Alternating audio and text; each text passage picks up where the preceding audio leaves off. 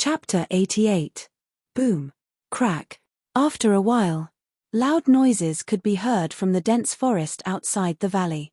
Thick and strong trees fell down one by one. The noise was so great that it shocked everyone. What's going on? The 15 people who were drinking suddenly stood up and looked through the entrance of the valley towards the dense forest. But because it was too dark, they couldn't see anything. The oldest old man shouted, "Old 4, old 5, go and take a look. No matter who it is, kill them directly." Understood. The two old men nodded and immediately ran towards the entrance of the valley. Not far away, there was a small hill. Qin Feiyang lay in the grass and looked at the entrance of the valley. He frowned when he saw that only 2 people came out. It seemed that this trick didn't work. What else could he do to lure them all out? Right. Am I not the best bait? Qin Feiyang, don't run. He pinched his throat slightly and suddenly roared. What? Qin Feiyang. The 2 old men who came out first rushed towards the forest as if they were injected with chicken blood. At the same time, the eyes of the people in the valley were also shining. Hurry up, as long as we catch Qin Feiyang, we can not only return to Black Bear City, but also be rewarded by the Lin family of Yang City and King Yang. This is a great opportunity, we can't miss it. Whoosh. More than a dozen people ran out of the valley as if they had taken stimulants. Including the 2 guards. Sure enough, I'm the most popular one. Seeing everyone running out, Qin Feiyang's lips curled up into a cold smile. Then, he directly entered the ancient castle. When the footsteps were far away, he left the castle and went to meet up with Ling Yunfei. At the same time, Ling Yunfei also quietly slipped into the valley. After pouring the venom into the 15 people's wine jars, he quickly left the valley and hid in his original position. Looking at the dense forest, he couldn't help but worry. Suddenly, a hand appeared behind Ling Yunfei and rested on his shoulder, startling him on the spot. "Don't make a sound, it's me." Qin Feiyang's voice rang out. Ling Yunfei heaved a sigh of relief and asked, "Where are they?" Qin Feiyang smiled and said, "He went to look for Qin Feiyang." Ling Yunfei shook his head and laughed in spite of himself. He said, "Just now, when I saw that only 2 people came out, I thought that the plan would fail. I didn't expect you to be so quick-witted and use Qin Feiyang as bait. How could he have known that the person standing in front of him was Qin Feiyang himself? I just thought of it at the last minute. Now, we'll just wait for them to come back and catch them all in one fell swoop." Qin Feiyang's eyes surged with killing intent. "We chased after it as soon as it roared, but we didn't manage to catch up. How unlucky. It's said that Qin Feiyang is only 15 or 16 years old, but isn't his speed too fast? We can't underestimate him. People who are wanted by the royal family are definitely not simple. Although we didn't find him this time, at least we already know that he is near the Black Bear Mountain. As long as he is near here, he can't escape from our hands." "That's right. After dawn, we'll go and look for him carefully." Hundreds of breaths passed. The 15 people walked out of the dense forest, talking as they walked towards the valley. After they entered the valley, Qin Feiyang and the other 2 also followed them in without making a sound. They hid behind the rock from the beginning. The 15 people sat down around the bonfire again. After chatting for a while, the oldest old man stood up with a wine jar and said with a smile, Come, let's celebrate. It wasn't easy to kill those 2 little bastards. We should really celebrate. Tomorrow, we'll go to the snake cave, kill that bastard, and dry it into snake jerky to go with wine." The 2 guards also stood up and said with a smile, "Celebrate." Hiding in the dark, Qin Feiyang and the other person's eyes became extremely cold. The oldest old man laughed and said, "Come, let's drink to our heart's content tonight." The 15 people held their wine jars and gulped down the wine. Crack. The old man whose arm was cut off by Qin Feiyang suddenly trembled. The wine jar in his hand fell to the ground and shattered into pieces. What's wrong? The poison acted up so quickly? Qin Feiyang and the other person were stunned. They originally thought that the poison would only act up after a while. After all, these people were all martial arts grandmasters.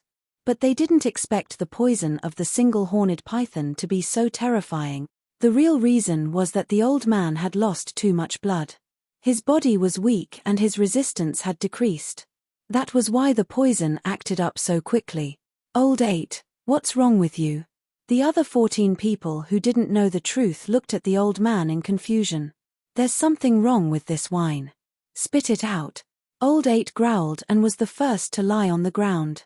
His fingers dug into his throat and he vomited. What's wrong? Everyone was puzzled. There's poison.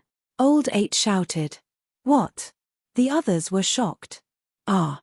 But at this moment, Old 8 screamed and fell to the ground. He was foaming at the mouth and his whole body was twitching non-stop. That's right. It's a sign of poisoning. The rest of the people turned pale. Bang bang. Ah. The 2 guards also fell to the ground at the same time. Their hands were clutching their necks and they were screaming in pain. Their lips were turning black at a speed visible to the naked eye. It was obvious. Their strength was not as strong as the other elders of the Ling family. Now is the time. Hurry up and stop them from taking the antidote pill. Seeing this, Qin Feiyang shouted in a low voice. The 2 of them rushed out from behind the rock almost at the same time. The scene was a mess. No one noticed them. Who has the antidote pill? Take it out quickly. The old man roared. I have. One of the guards shouted with all his strength. The older man rushed over and pulled the tranquil bag tied to the guard's waist. He was about to take out the antidote pill. Jiang Haotian, Ling Yunfei. Why are you here? At this moment, one of the elders noticed Qin Feiyang and Jiang Haotian behind him. He suddenly exclaimed and his old face was filled with disbelief. What? The rest of the people were shocked and turned to look. They were not dead. Grab the tranquil bag. Qin Feiyang shouted explosively. He suddenly stomped on the ground and leaped high into the air like an eagle. The older man suddenly realized and shouted, "They are the ones who poisoned us. Hurry up and stop him." There were still 11 people who had not been poisoned. Hearing this, their eyes were filled with killing intent as they leaped up to stop Qin Feiyang. Ah! But they had just jumped up. 10 of them screamed and rolled to the ground. Their bodies were twitching and white foam was coming out of their mouths. It was obvious that the poison was acting up. But one of them was fine. Without a doubt. This person and the older man were the 2 two-star martial grandmasters that Ling Yunfei mentioned. Go to hell! He grabbed Qin Feiyang's ankle. Seething with anger, he flung it forcefully. At that moment, Qin Feiyang was like a meteorite. With a bang, he hit a rock beside him. He spat out blood and his ribs were broken on the spot. At the same time, Ling Yunfei took the opportunity to step over the bonfire and pounce on the older man's tranquil bag. Unfilial son. The older man roared and slapped Ling Yunfei's left shoulder. Bang! Immediately, Ling Yunfei was sent flying by the slap. He spat out blood and his right shoulder was fractured. His skin was torn and his flesh was badly mutilated. His consciousness was also fainting quickly. I'll kill you later. The older man smiled and took out a detoxification pill. He was about to consume it. But at this moment, Ling Yunfei gritted his teeth and pounced on the older man. He waved his left hand and slapped the detoxification pill and the tranquil bag away. He then bit the older man's ear. He had actually bitten off the ear. Ah! The pain made the older man's face contort and he howled in pain. Seeing this, the man who seriously injured Qin Feiyang hurriedly ran towards the 2 of them. At the same time, Qin Feiyang also gritted his teeth and endured the pain. He kicked his legs and pounced on the man, pushing him to the ground. Then he took out the chang shui and stabbed it into the back of the man's head without hesitation. That man died on the spot. You 2 damn little bastards, go to hell. The older man roared at the same time. Immediately after, Ling Yunfei was once again sent flying by his slap. He flew several meters away and hit the ground. He immediately closed his eyes. It was unknown whether he was dead or alive. Old thing, I'll kill you. Qin Feiyang's eyes were red. Holding the chang shui, he pounced on the older man like a mad beast. His whole body was full of hostility. Seeing this, The old man ignored Qin Feiyang and ran towards the detoxification pill. But after running a few steps, he staggered and fell to the ground. White foam came out of his mouth. His body also began to twitch. His eyes were full of unwillingness as he struggled to crawl towards the detoxification pill. The detoxification pill was about to be in his hand. However, at this time, Qin Feiyang ran over and grabbed the detoxification pill. "Give it to me, I beg you." The older man immediately begged in despair. But Qin Feiyang turned a deaf ear to him. He quickly ran to Ling Yunfei and stuffed the detoxification pill into Ling Yunfei's mouth. Because the single-horned python's poison would seep into the blood. Ling Yunfei had just bitten off the older man's ear and must have swallowed the blood. If he did not take the detoxification pill in time, he would also be poisoned. Immediately after, he hurriedly checked on Ling Yunfei's condition. Fortunately, his heart was not hurt. He was lucky to survive and now he just fainted. After giving Ling Yunfei the healing pill and bone replenishing pill, Qin Feiyang got up and turned to look at the older man. This person did not give up and crawled towards the Chenkuan bag. Qin Feiyang grabbed Chang Shui and walked over step by step. The pain caused by his broken ribs made his killing intent even stronger. The older man heard the footsteps and begged as he crawled, "Please do me a favor and save me." "Save you?" Qin Feiyang sneered and stepped on the Chenkuan bag, saying, "A few hours ago, when you killed me and Ling Yunfei, why didn't you show mercy? You want me to save you? Fine, as long as you can crawl over, I'll put the detoxification pill into your mouth." The older man crawled with all his might. But after crawling for a long time, he was still in his original position. He had no strength left, only despair and resentment. Qin Feiyang walked over, looked down at the older man, and said, "Actually, I have to thank you. Otherwise, I really wouldn't have been able to catch all of you in one fell swoop." A trace of doubt appeared in the older man's resentful eyes. Qin Feiyang said, "Do you know what was in the snake cave?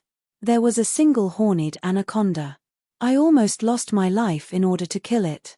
But thankfully, not only did I succeed in killing it, I even obtained its venom."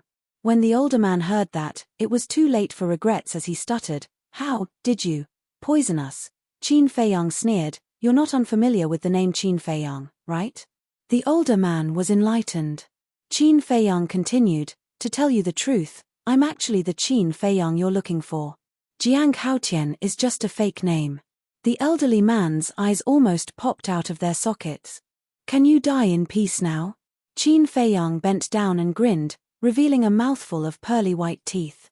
With a swing of Chang Shui, a cut appeared on the older man's neck. Blood splattered everywhere, dyeing Qin Feiyang's body red. Chapter 89. The old man died. The others were also poisoned to death. This also meant that the entire army had been wiped out. Qin Feiyang stood up and looked at the corpses around him, but his gaze became colder and colder. These people were at most cannon fodder. The one who really deserved to die was the city lord. He sat by the bonfire, took a healing pill and a bone replenishing pill, looked at the rising flames, and fell into deep thought. As time passed, one breath after another, the bonfire gradually extinguished. The fragrant roasted boar was also burnt. But Qin Feiyang was completely unaware, as if he was an old monk meditating. Gradually, the horizon began to brighten. But there was no sun. The sky was filled with thick clouds, as if a storm was coming, causing people to feel inexplicably depressed. At this time, Ling Yunfei finally woke up, opened his eyes, and looked at the sky in confusion. Suddenly, he seemed to have thought of something and suddenly got up. As if facing a great enemy, he vigilantly scanned his surroundings. "Don't be nervous, they're all dead." Qin Feiyang's voice sounded like a reassuring pill. Ling Yunfei immediately heaved a sigh of relief. "It hurts." After relaxing, an intense pain swept over him like a tide, causing him to grimace in pain. Qin Feiyang also restrained his mind, stood up and looked at Ling Yunfei, and said with a faint smile, "Your injuries are too serious, it's best not to do any strenuous activities." Ling Yunfei asked, "What about you?" Qin Feiyang said, "I'm fine." However, His pale face was enough to show that his situation was not optimistic. Ling Yunfei looked at him doubtfully and said in a deep voice, "If the city lord finds out that we are not dead, he will definitely continue to deal with us. Tell me, shouldn't we make the first move?" Qin Feiyang shook his head. He is not only the city lord of Black Bear City, but also a genuine war king. How could it be so easy to kill him? Ling Yunfei frowned. This was indeed a difficult problem. Qin Feiyang said, "Let's go, we'll talk about it when we get back." After collecting the Chenkuan bags of the 15 people, the two of them left the valley. However, not long after the two of them left, another guard of the city lord's mansion ran towards the valley. With such a good opportunity last night, Jiang Haotian should have already been killed by them, he muttered to himself with a bright smile on his face. However, when he entered the valley and saw the 15 corpses, his smile froze. He hurriedly ran over and examined them carefully. In the end, his expression was filled with shock. They were all dead. Who did it? He glanced around and didn't find anyone else, so he immediately returned home. How is this possible? City Lord's mansion. The city lord suddenly stood up and glared at the guard. His face was filled with disbelief. The guard knelt on the ground and said respectfully, "This subordinate saw it with his own eyes. It's absolutely true. What a joke. 2 9-star martial masters, 11 1-star martial great lords, and 2 2-star martial great lords. With such a lineup, who can kill them? Unless Luo Xiong and the others personally take action." The city lord raged in disbelief. The guard said, "Sir, it can't be Luo Xiong and the others." "What do you mean?" The city lord frowned. The guard said, "They were all poisoned to death. With Luo Xiong's strength, there was no need to poison them. If I'm not wrong, it should be Jiang Haotian and Ling Yunfei." "Impossible." The city lord roared. "It can't be wrong, because I found a few sky blue hairs on the body of the Ling family's grand elder. In the entire Black Bear City, only Ling Yunfei's hair is sky blue." The guard said, "You can't even kill 2 little bastards who are still wet behind the ears. What a bunch of useless trash." The city lord was furious. It was not easy to create such a good opportunity, but in the end, it failed. The guard said, "Sir, don't be impatient. According to my observations, Jiang Haotian and Ling Yunfei must be seriously injured. If we send people to intercept them now, we will definitely be able to kill them halfway." The city lord's heart skipped a beat as he asked, "Are you sure?" "Yes." The guard nodded. The city lord pondered for a moment and nodded, "Okay, you go to the Jiang family and the Mu family now and tell the 2 patriarchs that as long as they can kill Jiang Haotian and Ling Yunfei, this city lord will pretend not to know about their massacre of the Ling family. The city lord is wise." The guard smiled flatteringly, then bowed and retreated. A lake with a radius of 100 feet, lying in a mountain stream. The scales rippled, incomparably clear. On the shore, Qin Feiyang and Ling Yunfei stood on a bluestone, washing the blood on their bodies. "Sigh, it's really like a tiger being bullied by a dog." Ling Yunfei sighed deeply, both angry and helpless. Along the way, from time to time, fierce beasts jumped out to block their way. If they were in their peak state, they wouldn't be afraid. However, he was still injured. Especially Ling Yunfei, he couldn't even walk too fast. Fighting with those fierce beasts, he naturally couldn't avoid injuries. Fortunately, both of them had a lot of healing pills. Otherwise, it would be a problem whether they could survive until now. Qin Feiyang glanced at the lake while washing, and said in a deep voice, "Don't be in a hurry to complain, there are probably a lot of water beasts lurking in this lake, be careful." Dong. Hua. Before his voice died away, there was actually a fierce beast rushing out of the water, setting off a few meters high wave. It opened its bloody mouth and bit at the two. That fierce beast was 5 or 6 meters long, covered in dense scales, and 2 rows of saw-like fangs, revealing an unparalleled ferocious aura. Saw-toothed crocodile. Qin Feiyang's face changed, and hurriedly dragged Ling Yunfei and ran towards the jungle behind them. Bang! The saw-toothed crocodile missed and fell to the ground, shaking the earth. Immediately, its 4 limbs moved, making a rumbling sound, chasing after Qin Feiyang and Ling Yunfei. Its speed was not slower than the two of them, Moreover, wherever it passed, the rocks and trees in front of it were directly knocked away. It was incomparably powerful. Why are we so unlucky to encounter such a monster? Ling Yunfei was so angry that he cursed. The saw-toothed crocodile and the black-scale crocodile were social creatures. But the degree of terror was far beyond that of the black-scale crocodile. Not only were its scales hard and hard to break, its fangs could easily bite through steel. Most importantly, it was an amphibious creature. Judging from the speed of this saw-toothed crocodile, it was at least an 8-star martial master. Qin Feiyang could only use the smoke-gathering steps to be on par with its speed. Roar. When the two of them ran to the side of a big tree, the withered branches and rotten leaves 3 meters in front of them suddenly opened, and another saw-toothed crocodile swooped out, fiercely biting at the two of the heart-lock killing fist. Qin Feiyang's eyes were cold as he punched. Bang! The saw-toothed crocodile was blown away on the spot, and its heart was instantly shattered. You also know the heart-lock killing fist? Ling Yunfei was stunned.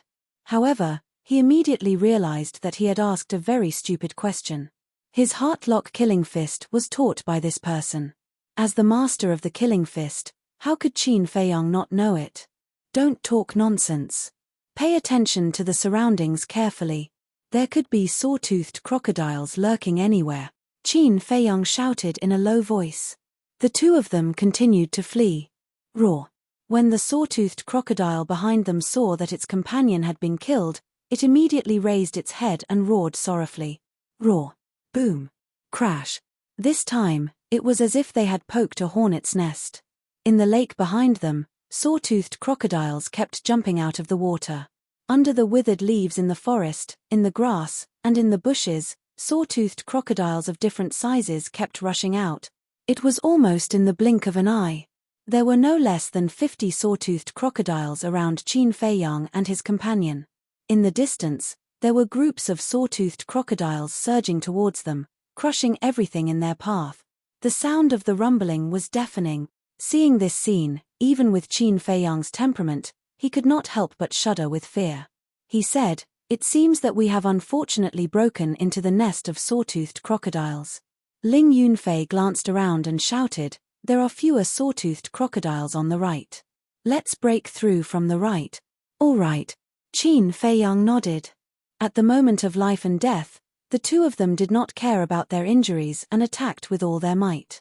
They were about to escape from the encirclement. Roar. Boom.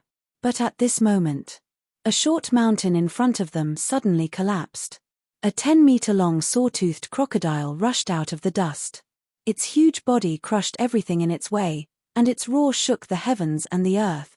Those big trees that could only be hugged by 3 or 4 people were bitten off by it. They were like dead wood. Seeing this, Qin Feiyang and his companion immediately turned around and fled for their lives. Because the size of the saw-toothed crocodile would constantly increase with the increase of its cultivation. In other words, the bigger the size, the stronger the strength. And this saw-toothed crocodile was 10 meters long.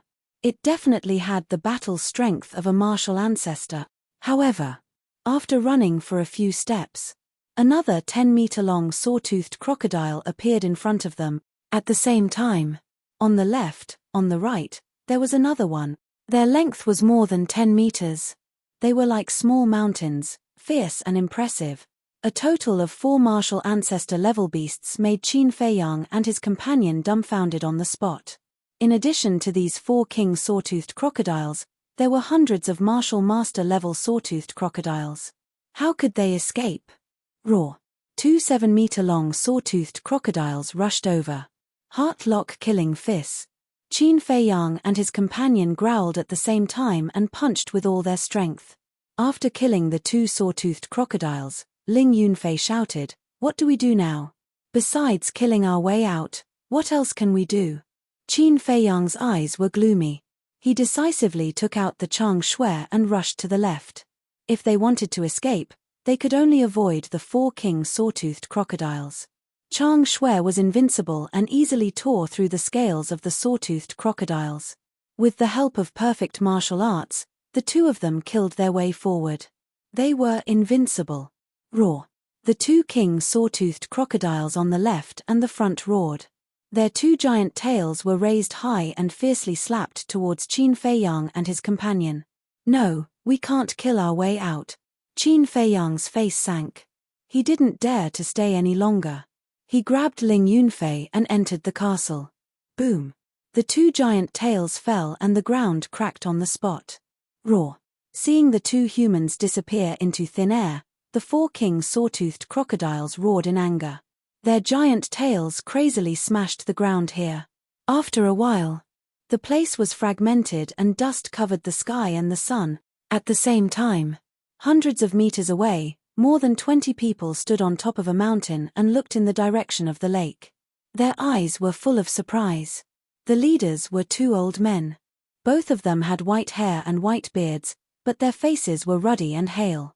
The two of them were the grand elders of the Mu clan and the Jiang clan. The others were also martial ancestor experts of the two clans. The grand elder of the Jiang clan suddenly withdrew his gaze and turned to a middle-aged man beside him. He ordered, "Jiang Sen, go and see what happened over there. If it's Jiang Haotian and Ling Yunfei, don't alert them."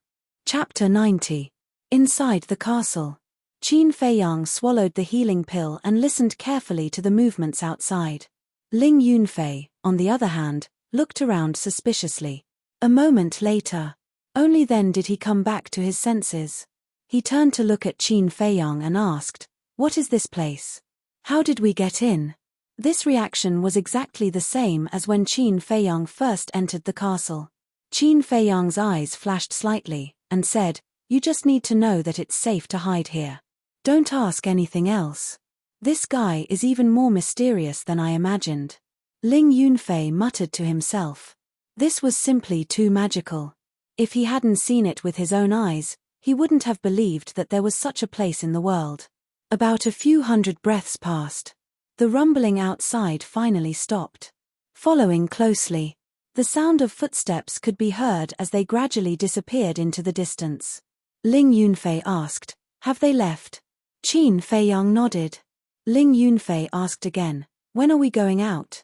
After pondering for a moment, Qin Feiyang said in a deep voice, "There must be some sawtooth crocodiles hiding here. It's best to recuperate first before going out." "All right." Ling Yunfei nodded. Suddenly, as if he had thought of something, he said, "Oh right, in a month, the people from the Martial Imperial Hall will come to Black Bear City. At that time, I'm afraid we'll have to separate." There was a deep sense of reluctance in his tone. Although they hadn't known each other for long, in Ling Yunfei's heart, Qin Feiyang was his first friend in his life. Therefore, he cherished it very much. "Martial Imperial Hall?" Ling Yunfei was slightly startled, and laughed. "No, because in a month, the people from the Danwang Hall will also come. At that time, maybe we can even go to Yang City together." "Is that so? That's great." Ling Yunfei was immediately overjoyed. "Hihi, hurry up and recuperate." Qin Feiyang smiled. He didn't want to waste any more time. He walked to the iron box and opened it with a drop of blood. He opened the book and continued to copy the fourth stroke. Ling Yunfei's face was full of suspicion as he witnessed this scene. Qin Feiyang glanced at him and said, "There's nothing to see. Quickly focus on recuperating from your injuries. While you're at it, refine the energy-gathering pills and cultivate." "Oh." Ling Yunfei responded but did not leave. He stood at the side, wanting to say something but hesitated. What happened? Qin Feiyang was puzzled. With a red face, Ling Yunfei looked at him awkwardly and asked, "Do you have any extra qi-gathering pills?" "My qi-amassing elixirs are all in the martial arts hall's cultivation room." Qin Feiyang was stunned. Ling Yunfei hurriedly said, "Don't worry. I don't lack energy-gathering pills now.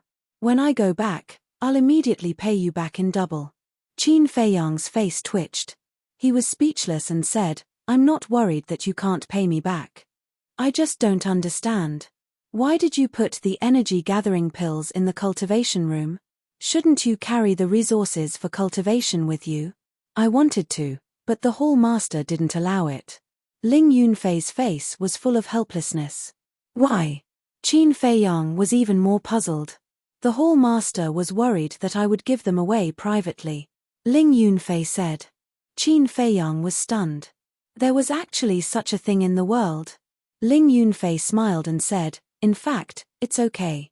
Other disciples can only get a few hundred energy gathering pills every month. If it's not enough, they have to earn it themselves. But I can get as many as I want. Hearing this, Qin Feiyang started to feel envious. Because in this way, Ling Yunfei only needed to focus on cultivation. He didn't need to worry about resources at all. Unlike the Dan Hall, where he had to find the ingredients himself. Take these energy gathering pills and use them. He took out a Qiankuan pouch and threw it to Ling Yunfei. There were at least 20 to 30,000 energy gathering pills in it. So many. Ling Yunfei caught it in his hand and looked at it. He was instantly dumbfounded. Don't worry. It's for you. You don't have to return it. Qin Feiyang smiled faintly. He turned back to look at the iron book and continued to copy. He's really generous. Ling Yunfei shook his head and murmured. This person must have a strong background behind him. He didn't know that a few months ago, Qin Feiyang was still living a poor life. A dozen gold coins was a huge fortune for him. It wasn't out of Qin Feiyang's expectation. Some of the saw-toothed crocodiles outside returned to the lake and sank to the bottom. Some of them continued to hide in the forest. On the surface, this place looked extremely peaceful. There was no danger at all. However, as long as one walked into this area, no matter who it was, they would fall into a desperate situation. Jiang Sen was a very unlucky person. He was ordered to investigate the situation. However, when he arrived, other than the desolated land, he didn't even see a shadow. However, when he entered the attack range of the saw-toothed crocodiles, the hidden saw-toothed crocodiles jumped out and pounced on him. The 4 king saw-toothed crocodiles also appeared immediately. Although he had the cultivation of a 1-star martial ancestor, he still paid the price of an arm to escape from this area. Similarly, Qin Feiyang also heard the commotion outside. Although he didn't know if they were coming for him, at least he knew that there were other people in this mountain range. Moreover, they were quite strong. Time passed quickly. The next morning, Qin Feiyang closed the iron book and turned to look at Ling Yunfei. He warned, after we go out, don't stop at all. Quickly leave this area. Yes. Ling Yunfei nodded. In fact, their injuries had already healed last night. However, in the face of the saw-toothed crocodiles who were good at camouflage and hiding, it was obviously not realistic to break out at night. Therefore, the two of them chose to break out during the day. Today was also a cloudy day. Phew. Qin Feiyang kept taking deep breaths. Although he was mentally prepared, he still couldn't help but feel nervous. After a few breaths, he let out a long breath, grabbed Ling Yunfei and instantly appeared outside. Whoosh. The two of them didn't stop at all. They used the smoke gathering steps and the essence gathering steps and rushed in the direction of Black Bear City. Roar. A series of deafening roars could be heard. The 4 king saw-toothed crocodiles appeared again, but on the left and right sides of Qin Feiyang. In front, there were only some ordinary saw-toothed crocodiles blocking the way. But even so, they still couldn't be careless. Because the speed of the saw-toothed crocodiles was much faster than them. If they delayed a little, they would be caught up. Clang. Qin Feiyang took out the Chang Shui. Ling Yunfei used the Heartlock killing fist, and every move was fatal. The two of them seemed to have transformed into human-shaped Tyrannosaurus Rex. They cooperated perfectly and crazily killed a bloody path. However, such a wanton slaughter completely enraged the 4 saw-toothed crocodiles. With an astonishing murderous aura, they led hundreds of crocodiles and chased after them. Wherever they passed, the mountains collapsed and the earth cracked, leaving behind a mess.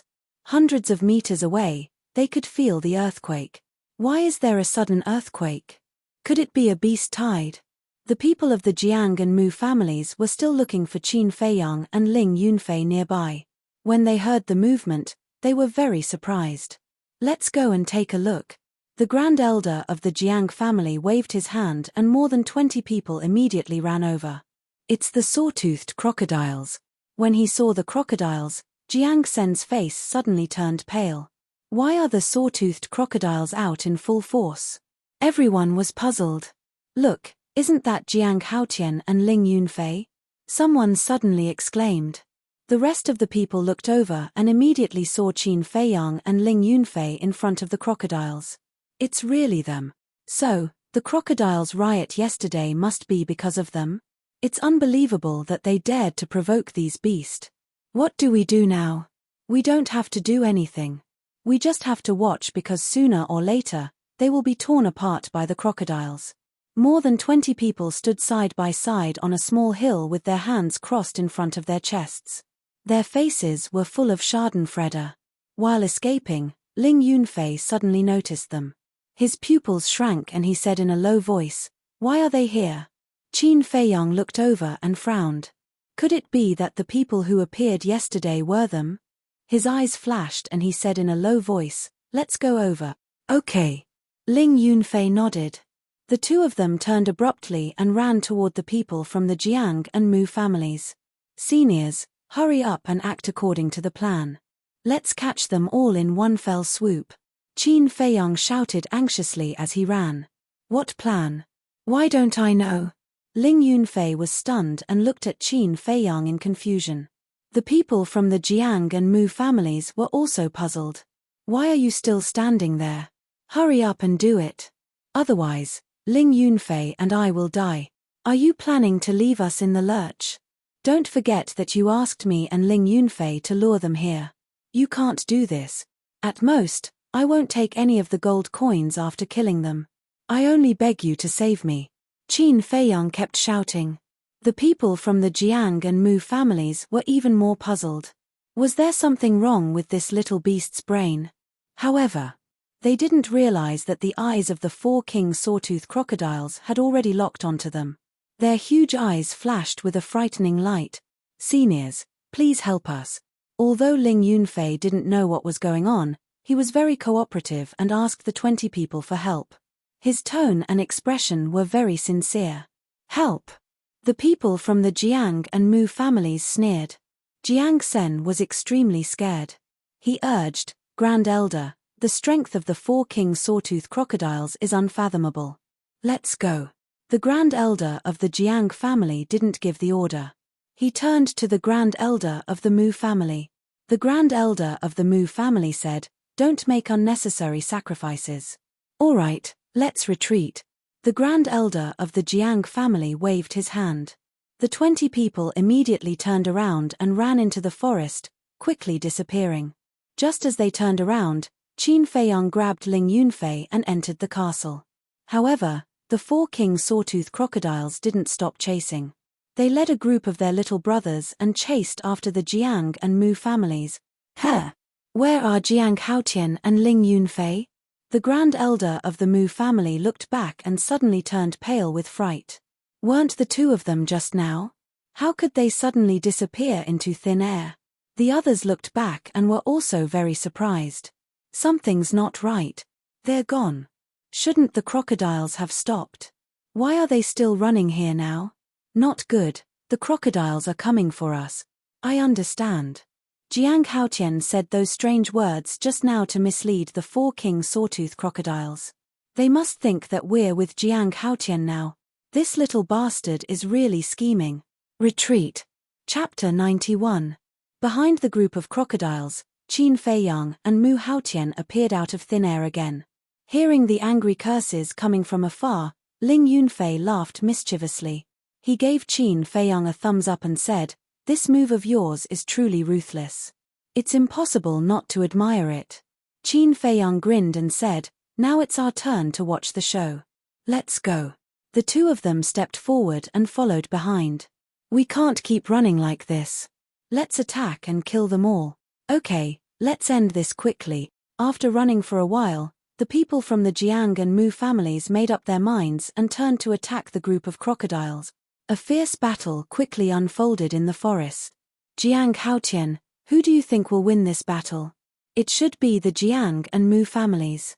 After all, they are both martial arts ancestors." "That makes sense. Although the four king-level sawtooth crocodiles have unparalleled battle power, The other king-level sawtooth crocodiles can only be used as cannon fodder when facing martial arts ancestors. That's right. But we can be sure that the Jiang and Mu families will suffer heavy casualties in the end. A few hundred meters away, Qin Feiyang and Mu Haotian sat comfortably on a small hill. They looked at the battlefield in the distance and commented. After watching for a while, Qin Feiyang turned to look at Ling Yunfei and asked, "Do you have wine with you?" "Yes." Ling Yunfei nodded and asked suspiciously, "I thought you don't drink." Qin Feiyang smiled evilly. "The situation is different. When we are doing business, we can't drink. But now we are watching a show. It's more interesting to have wine." "That makes sense." Ling Yunfei nodded and took out 2 palm-sized wine jars from his chenkuan bag. He threw one to Qin Feiyang and kept the other for himself. Qin Feiyang waved his hand and opened the wine jar. He shouted at the people from the Jiang and Mu families, "Seniors, quickly kill them. I will treat you to wine later." Ling Yunfei was stunned. Was he trying to make them angry? But it was quite interesting. He also picked up the wine jug, raised his head and took a big gulp. He roared, "Refreshing, this is too refreshing. Uncles, if you're tired, come and have a drink. Only when you're full will you be motivated." The people from the Jiang and Mu clans looked at the two of them and were instantly enraged. They were fighting with their lives on the line, but those 2 little bastards were leisurely drinking wine. Who was the culprit who provoked the crocodiles? If this could be tolerated, what could not be tolerated? The 2 black-clothed men rushed towards the 2 of them, carrying a monstrous rage. But at this moment, a king saw-toothed crocodile suddenly raised its huge tail and slammed it towards the 2 of them. "Ah!" Following a miserable cry, the 2 lost their lives, smashed into a bloody pace. Qin Feiyang and Ling Yunfei looked at each other in disbelief. Who would have thought that this king sawtooth crocodile would be able to grasp the opportunity? Not only was it ferocious, but it was also so smart. The people from the Jiang and Mu clans would definitely suffer a great loss this time. Qin Feiyang raised the corner of his mouth and said regretfully, "Seniors, I know you like to drink, but there's no need to be so anxious. Look, if you're not careful, you'll die. For a mouthful of wine, is it worth it?" Ling Yunfei sighed, "It's not worth it. Don't be so anxious, okay? We won't drink it all. We'll leave some for you." "Bastard." The 2 of them echoed each other, causing the people from the 2 clans to explode with anger. "Saw-toothed crocodile, listen to this old man, we're not with them. Every injustice has its perpetrator and every debt has its debtor. If you want to settle the score, you should look for them." The great elder of the Jiang and Mu clans roared in exasperation. They had been in Black Bear City for so many years, but they had never been so aggrieved like today. The 4 king saw-toothed crocodiles roared again and again, crazily bombarding them. However, there were also a small number of saw-toothed crocodiles that turned around and charged towards Qin Feiyang. However, as long as the king saw-toothed crocodiles did not attack, the 2 of them had the ability to easily deal with them. The fierce battle continued. The land within a radius of hundreds of meters was mercilessly destroyed. Blood converged into a stream, gurgling and flowing. The smell of blood was pungent. Broken corpses and broken arms were scattered all over the mountains. This place had become an Azura hell. A few hundred breaths passed. Of the hundreds of saw-toothed crocodiles, only a few dozen were left, and the others were covered in wounds, including the 4 king saw-toothed crocodiles. More than half of the people from the Jiang and Mu clans were injured or dead. But overall, the Jiang and Mu clans had the absolute advantage.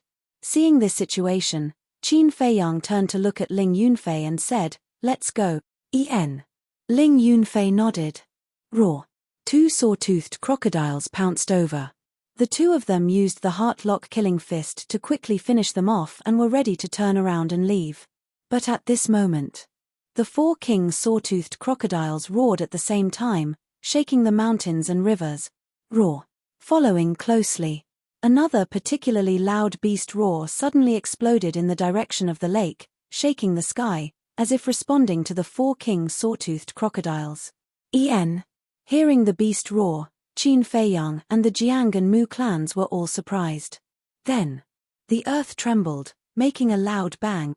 Could there be more saw-toothed crocodiles? Qin Feiyang and the Grand Elder looked at each other, and a trace of horror crept up in their eyes. Listening to this movement, if it was really a saw-toothed crocodile, it was probably more terrifying than the four-king saw-toothed crocodile. Let's go and see. Qin Feiyang roared. The two of them sped towards the lake at full speed. Running to die. What a pair of ignorant little bastards. Seeing this, the Grand Elder of the Mu clan could not help but sneer. If it was really an existence more terrifying than the four-king saw-toothed crocodiles, running there was simply courting death. Don't worry about them, let's retreat, the Grand Elder of the Jiang clan shouted. However, the four-king saw-toothed crocodiles and dozens of ordinary saw-toothed crocodiles, at this moment, were crazily entangled with them, even disregarding their own life. This abnormal change made the Jiang and Mu clans even more uneasy and anxious. On the other side, Qin Feiyang and the Grand Elder of the Mu clan were running, and a huge monster suddenly entered their sight. It was actually a saw-toothed crocodile, but its size was twice as big as the four-king saw-toothed crocodiles. A short mountain of dozens of meters was actually blown away by it. Such a terrifying power was simply appalling, without a doubt. This saw-toothed crocodile was the real king of the crocodile group. Qin Feiyang did not dare to hesitate at all, and led Ling Yunfei into the castle. The saw-toothed crocodile king was tyrannical and boundless, as if a peerless beast was born, no matter what was in front of it, it was trampled. After it left, Qin Feiyang and the Grand Elder of the Mu clan appeared again, and looking at the huge back, they could not help but feel their scalps tingle. Ling Yunfei swallowed his saliva and asked, "Do you want to go and take a look? If you want to die, go by yourself, don't drag me along." Qin Feiyang rolled his eyes. The saw-toothed crocodile king was definitely not to be trifled with.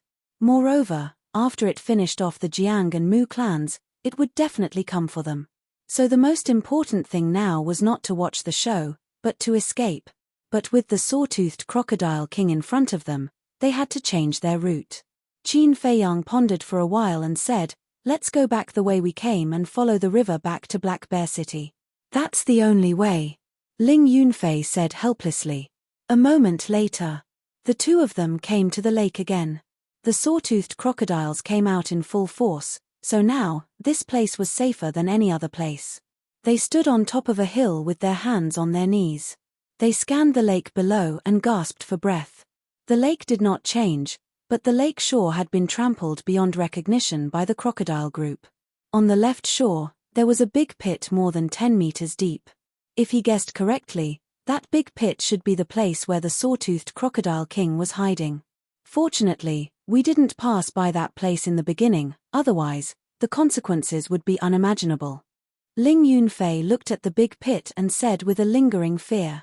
Qin Feiyang let out a long breath, stood up straight, and said, "Don't stay any longer, let's go quickly." Although there was no saw-toothed crocodile, when he thought of the experience of the past few days, he couldn't wait to leave this place immediately. Actually, we shouldn't have taken a detour. Ling Yunfei was a little angry. He thought that this road was very safe, but in the end, he almost lost his life. It was not worth it. "Stop complaining, let's go," Qin Feiyang urged and turned to leave. Ling Yunfei was about to follow. But suddenly, he seemed to have discovered something, and his gaze fell on the big pit again. In the big pit, there were some black things, but they were covered by the soil and were somewhat difficult to distinguish. Ling Yunfei's eyes had a trace of surprise, and said, "Jiang Haotian, look at what that is." Qin Feiyang was slightly stunned, turned around and walked to Ling Yunfei's side. Looking along, he couldn't tell what it was. "Let's go and take a look," Ling Yunfei asked. "Yes." Qin Feiyang nodded. The two of them jumped down and walked over carefully. Although it was calm on the surface, who knew if there was any hidden danger? Therefore, it was better to be cautious. After arriving at the big pit, seeing that there was no danger, the two of them jumped into the big pit and looked at the black thing. It looked a little like iron. But their feeling told them that it was not iron. Qin Feiyang reached out and knocked hard, and it actually made a metal-like sound. Could it really be an unknown divine iron? If so, then this time, They had picked up a treasure. The two of them worked hard to dig the soil, and soon they were sweating profusely.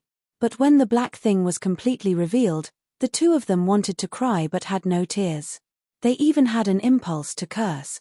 This was not divine iron at all, but the old shell of the jagged-toothed crocodile king. Bastard, I was happy for nothing. Ling Yunfei was furious. He grabbed the old shell and threw it out of the big pit. With a thud, it fell into the lake. Although the old shell was very hard, it was useless. How can there be so many treasures in the world? Let's go. Qin Feiyang shook his head and smiled bitterly.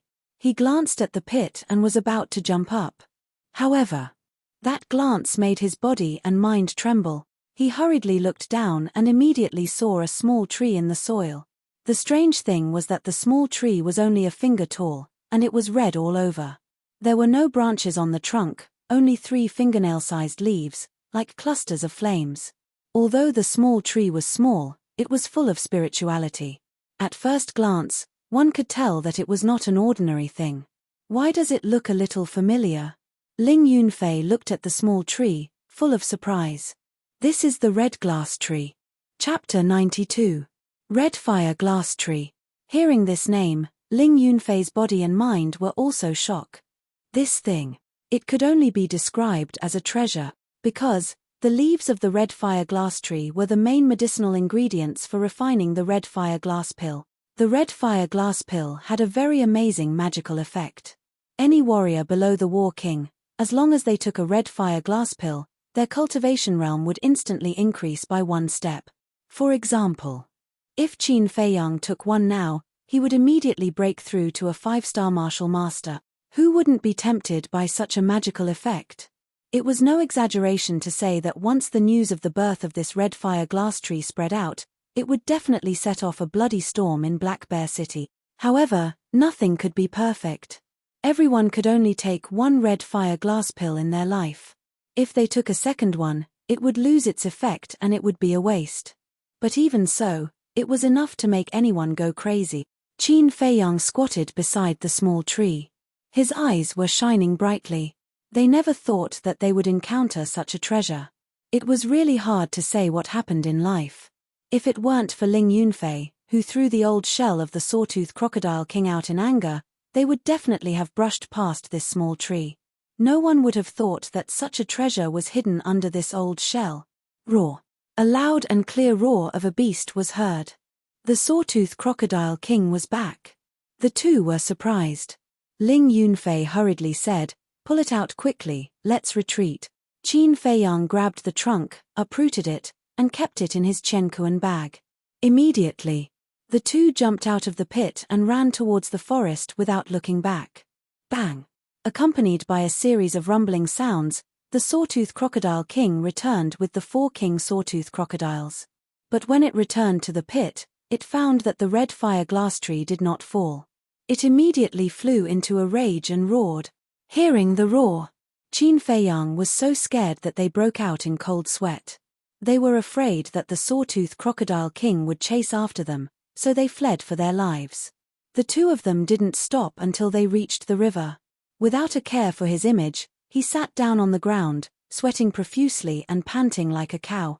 "Do you think the people from the Jiang and Mu families are all dead?" Ling Yunfei asked. "Is there even a need to ask? Not a single one will be left," Qin Feiyang said. "Although we were ambushed, it was worth it to get a red fire glass tree."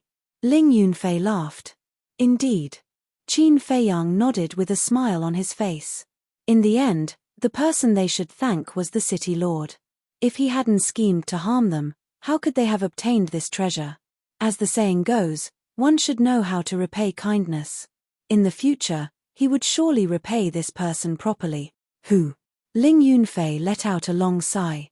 He moved closer to Qin Feiyang and asked, "When we go back, who do you plan to ask to help you refine the red fire glass pill?" Qin Feiyang was stunned and said speechlessly, "I know how to refine pills myself. Why do I need other people's help? Moreover, do you think that other people will help you for free?" Naive. If he really asked other people to help him, he would definitely get a share. It wasn't worth it. "You." Ling Yunfei looked at him with a doubtful face. Obviously, he didn't believe that Qin Feiyang could refine pills. "What's wrong with me?" Qin Feiyang was puzzled. Ling Yunfei said with disdain, "You've only been in the pill hall for a month. I guess you can't even refine the body-tempering pill, let alone the red fire glass pill.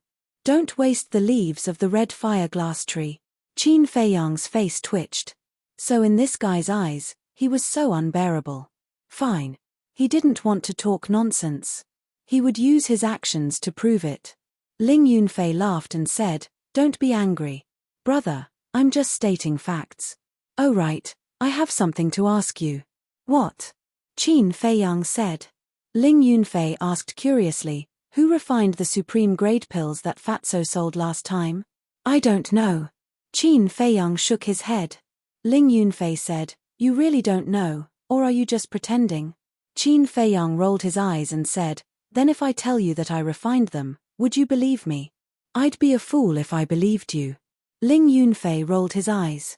He had never seen such a narcissistic person.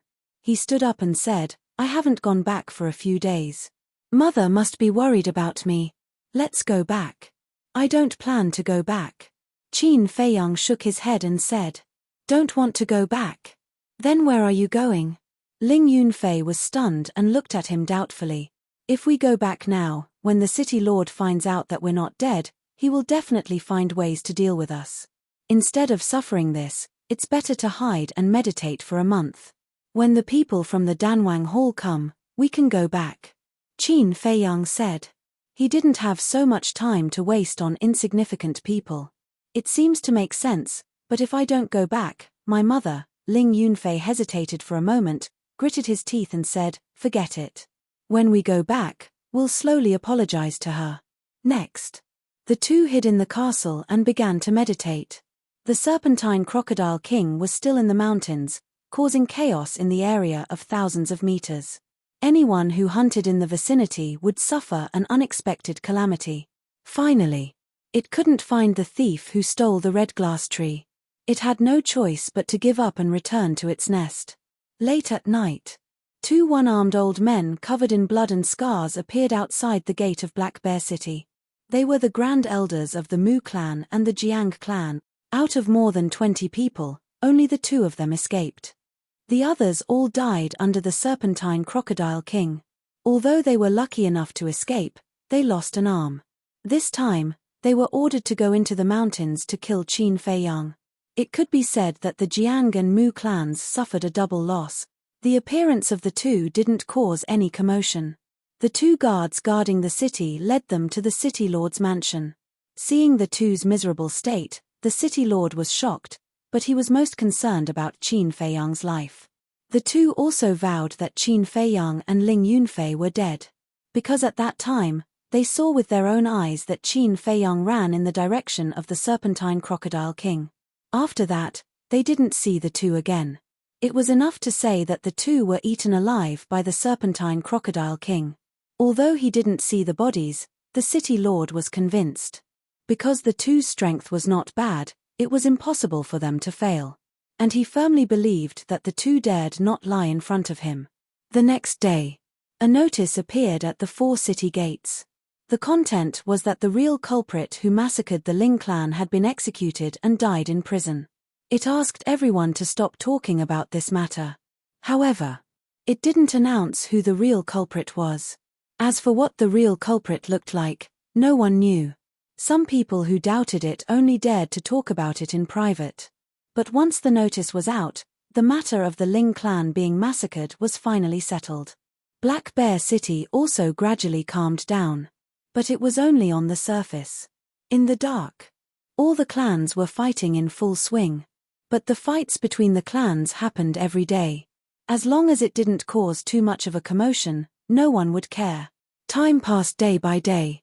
After not seeing Qin Feiyang and Ling Yunfei for a long time, Luo Xiong and the martial arts hall master started to feel uneasy. On this day, the martial arts hall master came to the pill hall personally to discuss countermeasures with Luo Xiong. After eliminating all possibilities, the two of them personally led people to search the entire city. After searching the city, they went outside the city. But in the end, The two forces turned the area upside down and still couldn't find Qin Feiyang and Ling Yunfei. This time, Luo Xiong and the martial arts hall master couldn't help but suspect that the two of them might have died somewhere. They might even have been killed by a traitor, but without any evidence, they didn't dare to ask anyone.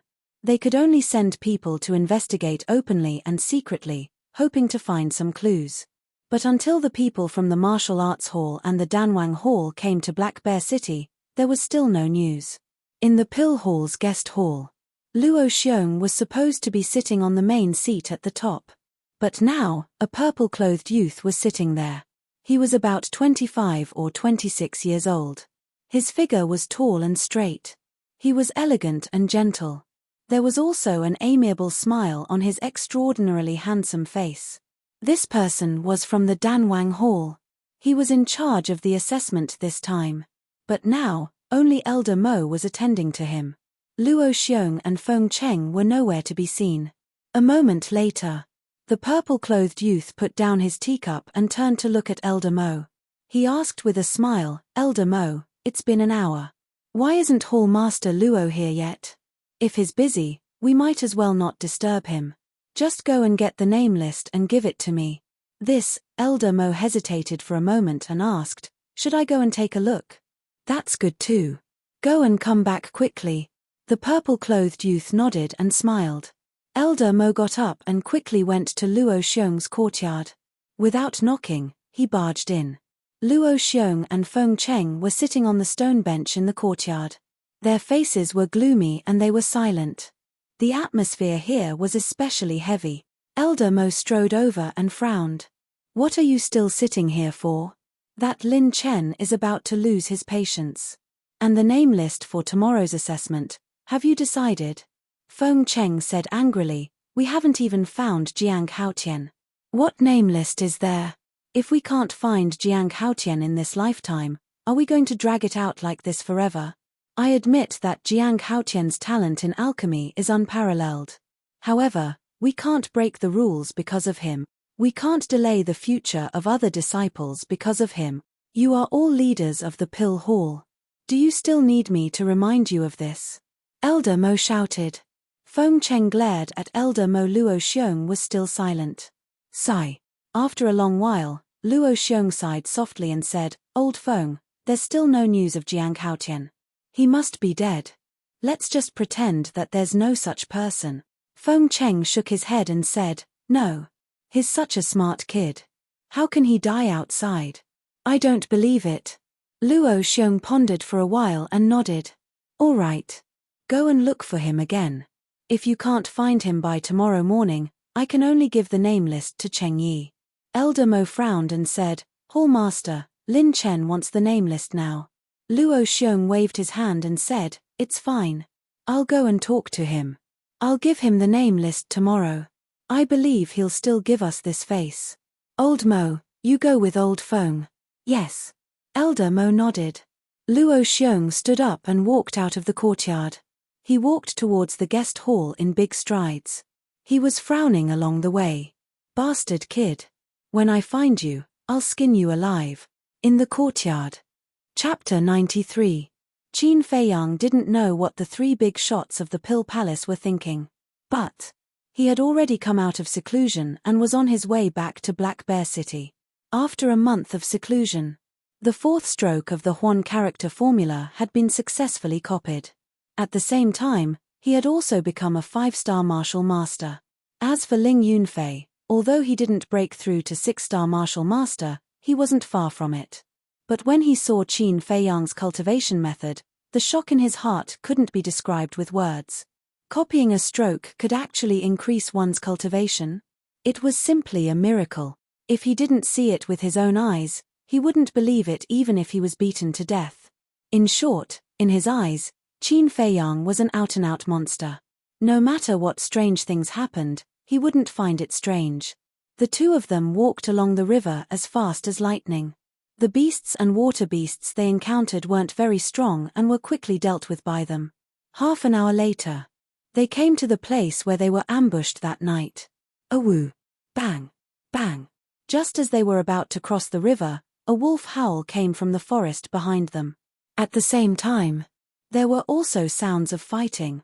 Qin Feiyang's body stiffened, and he suddenly turned his head to look at the forest. Why was there a wolf howl? Could it be Wolf King? Ling Yunfei also turned to look in that direction and frowned. I remember that the snake cave is over there, right? Let's go and take a look. Qin Feiyang waved his hand, activated the Luo Yang steps, and rushed forward. Haha, beast, let's see how you escape today. When we catch you, Qin Feiyang will definitely come to save you. At that time, we will set a trap and catch all of you in one fell swoop. After a while, too loud laughter came from the depths of the forest. The sound of fighting also stopped abruptly. It was enough to show that the battle was over. But when Qin Feiyang heard this, his body suddenly trembled. It was indeed Wolf King, and listening to these words, its current situation was very bad.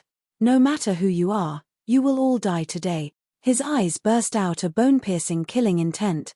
Even Ling Yunfei, who was next to him, could feel it clearly. In front, 300 meters away, Wolf King lay on the ground, covered in wounds and dripping with blood. That was not all. Its 4 legs were also broken. Lying in a pool of blood, he was unable to move. However, its eyes were staring straight ahead, filled with ruthlessness. There were 2 young men in luxurious robes. One of them was Mu Fei. The 2 of them looked at Wolf King and laughed heartily. The other person was holding a wooden stick that was as thick as an arm. The wooden stick was also covered in blood. Obviously, Wolf King's 4 legs were broken by this person with this wooden stick. Mu Fei picked up a thick branch and poked Wolf King. Seeing that he was motionless, he immediately gave him a thumbs up and complimented him. Big brother, you are really amazing. You got rid of this beast so quickly. Mu Yang raised his head and said proudly, isn't that obvious? I, your big brother, am a 6-star martial master. Isn't it easy to deal with a wolf cub? Yes, yes, yes, with your ability, not to mention this beast, even if Qin Feiyang sees you, he will definitely be scared to the point of peeing his pants on the spot. Mu Fei nodded again and again. Mu Yang laughed and said, Big brother likes to hear this. We brothers are lucky today. It's rare for us to come out, but we encountered it. When we bring it back, Father will definitely be very happy. Of course. But we can't give this beast to the city lord. Because he will take our credit. We will directly hand it over to Master Lin Liang. In this way, our Mu family can be considered to have a relationship with Yang City's Lin family. At that time, we will have a meteoric rise. Mu Fei said. That makes sense. Mu Yang nodded, patted Mu Fei's head, and laughed. I didn't expect your brain to work so well. Mu Fei rubbed his head and laughed. Suddenly, his gaze turned cold. He looked at Wolf King and said, Big brother, last time I suffered a big loss at the hands of Qin Feiyang and this beast. Can you let me teach it a lesson first? Mu Yang said, up to you, as long as you don't kill it. Mu Fei was overjoyed. He glanced around and picked up a branch as thick as a thumb. Pa. He waved his hand and whipped Wolf King's body. Wolf cub, weren't you very arrogant last time? Not only did you steal the blissful flower, you also robbed me of all the gold coins. If you have the ability, stand up now and meet up with this young master. Hurry up, what are you still lying there for? Come on, you damned beast. He cursed while cursing. At the same time, he crazily whipped Wolf King. This scene was just seen by Qin Feiyang, who had rushed over. Suddenly, his anger was monstrous, and his killing intent soared to the sky. Without a word, the true qi in his palm surged towards the 2 of them. Jiang Haotian, Ling Yunfei. Hearing the commotion, Mu Fei and Mu Yang turned around and their expressions suddenly changed. Didn't they say that the 2 of them had been killed? Why did they suddenly appear here now? To hell with it. Mu Fei hurriedly threw away the branch and hid behind Mu Yang. Even if he's not dead, he's just a 4-star martial master. What's there to be afraid of? Mu Yang glared at Mu Fei and calmed himself down. He turned to look at Qin Feiyang and sneered, to be able to escape from the Sawtooth Crocodile King, I have to say that you're really lucky. Qin Feiyang turned a deaf ear, and his face was extremely cold. Seeing this, Mu Yang's eyes also surged with a strong killing intent. Since they were not dead, he might as well finish them off here. Reckless ox fist. He threw away the wooden stick in his hand and took a step towards Qin Fei Yang. As he approached, his true chi gushed out and he threw a punch. Wind thunder palm. Qin Fei Yang let out a low roar. His arm shot out explosively and slapped towards Mu Yang's fist.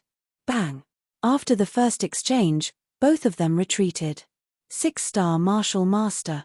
Qin Fei Yang's pupils contracted.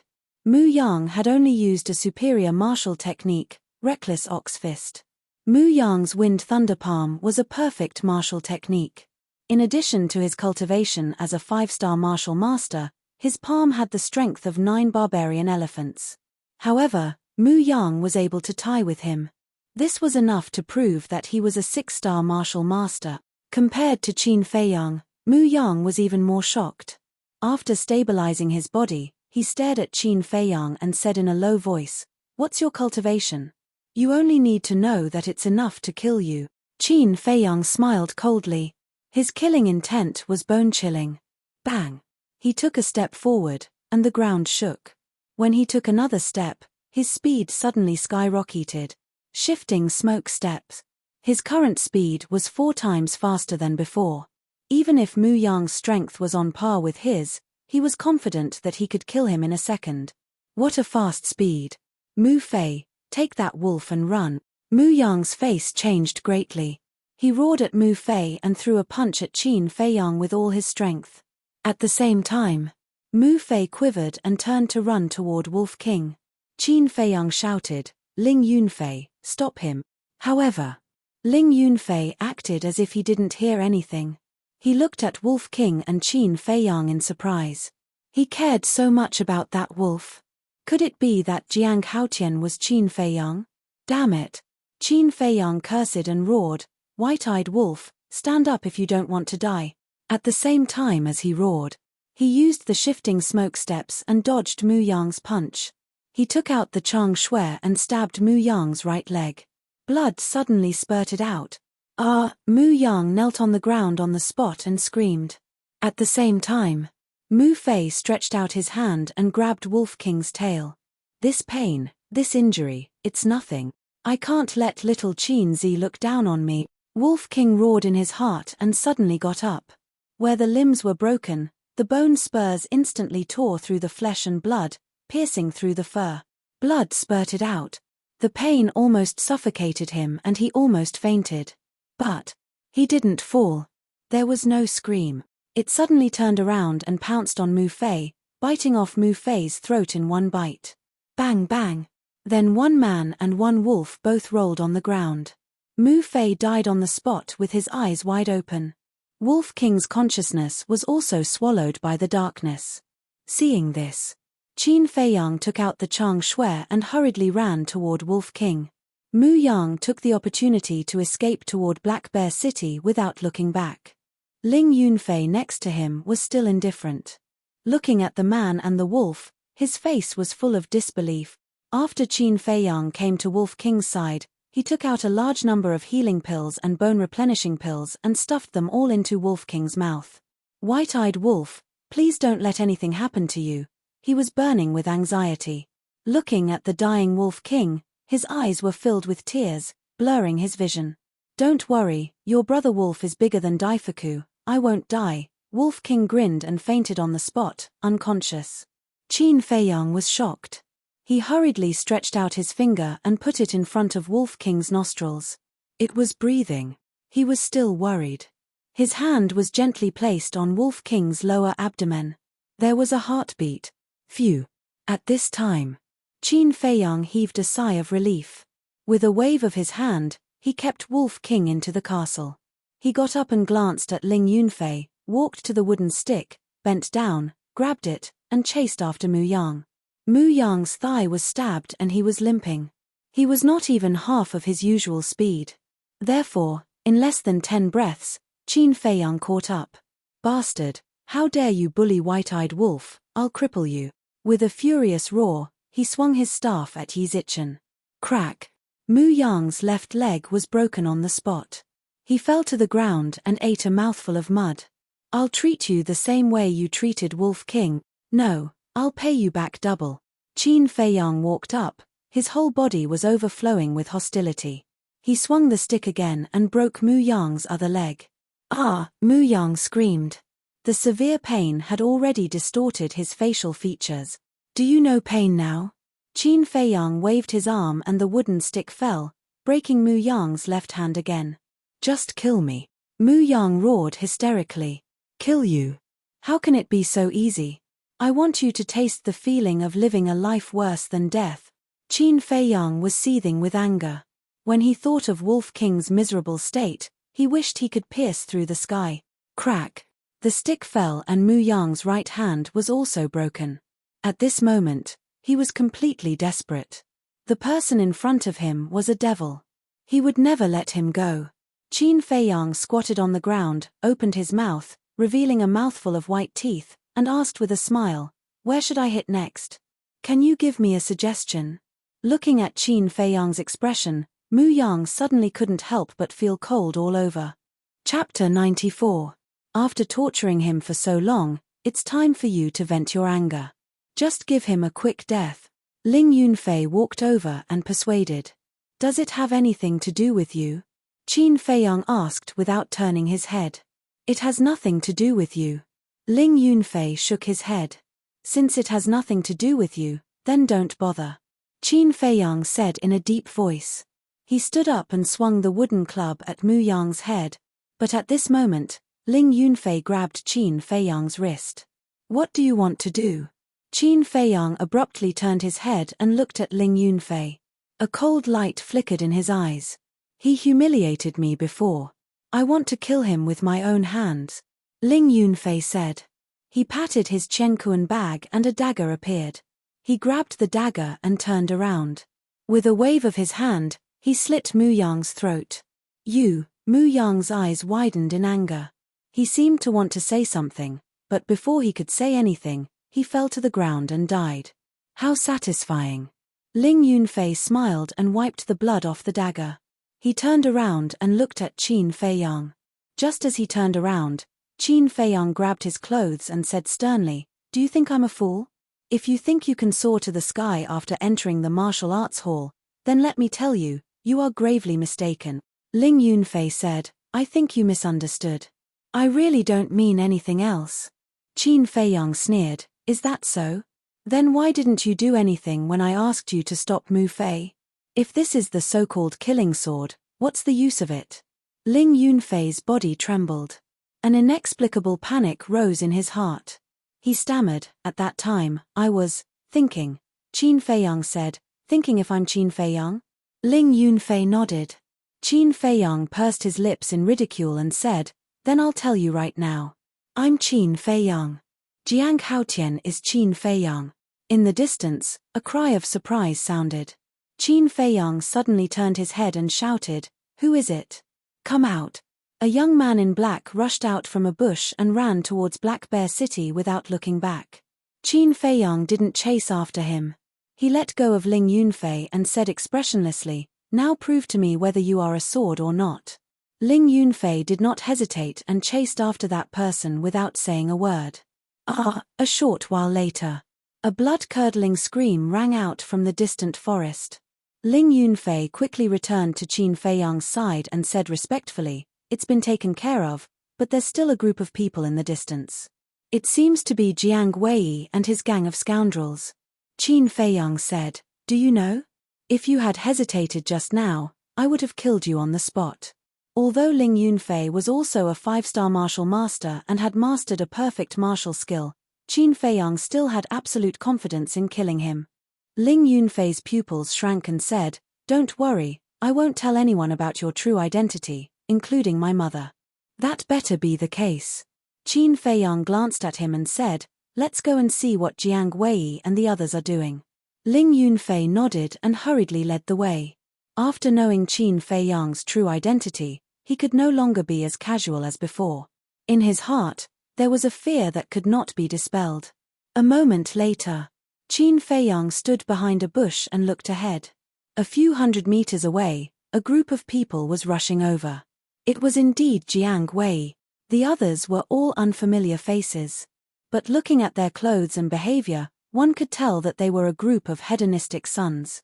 Ling Yunfei explained, apart from Jiang Wei, the rest are also disciples of small families in Black Bear City. Do you want to kill them? Jiang Wei, Qin Feiyang's eyes flickered as he shook his head and said, in the past, Luo Qingzhu and her mother helped me many times in Iron Ox Town. As long as Jiang Wei doesn't provoke me again, don't touch him. So, they also know your true identity? Ling Yunfei was surprised. Don't worry, they are more reliable than you. Qin Feiyang said indifferently. Ling Yunfei had a bitter smile on his face. He was obviously mocking him. Ghost. When Jiang Wei and his group ran over and saw Qin Feiyang, they were immediately scared and fled in panic. Qin Feiyang raised his eyebrows. Mu Fei and Jiang Wei were like this before, and now Jiang Wei and his group were like this too. Could it be that after not returning for a month, everyone thought that he and Ling Feiyang were dead? No. At first, Mu Yang seemed to have mentioned the Sawtooth Crocodile King. The people who knew about the Sawtooth Crocodile King, apart from him and Ling Yunfei, were only the 20 people from the Jiang and Mu families. Thinking of this, Qin Feiyang's eyes flashed and said, "Go and capture Jiang Wei." Finished. Ling Yunfei was like a cheetah, rushing out explosively. In a few breaths, he grabbed Jiang Wei and returned to Qin Feiyang. "Behave yourself," he shouted coldly and threw Jiang Wei at Qin Feiyang's feet. Jiang Wei immediately got up and went to Qin Feiyang. He smiled and said, "Brother Haotian, long time no see. How have you been?" Qin Feiyang quickly took 2 steps back, goosebumps all over his body. He said, "Answer me a few questions and I will let you go." Jiang Wei said unhappily, "What are you talking about? You are my brother. Not to mention a few questions, even dozens or hundreds of questions are not a problem." Qin Feiyang's face twitched and said, "You came here in groups, what do you want to do?" This, Jiang Wei's face changed and hesitated. Qin Feiyang raised his eyebrows and said, "Ling Yunfei, drag him and bury him. Remember, bury him alive." Jiang Wei's face turned white and hurriedly said, I'll talk, it's because of Mu Fei. Earlier, I received news that Mu Fei came here to find a birthday gift for his father, so I brought a group of brothers and wanted to teach him a lesson, but I didn't expect to meet you. No, it's Big Brother, Big Brother. Jiang Wei waved his hand again and again, looking at Qin Feiyang with a look of horror. In his heart, he was calling himself unlucky. When he goes out in the future, he must first look at the auspicious date. Birthday? Qin Feiyang's eyes narrowed slightly and asked, "What is the date of Lord Mu's birthday?" "Tomorrow." Jiang Wei said. "Then I have to prepare a big gift for him." Qin Feiyang's mouth rose, pursing a smirk. Seeing this look, Ling Yunfei knew that this person must be up to something. Jiang Wei didn't understand, nor was he in the mood to look, he just wanted to deal with it quickly and get away from this evil star. Qin Feiyang secretly sneered and asked, "A month ago, did anyone from your Jiang clan and Mu clan go back alive?" Jiang Wei was stunned. Suddenly, as if thinking of something, his expression changed slightly. He wondered, what happened a month ago? Qin Feiyang shouted, "Drag him and bury him." Ling Yunfei grabbed Jiang Wei's clothes and dragged him to the side. Don't do it, we can talk about it." Jiang Wei hurriedly roared, his face was pale. Qin Feiyang asked, "Do you want to talk now? Tell me." Jiang Wei nodded again and again. Qin Feiyang looked at Ling Yunfei and motioned to let go of him. After Ling Yunfei let go, Jiang Wei sat directly on the ground and wailed on the spot. His face instantly turned into a pig liver color.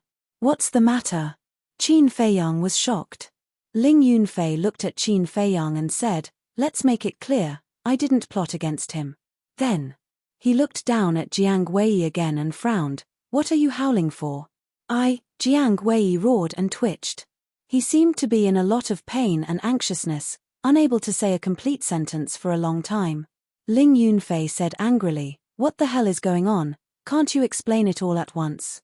"I was burst."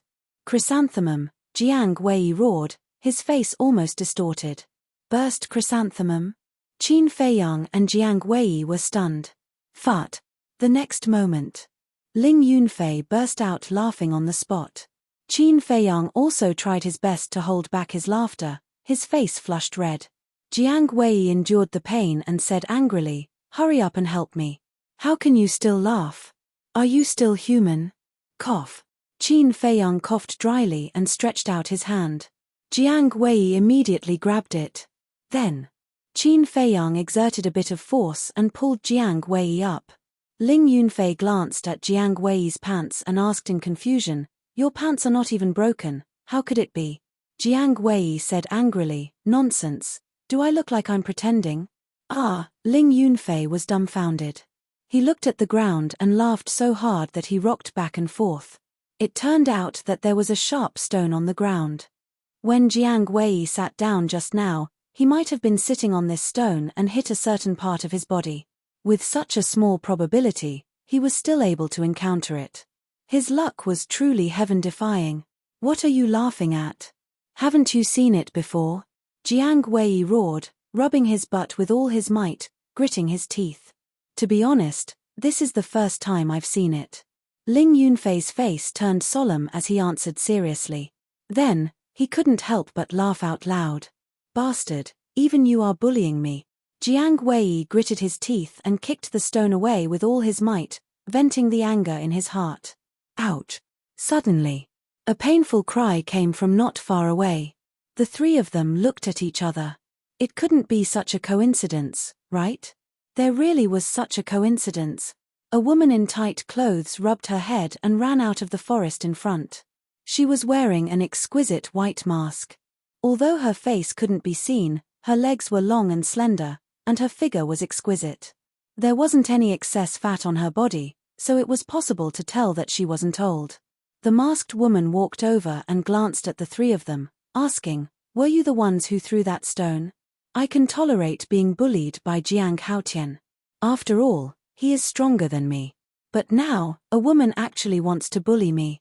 If a tiger doesn't show its might, do you think I'm a sick cat?" Jiang Wei was furious. He took a step forward and looked up at the masked woman in disdain. "I threw it. What do you want?" "What do I want? I want you to eat mud." The masked woman's tone turned cold. She took a step forward and appeared behind Jiang Wei at lightning speed. Following closely, she kicked Jiang Wei's calf. Jiang Wei cried out in surprise and knelt on the ground. Then, she raised her leg again and kicked Jiang Wei's back. Jiang Wei immediately fell flat on his face and fell to the ground, his mouth full of mud. So fast. Qin Feiyang and Ling Yunfei's pupils constricted.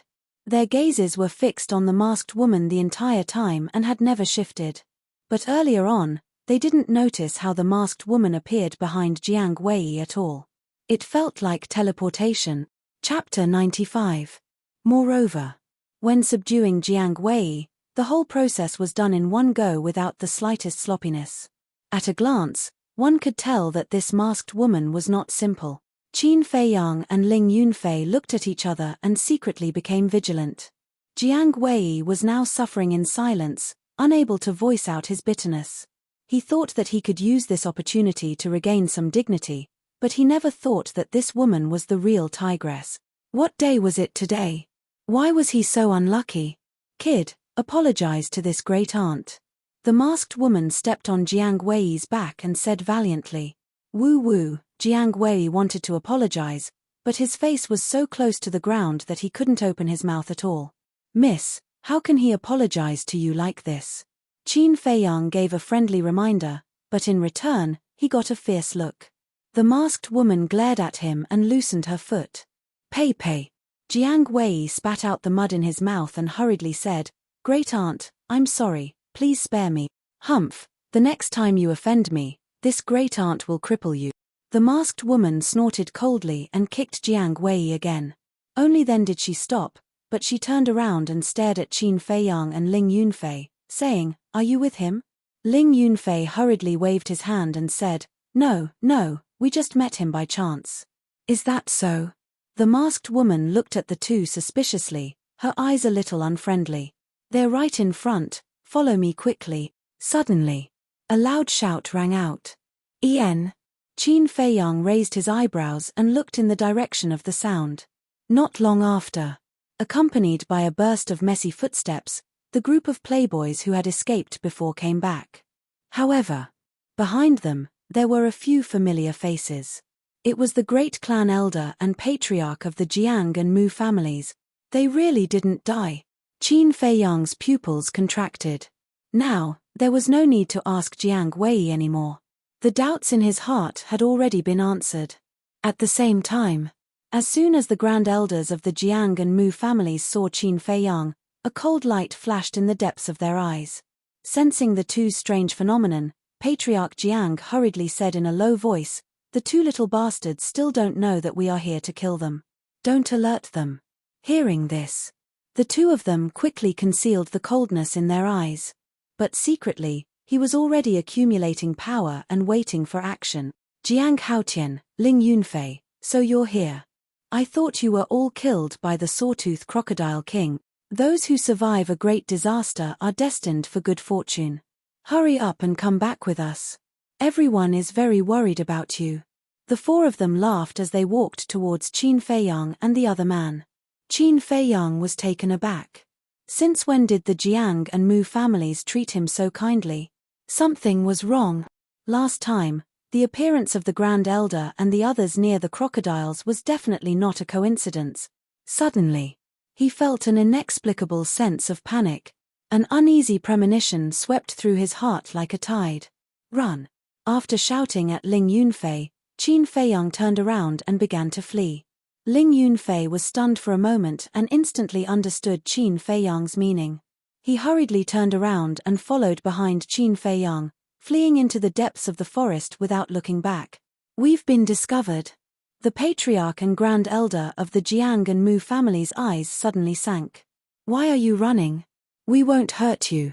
I admit that we used to have some conflicts with you, but now we've thought it through. It's better to squash enmity than keep it alive. Yeah, more friends, more paths." The four of them hurriedly chased after them, constantly explaining and comforting. "Boss Jiang, are you all right?" A group of profligate disciples surrounded Jiang Wei. When they saw him covered in dirt, they were all bewildered. Jiang Wei Ao said, "I'm the invincible little overlord of Black Bear City. How could something happen to me? The ones who are in trouble now are Jiang Haotian and Ling Yunfei. These two bastards should be cut into pieces." "Then who's she?" The group of people looked at the masked woman with suspicion in their eyes. Jiang Wei's pupils suddenly shrank, and he said in a low voice, "Don't provoke her. She's a tigress." The masked woman looked at him unkindly. "That, great aunt, don't misunderstand, I'm not talking about you." Jiang Wei hurriedly waved his hand and explained while retreating. Large beads of sweat appeared on his forehead. He was extremely nervous. But the masked woman didn't flip out.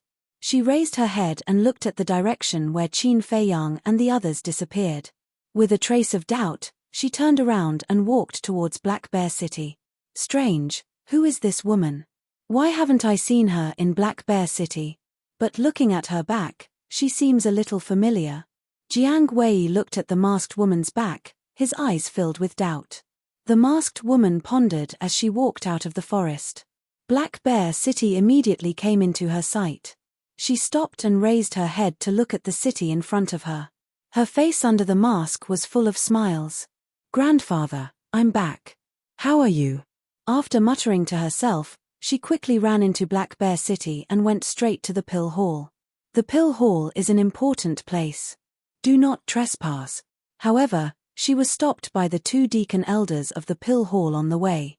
The masked woman politely bowed to the two elders, cupped her hands and said, "Elders, this junior would like to see Elder Feng Cheng and Elder Feng. Would you please inform them?" "See Elder Feng?" The two of them were stunned. One of them asked, "Are you very close to Elder Feng?" "I." The masked woman swallowed her words back. Her beautiful eyes flashed with a trace of slyness. She shook her head and said, "Not very close." The deacon elder said, "Since you're not close, then come back at night. Because Elder Feng is not in the Pill Hall now." "Not in the Pill Hall? Then where is he?" The masked woman was slightly stunned and asked. "We don't know either." But he will definitely come back at night. You can go somewhere else first. The two deacon elders said. Their attitude was still quite friendly. Then, sorry to disturb you. The masked woman bowed with a trace of disappointment in her eyes. Then, she turned around and left the pill hall. I wonder if Elder Feng and Elder Mo can find Jiang Haotian. If they can't find him, then this kid might really be dead somewhere. But I don't understand. Why does the palace master value this Jiang Haotian so much? The two deacon elders gathered together and discussed softly. At the same time, outside the city, in the forest, the chase was still ongoing. No matter what the Jiang family head and the other three said, Qin Feiyang and the other two ignored them. They only cared about running away. Seeing that the two of them were so stubborn, the four of them gradually lost their patience. The Mu family head said furiously, "Today, don't even think about returning to Black Bear City alive." The fox's tail was finally revealed. Qin Feiyang sneered, "You're all hypocrites. Why do you have to pretend to be a good person? You're still so stubborn when you're about to die. How stupid. What you should do now is not to run away, but to kneel down and beg for mercy. If we're in a good mood, maybe we'll let you live." The four of them laughed again and again. The distance was constantly narrowing. The four of them were all martial arts masters. With the speed of Qin Feiyang and the other two, how could they escape? Ling Yunfei looked at the four people behind him and whispered, "Qin Feiyang, they have made up their minds to kill us. We have to think of a way as soon as possible." "I know." Qin Feiyang scanned the front, looking for a place to hide. Suddenly, he noticed that there was a group of rocks dozens of meters ahead. Suddenly, a plan came to his mind. The two of them were as fast as lightning and quickly ran into the group of rocks. The Jiang family head and the other three also chased in the next moment after they entered the group of rocks. But, when they chased in, they were shocked to find that the two of them had disappeared. What's going on? Where are they? Could it be that these two little beasts can go up to the sky and into the earth? Destroy this place. We have to find them even if we have to dig 3 feet into the ground. Otherwise, the city lord will not give us a good fruit to eat. Bang bang bang. Boom. Crack. The four of them were furious. Their true chi surged and crazily bombarded the group of rocks. The sound shook the sky. Dust and smoke covered the sky and the sun. In a short while, this place was razed to the ground. But when the dust cleared, not even a shadow of a ghost was seen. The four of them looked gloomy. "What should we do?" The Mu family head said. "What else can we do? The two little beasts are like with wings. We definitely can't find them. Let's just wait for them and squat near the 4 city gates. As soon as they appear, we will quickly kill them." The Mu family head said. "That's a good idea. Even if they don't appear, it doesn't matter. As long as we can stop them from entering the Danwang Hall and the Martial King Hall, there is nothing to worry about. There will be plenty of ways to kill them in the future." The Jiang family head nodded. The Jiang family head said in a deep voice, "Then we will act separately. Remember, we must not let them sneak into the city." The four of them immediately turned around and rushed toward the Black Bear City. Soon, Qin Feiyang and the other two appeared out of thin air. Their faces were very ugly. Blocking the 4 city gates is tantamount to cutting off all their escape routes. These people really deserved to be punished. Ling Yunfei pondered for a moment and asked, "Qin Feiyang, do you have any illusion pills on you?" Qin Feiyang shook his head and said, "No, but even with the illusion pills, it is not easy to sneak into the city. The two families and the city lord's mansion have joined forces to block them. Entering the city is more difficult than ascending to the sky." Ling Yunfei suddenly became angry and shouted, "Bastard, sooner or later I will catch them all in one net, especially that bullshit city lord. If I don't kill him, I will not be satisfied." Qin Feiyang said, "We will talk about this later. Let's split up and see if we can find a chance to survive. We will meet here later." Ling Yunfei nodded. The two of them ran around the Black Bear City. As a result, they found that not only the city gates were heavily guarded, but even the city walls were also heavily guarded. Not to mention a person, even a fly would not be able to fly in. If this goes on, How are we going to go to the Danwang Hall and the Martial Imperial Hall? Ling Yunfei was extremely vexed.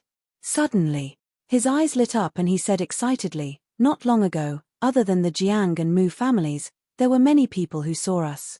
They will definitely spread the news. When the Hall Master and Luo Xiong receive the news, they should come to save us, right?" Qin Feiyang sneered, "Don't be so naive. Once the city lord gives the order, who would dare to say anything?" Ling Yunfei's heart sank. The current situation was even more serious than he had imagined. However, it's not like there's no turning point. Qin Feiyang suddenly spoke again. "What turning point?" Ling Yunfei hurriedly looked at him, his eyes full of anticipation. Qin Feiyang's eyes flashed, and he said, "Go to Black Bear Mountain and find the Black Bear King." Find the Black Bear King? Chapter 96.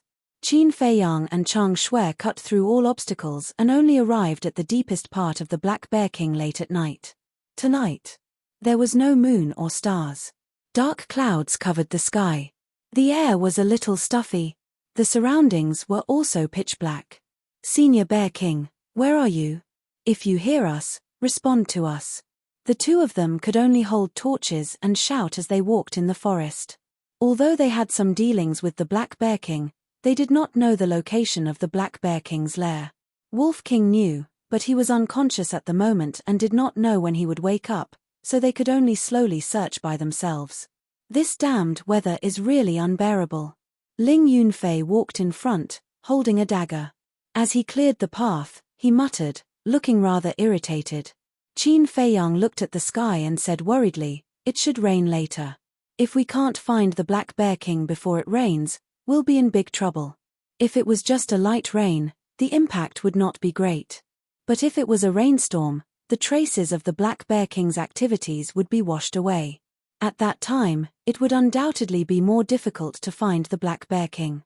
Suddenly, Qin Feiyang noticed that a black shadow rushed out from the grass in front of them. "Be careful."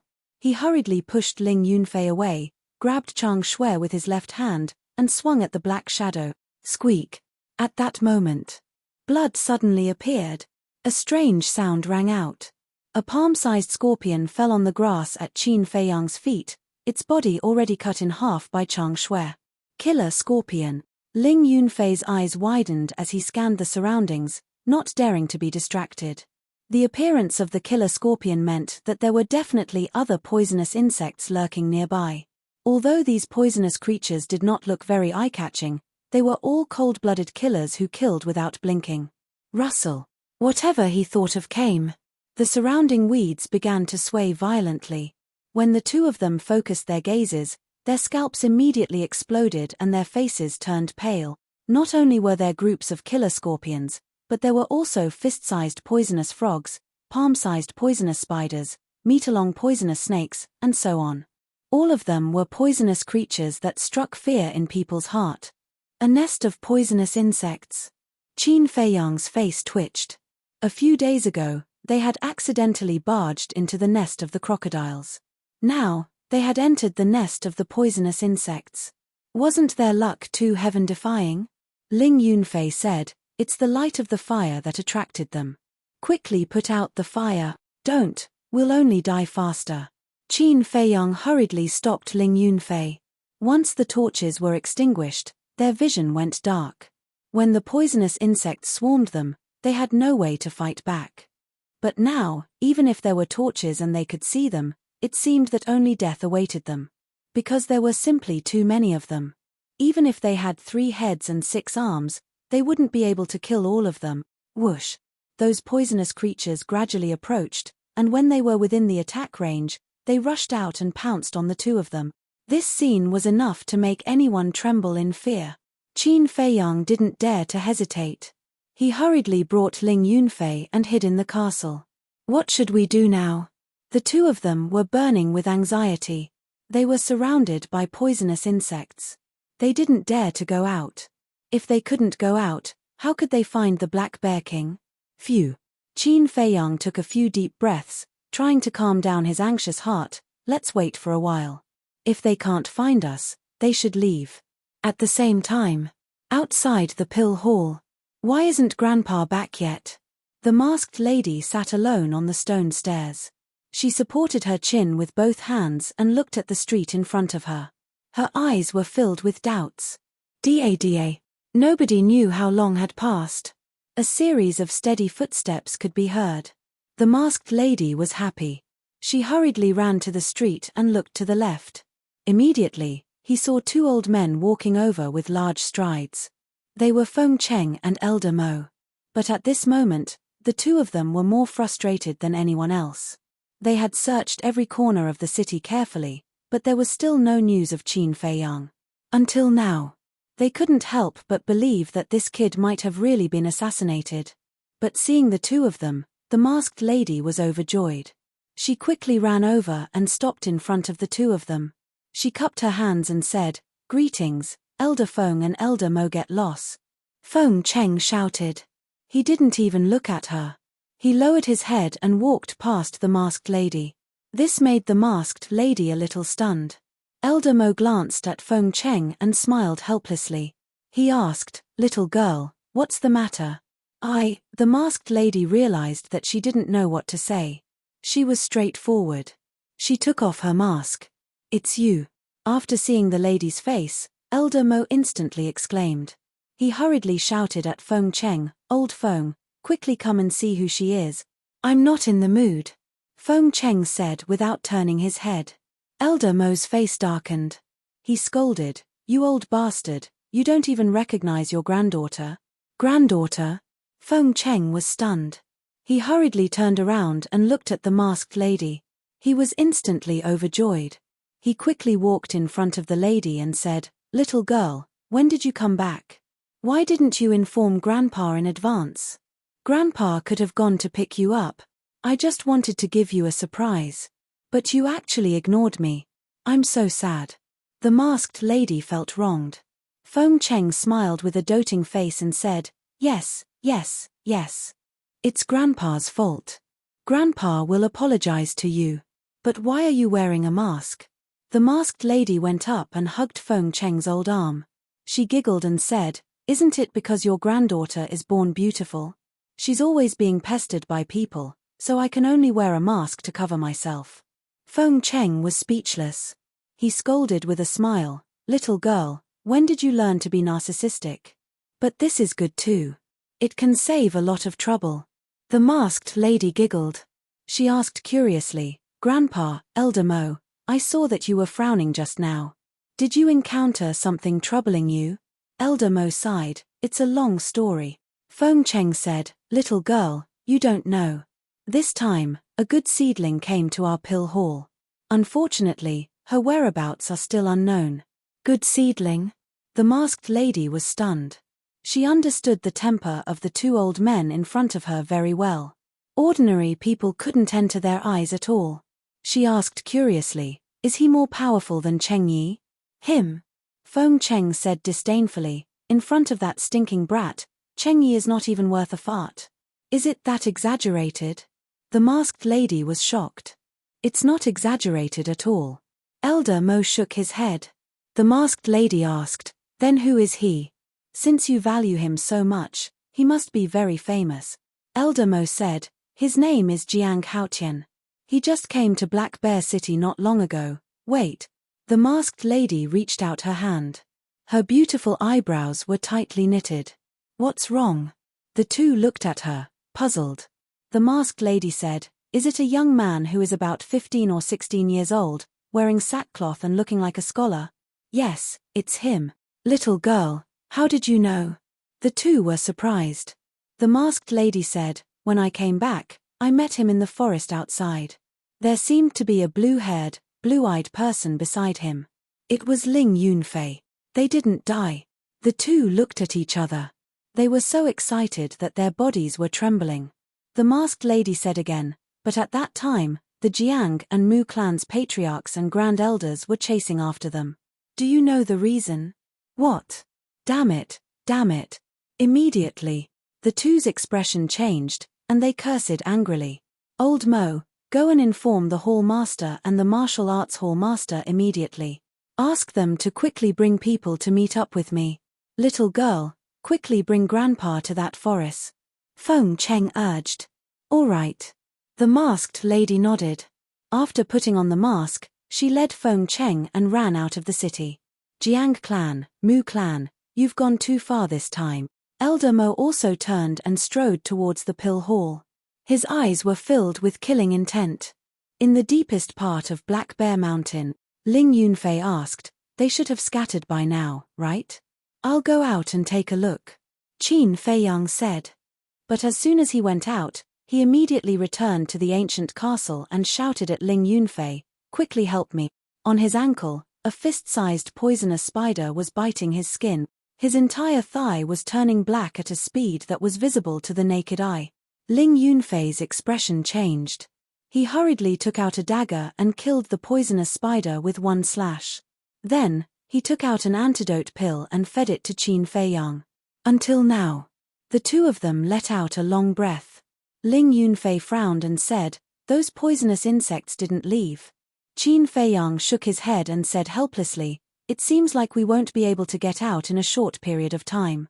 Although they had the antidote pill, the number of poisonous insects was too large. They could eat their flesh in minutes.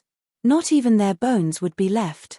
About half an hour later, Wolf King finally woke up. Qin Feiyang was overjoyed. He immediately went up and asked with concern, how do you feel? Wolf King got up and moved around a few times. His eyes were filled with grief. He said with anger, little Qin Zi, brother Wolf is crippled. What? The joy in Qin Feiyang's heart was instantly extinguished by the raging anger. However, Wolf King suddenly grinned and said with a smile, I lied to you. Brother Wolf is very good now. His spirit is very good. Bastard. Qin Feiyang was stunned and suddenly became angry. He slapped Wolf King's head and shouted, how can you joke about this kind of thing? Believe it or not, I'll really cripple you now. Wolf King shrank his neck and said with a smile, sorry, I just wanted to make a little joke with you. Humph. Qin Feiyang snorted and asked, aren't you usually very alert? How could Mu Fei and the others run into you? Didn't Brother Wolf get tired of playing in Black Bear Mountain? He wanted to come back to find you. But when Brother Wolf came back, he heard that you had disappeared. Brother Wolf was so anxious that he immediately went all over the mountain to find you. As a result, he was accidentally found by them. Mentioning this, a ferocious glint flashed in the Wolf King's huge eyes. Heard it. Qin Feiyang was moved. With Wolf King's vigilance, this kind of thing was impossible. It was because of his disappearance that Wolf King was anxious and lost his vigilance, so he was discovered. Chapter 97. Wolf King said with a sneaky smile, are you touched? Do you want to cry? Then cry. Don't hold it in. No one will laugh at you. Get lost. Qin Feiyang kicked him. This guy really didn't change. Wolf King quickly dodged and smiled. When he noticed Ling Yunfei next to him, he asked, why is he here? His eyes instantly turned cold. He already knows my identity. Qin Feiyang briefly explained the situation at that time. So it's like that. Wolf King suddenly understood. He turned his eyes and looked at Ling Yunfei. How are you going to thank Brother Wolf? Who's talking? Ling Yunfei was surprised. Wolf King could only use telepathy now. Therefore, Ling Yunfei didn't hear the conversation with Qin Feiyang just now. At this moment, a voice suddenly sounded in his mind, making him turn pale with fright. But then, he came to a sudden realization. There was only him, Qin Feiyang, and Wolf King here. Who would call himself Brother Wolf? Without any suspense, it must be the wolf in front of him. He looked down at Wolf King and wondered, why should I thank you? Hehe, it seems that you still don't know. Do you think that with your little brain, you can get rid of Butler Ling's pursuit? Wolf King looked at him disdainfully. Ling Yunfei was stunned. Originally, he really thought that with his own ability, he could get rid of Butler Ling. But now that Wolf King said this, and thinking about it carefully, it seemed that there were indeed many things that were strange. Wolf King said, let me tell you, if it weren't for Brother Wolf secretly helping you, you would have been killed by Butler Ling. In the end, it was Brother Wolf who went to ask Black Bear King for help. So that's how it is. Ling Yunfei suddenly understood and quickly said, thank you, Brother Wolf. Qin Feiyang, thank you too. Without a doubt. It was definitely Qin Feiyang who asked Wolf King to protect him in secret. What's the use of just saying thanks? Why don't you just be Brother Wolf's follower from now on? I guarantee that you'll live a good life. Wolf King said shamelessly. Ling Yunfei was stunned. Become a wolf's follower? Wouldn't that be too embarrassing? The atmosphere was a little awkward. At this crucial moment, Qin Feiyang stood out and smiled. Alright, stop messing around. Let's get down to business. Do you know where the Black Bear King's lair is? Wolf King said proudly, nonsense. Let me tell you, there is nothing in this world that I don't know. Will you die if you stop bragging? Qin Feiyang couldn't help rolling his eyes. A leopard cannot change its spots. This saying was indeed true. He looked at Ling Yunfei and said, the white-eyed wolf knows where the Black Bear King's lair is. Now the only problem is, how do we rush out of the poisonous insect nest? Ling Yunfei pondered for a moment and said, I'll go out and lure them away. You guys take the opportunity to find the Black Bear King. Don't forget to come back and collect my corpse. Qin Feiyang asked, aren't you afraid of death? Everyone is afraid of death. But since I've already promised to be your sword, I should naturally rush to the front and solve your problems. Ling Yunfei's gaze was firm and powerful. Qin Feiyang looked at him and said, aren't you afraid that your mother will be sad? Ling Yunfei hesitated. Alright, I'll go out. As a son, filial piety should be the most important. To be honest, sometimes I envy you. Although your background is miserable, at least your mother is by your side. And me. It's an extravagant wish to even look at her. Qin Feiyang shook his head and laughed at himself. Ling Yunfei was stunned and asked, could it be that your mother is already, she's still alive? But there's an insurmountable and unbreakable gap between us. Qin Feiyang sighed deeply, took an antidote, and left the castle. Ling Yunfei frowned and looked down at Wolf King. Brother Wolf, don't you think that Qin Feiyang has a lot of worries in his heart? Brother Wolf already knows. But if he doesn't say, Brother Wolf won't ask. The only thing I can do is to help him silently and support him. The Wolf King said with a smile. His words were filled with deep friendship. Outside. Whoosh. Squeak. Hiss. Qin Feiyang held a torch in one hand and Chang Shui in the other as he sped through the forest. Around him, swarms of poisonous insects shot out from the weeds, bushes, and treetops. They bared their fangs and pounced on him. That creepy cry made one's scalp tingle. No, there are too many poisonous insects. If this goes on, I'll be swallowed alive by them. Qin Feiyang's face was as heavy as water. In less than 5 breaths, his whole body was crawling with poisonous insects, biting his skin. There were even a few poisonous spiders that tore his flesh and were drilling into his body. There was already an unknown amount of poison in his body. Even the antidote was too late to dissolve it. Fainting came sweeping over. Crack. Boom. Just as he was about to enter the castle. In the sky, lightning suddenly flashed and thunder rumbled, deafening. The poisonous insects on Qin Feiyang's body seemed to be frightened and turned around to flee into the grass. In the blink of an eye, not a single one was left. All of them were gone. Woo-woo. Crash, strong winds blew. Torrential rain poured. The storm that had been brewing for a long time finally arrived. The towering trees were all bent in an instant. Qin Feiyang was caught off guard and was directly sent flying. He hurriedly hugged a big tree and stabilized himself. Following closely. With a thought, Wolf King and Ling Yunfei both appeared. Wolf King shouted excitedly, "Wow, it's so cool. Cool your sister, hurry up and lead the way." Qin Feiyang shouted angrily and couldn't help but curse. This white-eyed wolf was really too unreliable. At this time, he still had the mood to shout and shout. "Oh, oh, oh." Wolf King nodded repeatedly, glanced around, and ran to the right, saying, "Follow Brother Wolf." Wolves were originally nocturnal creatures. In their eyes, there was no difference between night and day. But Qin Feiyang didn't run a few steps before he suddenly fell to the ground and stopped moving. "Qin Feiyang." Ling Yunfei immediately stepped forward and turned Qin Feiyang over. His expression suddenly changed. Qin Feiyang's face was frighteningly white at this moment, like a dead man's face. However, his lips seemed to be painted with a layer of ink. His breathing and heartbeat were also extremely weak. It was obviously a sign of poisoning death. At this time, the torch in Ling Yunfei's hand was also extinguished in the storm. For the two of them, it was undoubtedly one disaster after another. "Brother Wolf, Qin Feiyang is dying, come and see." Ling Yunfei roared helplessly in the rain. Heard. Wolf King hurriedly turned around and ran back. When he saw Qin Feiyang's situation, his pupils suddenly became distressed and he said angrily, "Didn't he take the antidote pill in advance? How could it be like this?" Ling Yunfei said anxiously, "The antidote pill can indeed detoxify, but there are at least a dozen kinds of toxins in his body now. The poison is too deep.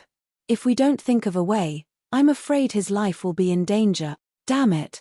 Wolf King cursed angrily and urged, "Hurry up and carry little Qinzi to my back. I'll take you to the Black Bear King. It may have a way." Ling Yunfei hurriedly picked up Qin Feiyang and turned over to sit on Wolf King's back. Fortunately, Wolf King's eyes could shine in the dark. Fortunately, lightning flashed and thunder rumbled in the sky, so their eyes were not dark. Otherwise, it would be very difficult for Ling Yunfei to ride on Wolf King's back. "Continue to give him the antidote pill," the Wolf King exhorted and howled crazily as it sprinted away. But the howl was drowned out by the thunder. Half an hour later, Wolf King came to a canyon, panting. It was so tired after carrying two people and running for so long that it couldn't howl. But it gritted its teeth and continued to run deeper into the canyon. Bang! Halfway through, its limbs suddenly went soft and it fell down. Two people and a wolf rolled into the mud. "Little Qinzi!" Wolf King exclaimed. It wanted to get up, but its limbs were weak and it had lost consciousness. It couldn't crawl at all. "Brother Wolf, is the Black Bear King here?" Ling Yunfei asked. Wolf King said, yes, it's in the deepest part of the canyon. Hurry up and carry little Qinzi to find it." After Ling Yunfei carried Ling Yunfei away, Wolf King used all its strength and howled to the sky. Then, it completely collapsed and fell into the mud. It was washed by the heavy rain and fell unconscious. This wolf howl resounded through the night sky. Even the sound of thunder couldn't cover it. Roar. The next moment, a loud beast roar sounded in the deepest part of the canyon. It was as if it was responding to Wolf King. Hearing this beast roar, Ling Yunfei was overjoyed. He used the return to origin steps and ran away. Soon, a little flame entered his line of sight. Crack! A bolt of lightning struck down, illuminating the night sky. Although it was only for a moment, he clearly captured it. At the end of the canyon, there stood a mountain peak that was hundreds of feet high.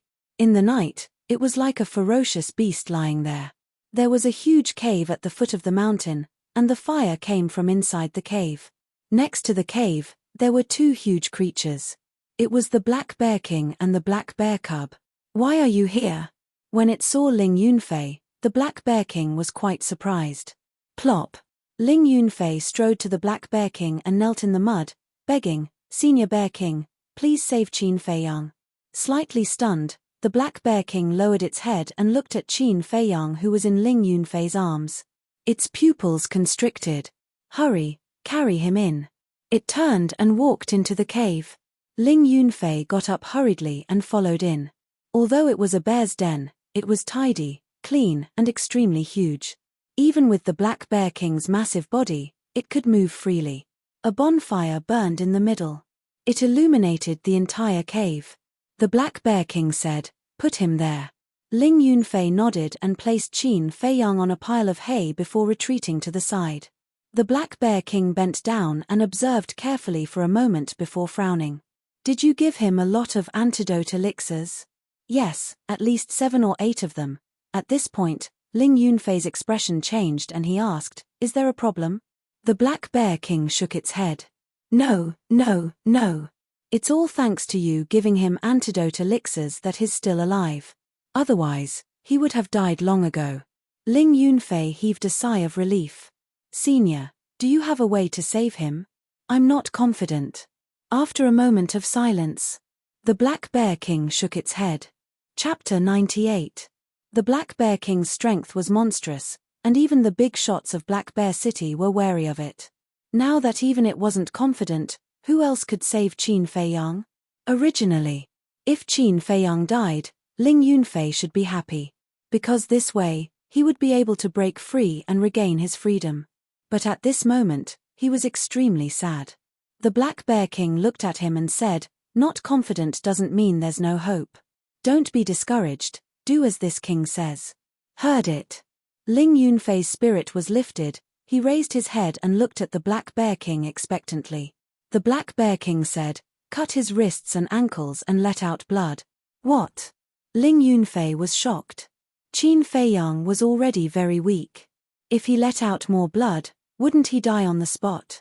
The Black Bear King said in a deep voice, "There's no other choice now. His blood is full of poison. If you want to save him, you can only let out the blood in his body. You still have to let it out." Ling Yunfei's eyes widened in anger. "What are you still hesitating for? Hurry up!" The Black Bear King roared, obviously losing his patience. Ling Yunfei's body trembled, he hurriedly took out his dagger and squatted beside Qin Fei Yang. But suddenly, as if he thought of something, he turned to look at the Black Bear King and said, "Senior Bear King, Wolf King is still outside. I don't know how the situation is now, can you help it?" The Black Bear King nodded and growled at the Black Bear Cub. When the Black Bear Cub heard this, it immediately ran out of the cave excitedly and disappeared into the rain. "Who?" Ling Yunfei took a deep breath, turned around to look at Qin Fei Yang, and muttered, "Please, you must survive." Then, he held the dagger in his hand and cut open a bloody wound on Qin Fei Yang's feet and hands. Black-colored blood immediately gushed out violently. There was also a foul stench that assailed their nostrils. "That blood is now equivalent to a highly toxic poison, don't touch it." The Black Bear King warned and turned to walk into the depths of the cave. There was actually a secret door inside. Rumble. Pushing open the hidden door, a dazzling golden light shone out. It was a huge pile of gold coins. Like a small mountain, they piled up in the dark room. Ling Yunfei turned his head and looked curiously. He immediately swallowed his saliva. How much wealth had the Black Bear King accumulated over the years? This was the true definition of a rich man, so rich that oil flowed out of him. A short while later, the Black Bear King walked out of the secret room and closed the secret door. When he came to Ling Yunfei's side, he threw a palm-sized metal box to Ling Yunfei. "There are 3 life blood pills inside. When the blood in his body is almost drained, give him one. This is all I can do. Whether he can survive or not will depend on his willpower." The Black Bear King said. "Thank you, Senior Bear King." Ling Yunfei bowed and thanked him. At this moment, the Black Bear Cub carried the Wolf King into the cave. "How is it?" Ling Yunfei hurriedly stepped forward, his face full of worry. The Black Bear Cub growled a few times and put the Wolf King on the ground. The Black Bear King explained, "This bastard wolf cub just fainted from exhaustion. He will be fine after resting for a while." Ling Yunfei breathed a sigh of relief. But immediately after, his expression became a little strange. "Bastard wolf cub." Why did the Black Bear King's tone sound like he didn't like Wolf King? He didn't think too much about it. Sitting next to Qin Fei Yang, he paid close attention to Qin Fei Yang's situation. After dozens of breaths, Qin Fei Yang's heartbeat and breathing had become extremely weak. His life was hanging by a thread. Seeing this, Ling Yunfei hurriedly gave him the first lifeblood pill. The lifeblood pill had the effect of creating blood. And the effect was extremely good. With the birth of new blood, Qin Fei Yang's situation finally improved. The color of the blood flowing out of the wound was gradually changing. From black, it slowly turned dark red. Then from dark red, it turned into light dark red. After the effect of the second lifeblood pill passed, the blood that flowed out was already not much different from the blood of a normal person. However, it was also mixed with poison, because at the beginning, Qin Fei Yang had already entered the state of being poisoned to the heart. The poison had already integrated into his internal organs. It was impossible to completely eliminate it all at once. His condition has stabilized. It's a close call. Now, give him the third lifeblood pill. After a while, give him a healing pill and an antidote pill. The antidote pill should be able to dissolve all the poison remaining in his body. The Black Bear King laughed. Ling Yunfei nodded and did as he was told. Unknowingly, the sky was white, and everything woke up. But the rain did not stop, the wind did not disperse, and the sky and earth seemed particularly dark. After a nap, I feel refreshed. Wolf King also finally woke up. After asking Ling Yunfei about Qin Feiyang's situation, he walked to the entrance of the cave alone and looked at the dark sky, his eyes flashing with a terrifying murderous light. Thank heavens, little Qin's life is finally saved. However, Brother Wolf will not let go of those who hurt little Qin Zi, he muttered. Suddenly, he seemed to have thought of something and turned his head to look into the depths of the cave. His gaze was fixed on the secret door. The Black Bear King seemed to have been watching him. He suddenly glared and shouted, "Wolf Cub, you'd better get rid of the thoughts in your head immediately, or don't blame me for being hostile." "What thoughts? I don't know what you're talking about." Wolf King turned his head to look elsewhere with a guilty conscience, but his eyes kept rolling. At a glance, one could tell that he was up to no good. "No, I have to get him to leave quickly, or he'll definitely have other ideas." The Black Bear King muttered secretly. Cough. At this moment, a coughing sound could be heard. "I want water," following closely. A weak and powerless voice sounded intermittently in the cave. "Qin Feiyang."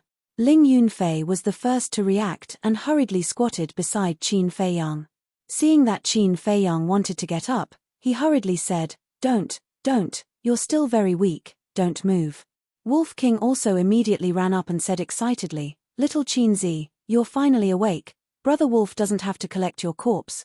Ling Yunfei said angrily, "Bah, do you know how to talk? If you don't, then shut up." The Black Bear King and the Black Bear Cub also looked at him with disdain. Wolf King was a little embarrassed and laughed dryly. Qin Feiyang weakly glanced at Wolf King and said, "I'm very thirsty, find me some water." "Lie down, I'll go find some water." Ling Yunfei nodded, got up, looked at the Black Bear King, and asked, "Senior, is there any well water here?" "Well water?" The Black Bear King looked at Ling Yunfei strangely. Was there something wrong with this kid's head? How could there be any well water in the wilderness? It said lightly, "There is no well water, but there is ready-made rainwater. You can think of a way." "Rainwater?" Ling Yunfei frowned, grabbed the iron box with the lifeblood pill, and ran out of the cave. He came to a small tree and caught the rainwater on the leaves. Soon, the iron box was filled more than half. He hurried back to the cave and came to Qin Feiyang's side. He helped Qin Feiyang up with one hand and held the iron box with the other. He brought it to Qin Feiyang's mouth and said with a smile, "Drink slowly." "Thank you." Qin Feiyang gave his thanks and started to gulp it down. Ling Yunfei said, "If it wasn't for you, I would have died in the poisonous insect's nest, so the person who should be thanking you is me." Qin Feiyang smiled faintly and reached out to push the iron box away. He glanced around the cave and his gaze fell on the Black Bear King. He said with a smile, "Senior, it seems that this junior owes you another favor." The Black Bear King said, "You saved this king's child. This time, take it as repaying your favor." Qin Feiyang didn't say anything more, and carefully sensed the condition of his body. Other than feeling weak all over, there was no discomfort. "You've already woken up, so you should leave." The Black Bear King suddenly ordered them to leave. "Leave?" Wolf King was stunned and said angrily, "Can't you see that little Qin Zi doesn't even have the strength to stand up?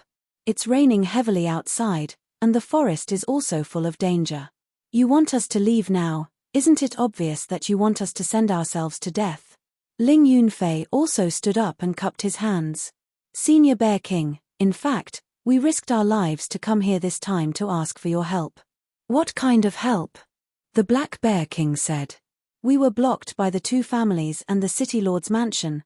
Ling Yunfei immediately explained the details of the situation in a simple and clear manner.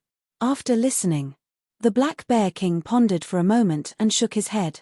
This king can't help you with this matter. Why? Ling Yunfei asked anxiously. The Black Bear King said, "Do you know why this king and the people of Black Bear City have been able to live in peace?" Ling Yunfei shook his head. It's because this king has never interfered in the affairs of you humans. Although this king's strength is stronger than those people of Black Bear City, it is only limited to Black Bear City. In other places, such as Yang City and Xingyue City, there are countless humans who are stronger than this king. Actually, in the end, this king doesn't want to attract trouble. Do you understand? The Black Bear King said. Ling Yunfei said unwillingly, "Then the beast tied last time." Before he could finish, the Black Bear King said, "The beast tied is because they hurt this king's child. If not for this king would never have done this." Ling Yunfei's brows were tightly knitted, and his face was quite ugly.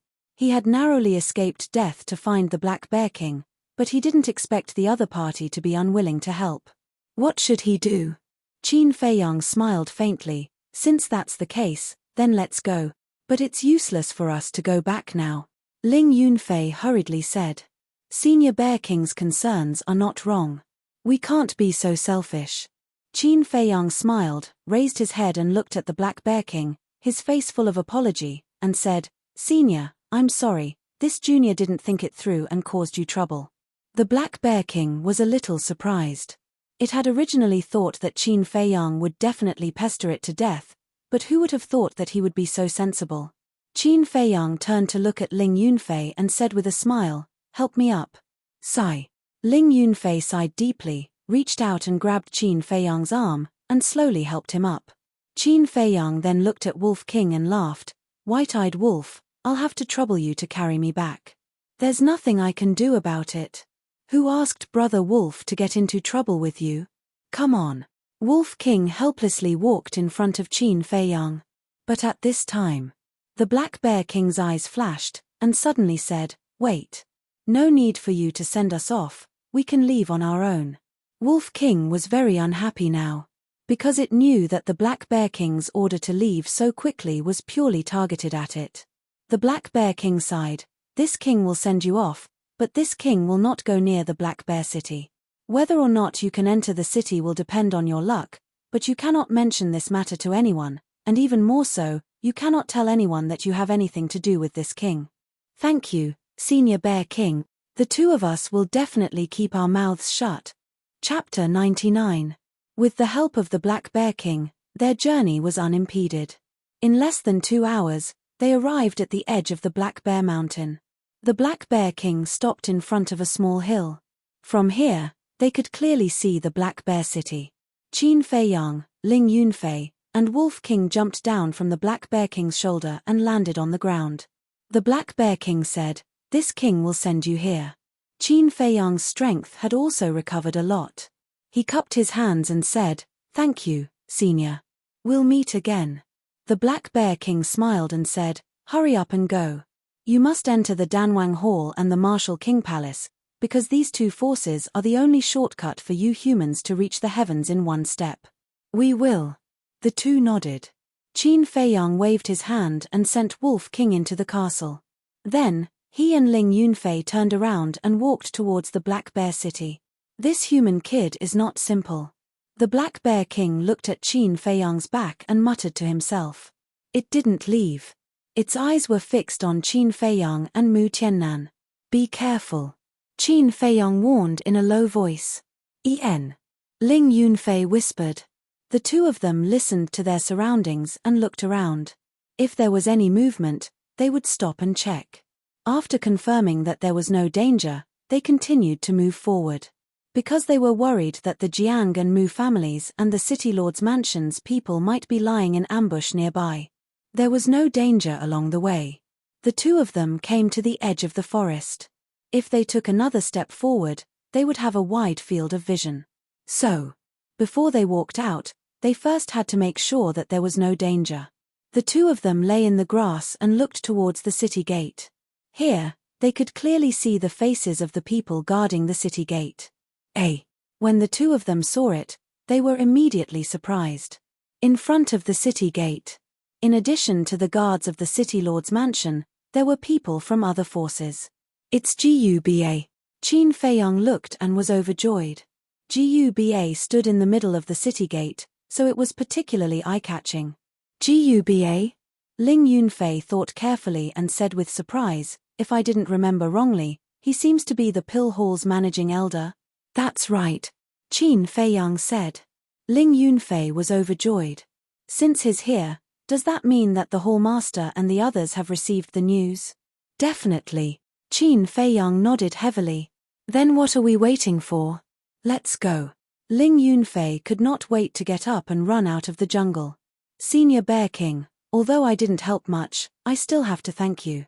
Qin Feiyang also stood up and turned to look at the Black Bear King in front of the small hill, his face full of gratitude. Go.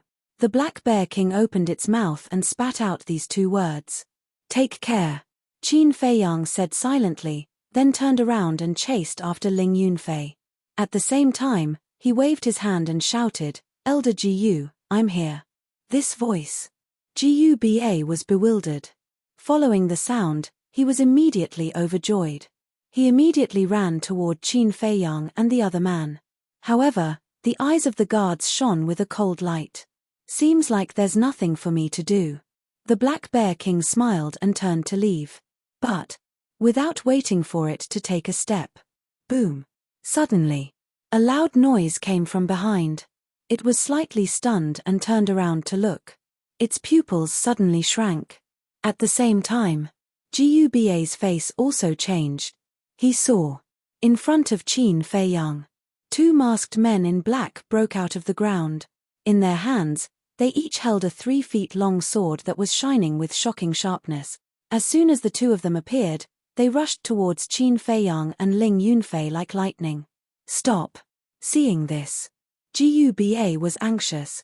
With a roar, he hurried to rescue them, but this change came too suddenly. Moreover, the distance between the two masked men and Qin Feiyang was only 5 or 6 meters. Guba couldn't come to rescue them in time. Qin Feiyang and Ling Yunfei were also caught off guard by this change. They never thought that, with Guba in charge, there would be people lying in ambush underground, waiting for an opportunity to kill them. These people were simply desperados. Qing Feng. Close at hand. Qing Feng. Straight to the heart of the two. Obviously, the two masked men in black wanted to kill them with one blow. At this moment, Qin Feiyang and Ling Yunfei's situation could be said to be hanging by a thread.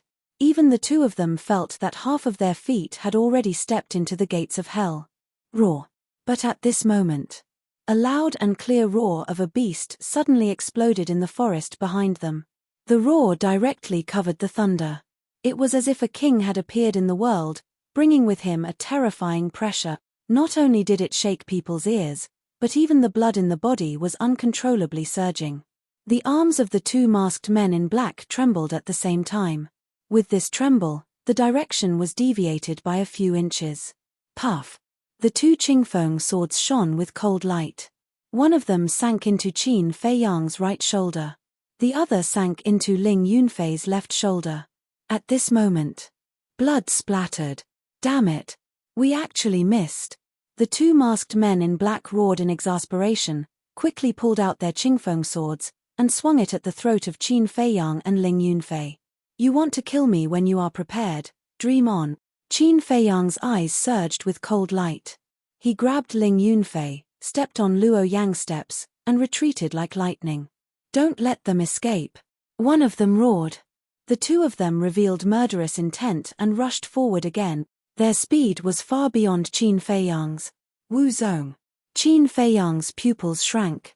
With the increase of Luo Yang's steps, his speed was comparable to a 9-star martial master. The two of them were faster than him, so they could only be Wu Zong. He glanced at Guba. Although Guba was already rushing over, it would take at least 5 breaths to arrive. 5 breaths. Usually, it would be over soon. But in a fight, not to mention 5 breaths, even 1 breath was enough to kill. No. He couldn't just think about running for his life. At this time, counterattack was the best way to save his life.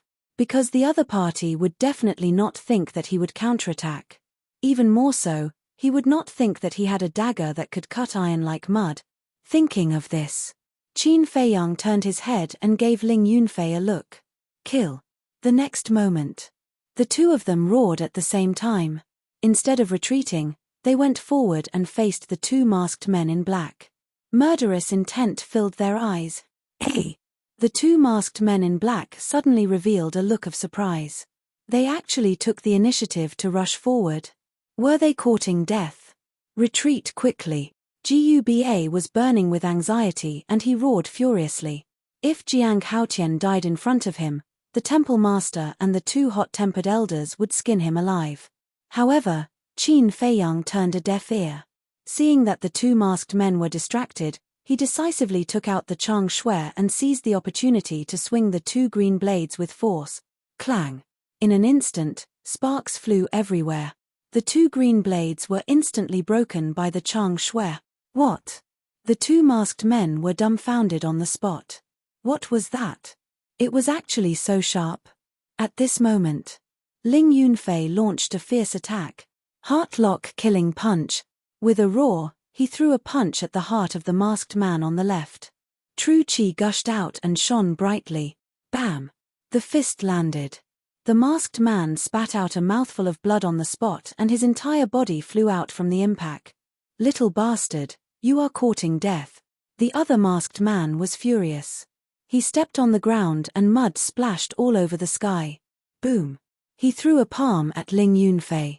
The wind howled and the rain here evaporated instantly, turning into a vacuum zone. It was really amazing. However, in the face of such a terrifying palm, Ling Yunfei only grinned. Seeing this, the masked man felt a strong sense of uneasiness in his heart. He glanced at Qin Feiyang from the corner of his eye. His expression suddenly changed. Where was he? Wasn't he just next to me? How did he disappear in the blink of an eye? Behind you. He suddenly shivered and gave up attacking Ling Yunfei. He quickly turned around. But just as he turned around, a white dagger as white as jade pierced through the sky like lightning and with a puff, it sank into the top of his head. It turned out that, when the masked man attacked Ling Yunfei, Qin Feiyang also followed behind the masked man. And for this person, Qin Feiyang naturally would not be merciful. He directly pierced the masked man's head with his dagger. How is this possible? The masked man's pupils dilated quickly and his face was full of disbelief. Remember, never underestimate anyone. Sometimes, even an ant can defeat an elephant.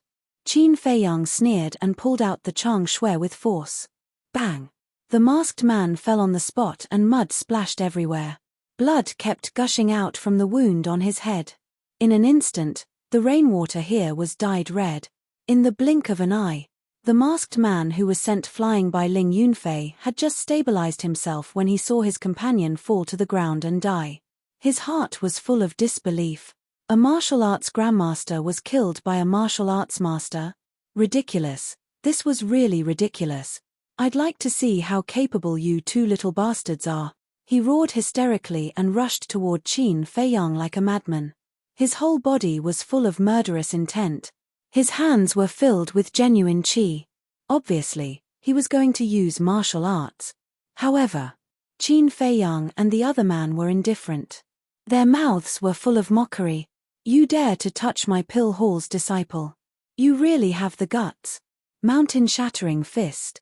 At this moment, a thunderous roar erupted. Guba finally arrived and threw out a punch. Feeling the terrifying fist energy, the masked man was shocked. He quickly turned around and threw out a palm. At the same time, he roared, Imperial Wind Palm. The fist and the palm collided together. Bang! Crack!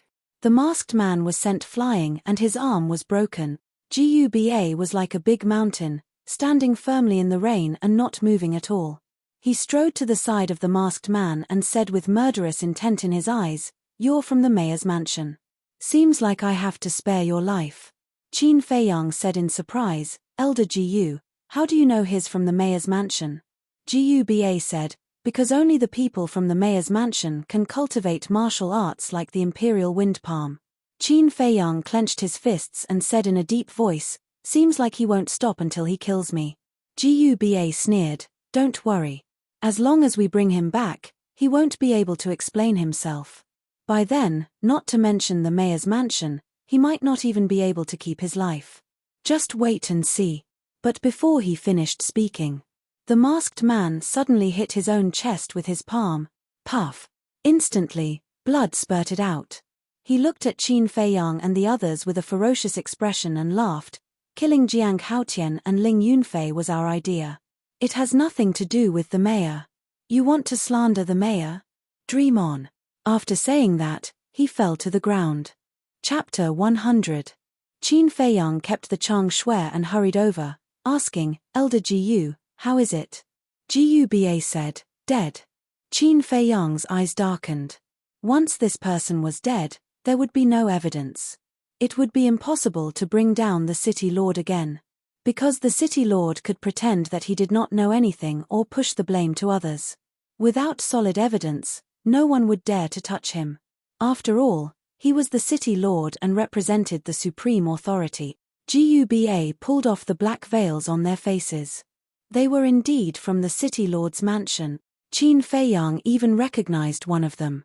It was the guard captain who wanted to kill him. Ling Yunfei snorted, they are martial arts grandmasters. How stupid of them to work for such a despicable person. They were all trained by the city lord and have long become the city lord's men of sacrifice. To them, death is not scary. What is scary is that they did not complete the mission given to them by the city lord. Oh right, are your injuries okay? GUBA looked at the two of them with concern.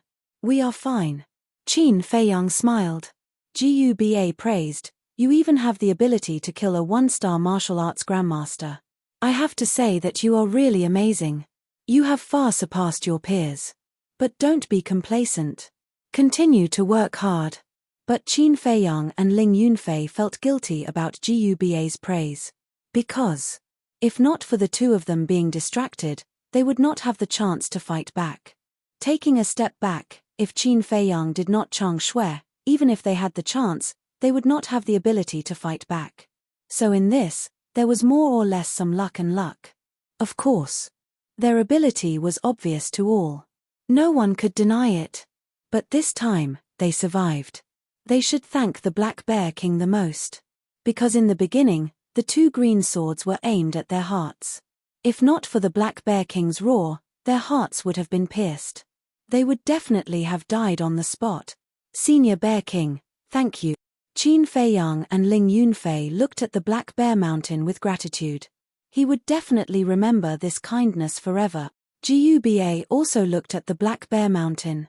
He naturally heard the roar just now. And at that time, when he felt the pressure, even he was shocked. But he did not think much about it. He did not think about the Black Bear King. Because in his opinion, Qin Feiyang and Ling Yunfei could not have known the Black Bear King. The high and mighty Black Bear King would not have helped two humans. It was probably a powerful beast that martial arts grandmaster level and happened to pass by this area. GUBA retracted his gaze and smiled. Let's go back. The test should be starting soon. Okay. Qin Feiyang nodded. When the three came to the city, the guards. Were the guards evidently. He was deeply shocked by the strength displayed by Qin Feiyang and Li Qie. At first, they all thought that their captain would be able to kill the two of them easily. But they did not. In the end, it was the captain who was killed by the two of them. 5-star martial masters already had such terrifying strength. When they become stronger in the future, wouldn't they be even more powerful? Chmph. Go back and tell your mayor that the 3 leaders of the Pill Hall will visit him personally tomorrow. Ask him to prepare a reasonable explanation. GUBA glanced at them coldly. Then, he led Qin Feiyang and Ling Yunfei into the city. Ling Yunfei asked in surprise, Elder Gu, are we really going to the mayor's mansion tomorrow? GUBA sneered, although there is no evidence, we have to deter him. Otherwise, he will not know how to restrain himself. Makes sense. Ling Yunfei nodded. GUBA said, but as long as you enter the Martial King Hall and the Danwang Hall, he will not be able to do anything to you. Soon. The 3 came to the Pill Hall.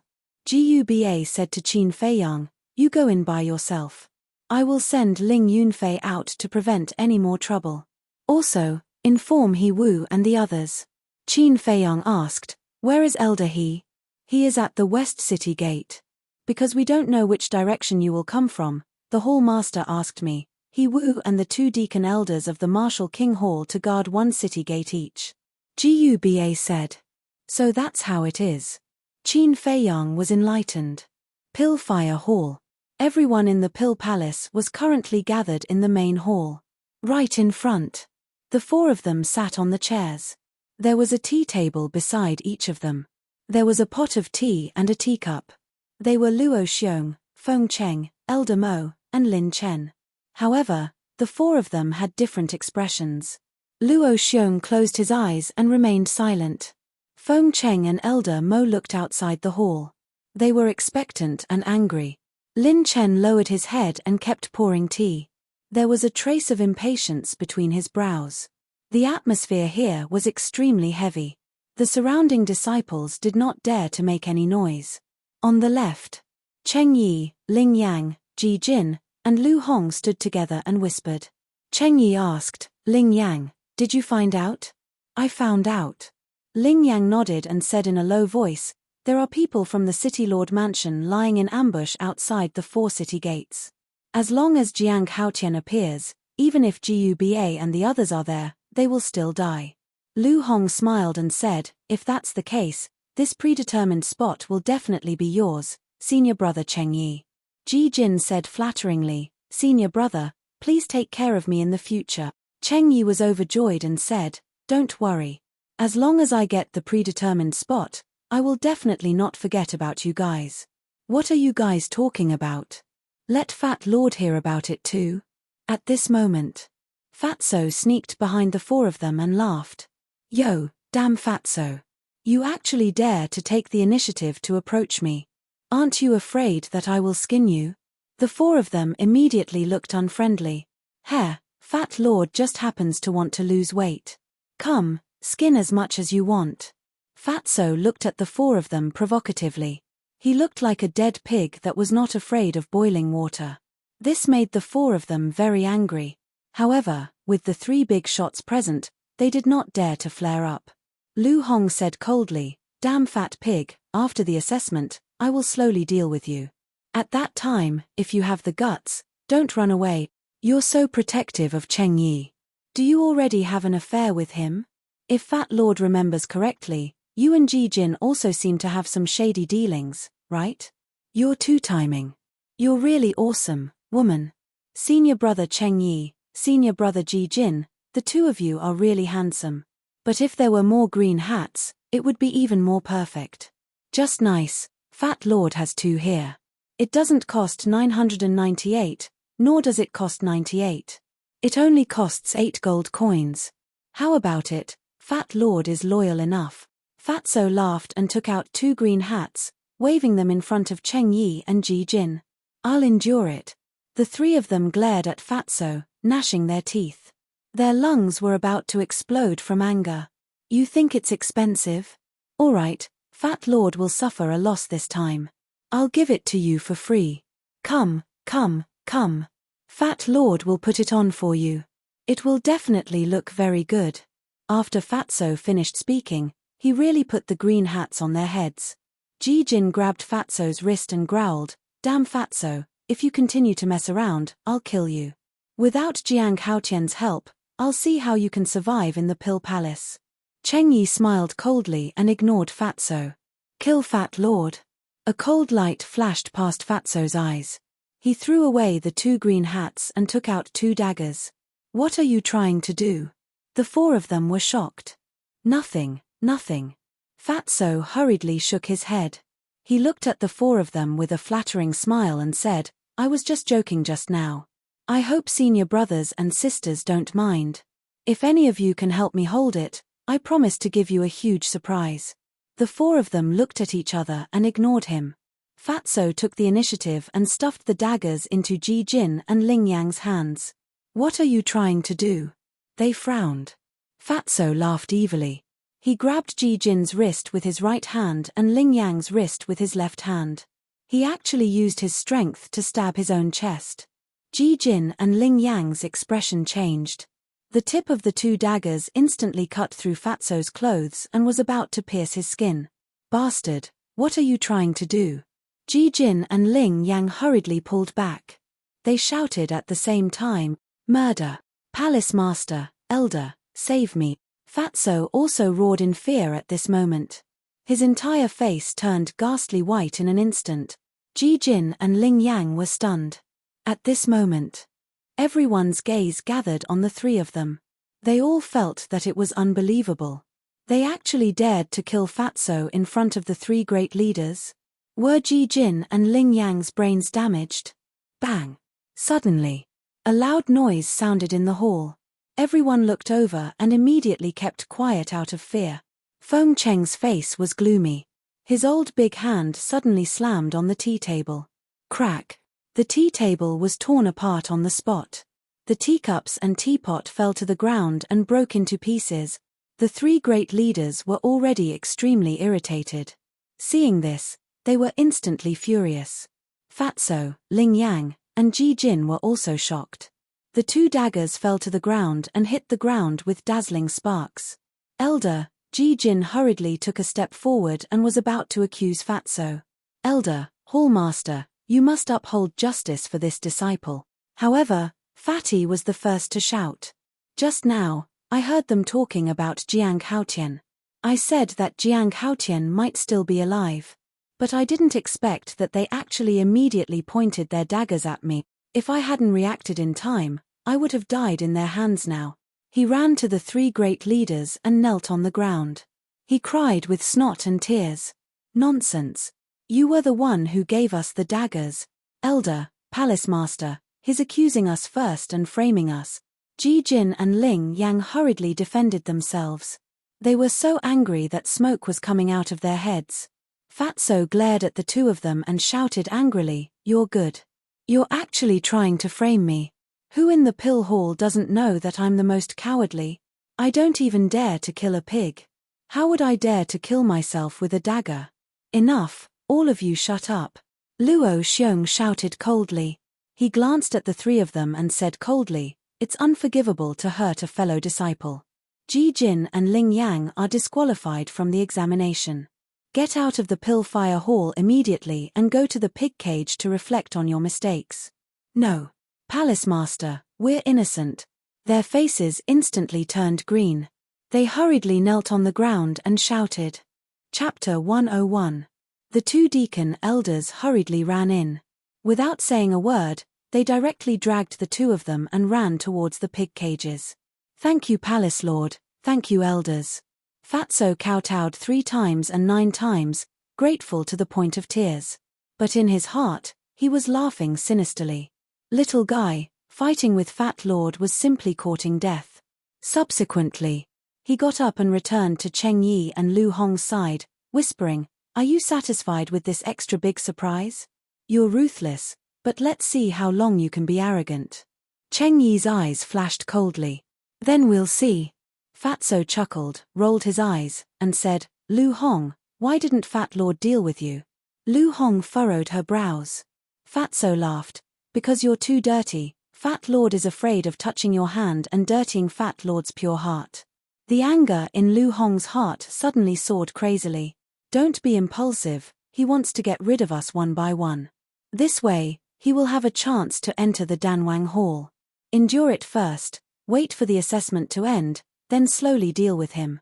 Cheng Yi hurriedly grabbed Lu Hong's wrist and whispered. At this time, Lin Chen put down the teacup, turned to look at Luo Xiong, and smiled. "Palace Lord Luo, it's getting late, shouldn't we draw up the list?" This, Luo Xiong hesitated. Cheng Yi took a step forward and said respectfully, "Palace Lord, this disciple knows that you're waiting for Jiang Haotian, but he hasn't returned yet. There's a high chance that he's already dead. You can't let Lord Lin Chen accompany us to waste time just because of a dead person, right?" Lin Chen nodded, praising Cheng Yi. "Hehe, do you really want me to die that much? But I'm afraid you'll be disappointed, I'm still alive and well." At this time, a faint laughter was heard, with a strong sense of ridicule. Jiang Haotian. Fatso's fat body suddenly trembled. At the same time, Feng Cheng, Elder Mo, and Luo Xiong were also overjoyed. They all stood up and looked outside the hall. A youth dressed in sackcloth walked through the storm towards Pillfire Hall. There was a sword wound on his shoulder that was still bleeding. His face was also as pale as a sheet of paper, but his eyes were like torches, extremely spirited. How is this possible? If he can come back alive like this, could it be that he can fly? Cheng Yi and Lu Hong were in disbelief. Lin Chen curiously sized up Qin Feiyang. From the looks of it, there was nothing outstanding about this person. Why was he so valued by Luo Xiong and the other two? Fatso pushed through the crowd and ran out of the main hall to welcome Qin Feiyang. He laughed and said, "Jiang Laro Da, Fat Lord knew that your luck is bigger than Daifuku's. You won't die." Qin Feiyang stared blankly for a moment before he said, "Looking at your flushed appearance, did you do some despicable business again?" Fatso said unhappily, "What are you talking about? Fat Lord is a good youth that everyone loves. Let me tell you, don't ruin Fat Lord's reputation." "You still have a reputation?" Qin Feiyang rolled his eyes. In terms of shamelessness, even White-Eyed Wolf was less than 1/10,000th of this guy. Fatso laughed and said, "To be honest, Fat Lord did something big just now." Immediately, he whispered to Qin Feiyang about how he framed Ji Jin and Ling Yang. After listening, Qin Feiyang had a strange look in his eyes. Ji Jin and Ling Yang had just come out of the pig cage, but they were thrown back in again.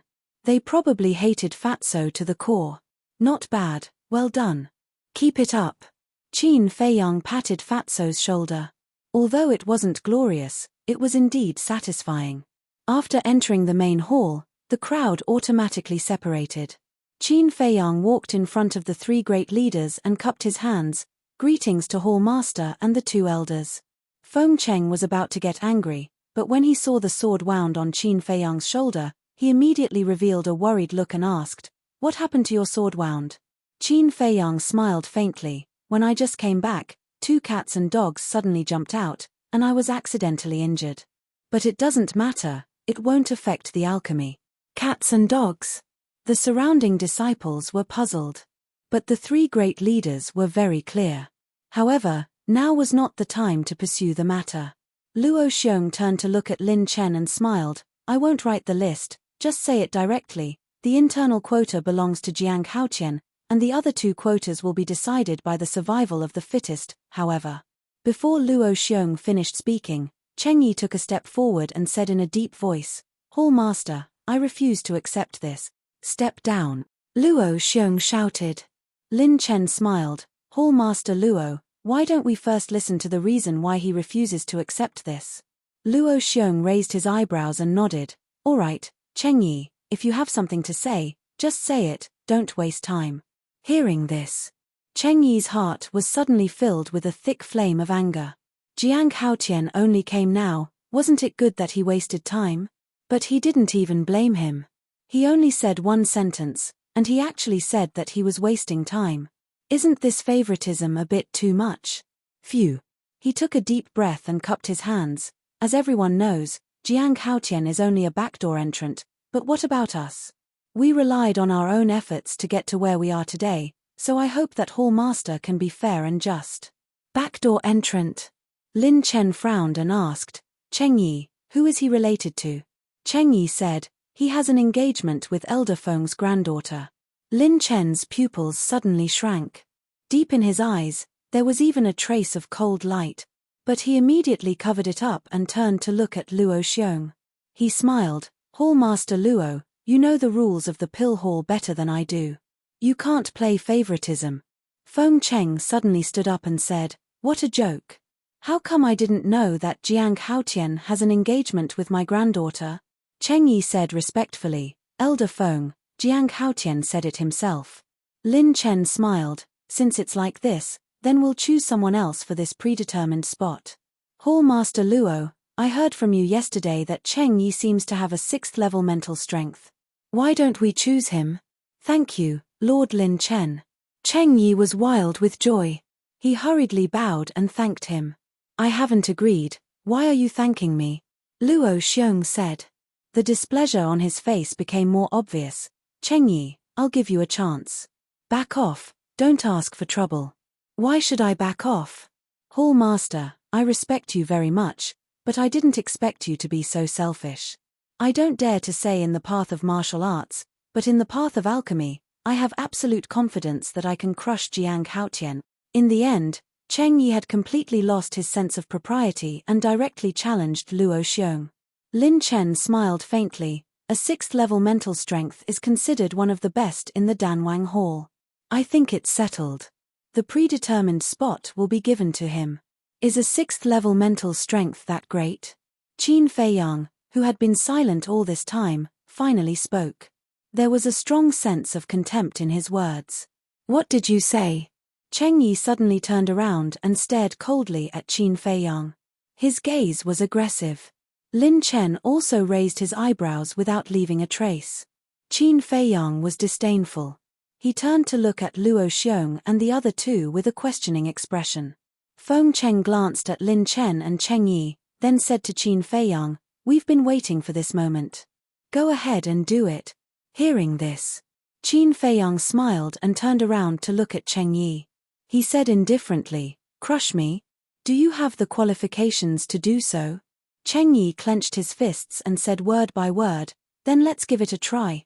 Qin Feiyang said, "How do we do it?" "Say it." "Alchemy, of course. The spot will go to whoever can refine the highest quality pill." "Do you dare?" Cheng Yi looked at him provocatively. Qin Feiyang laughed and said, "Why don't we add another condition?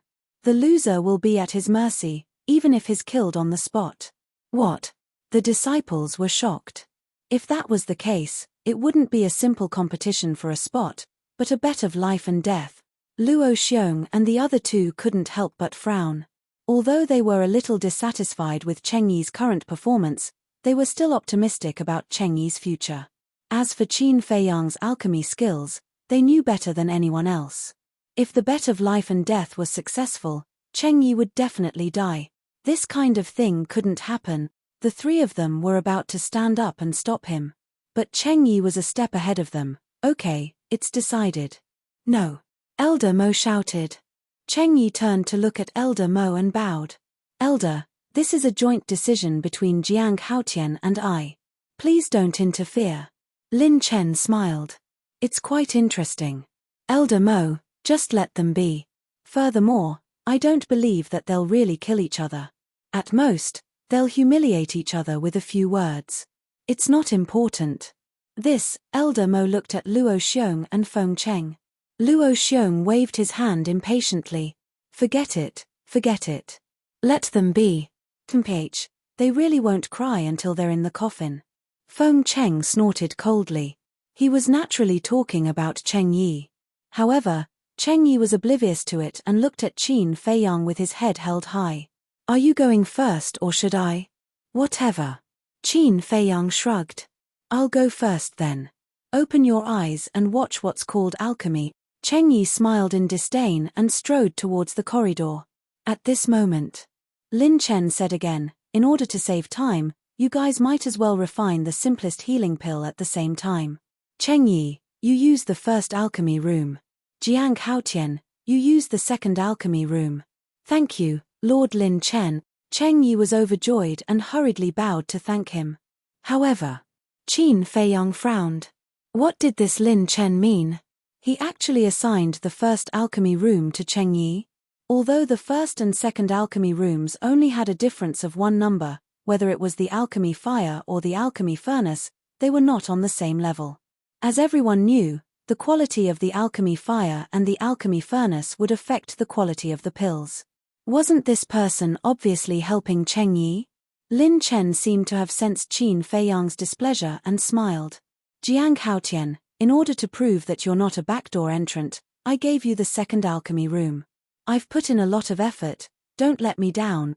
Qin Feiyang was a little stunned.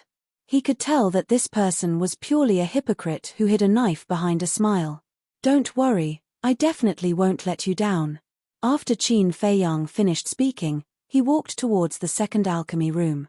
However, the corner of his mouth pursed into a deep mocking smile. He wanted to scheme against him with such a small trick. What a joke.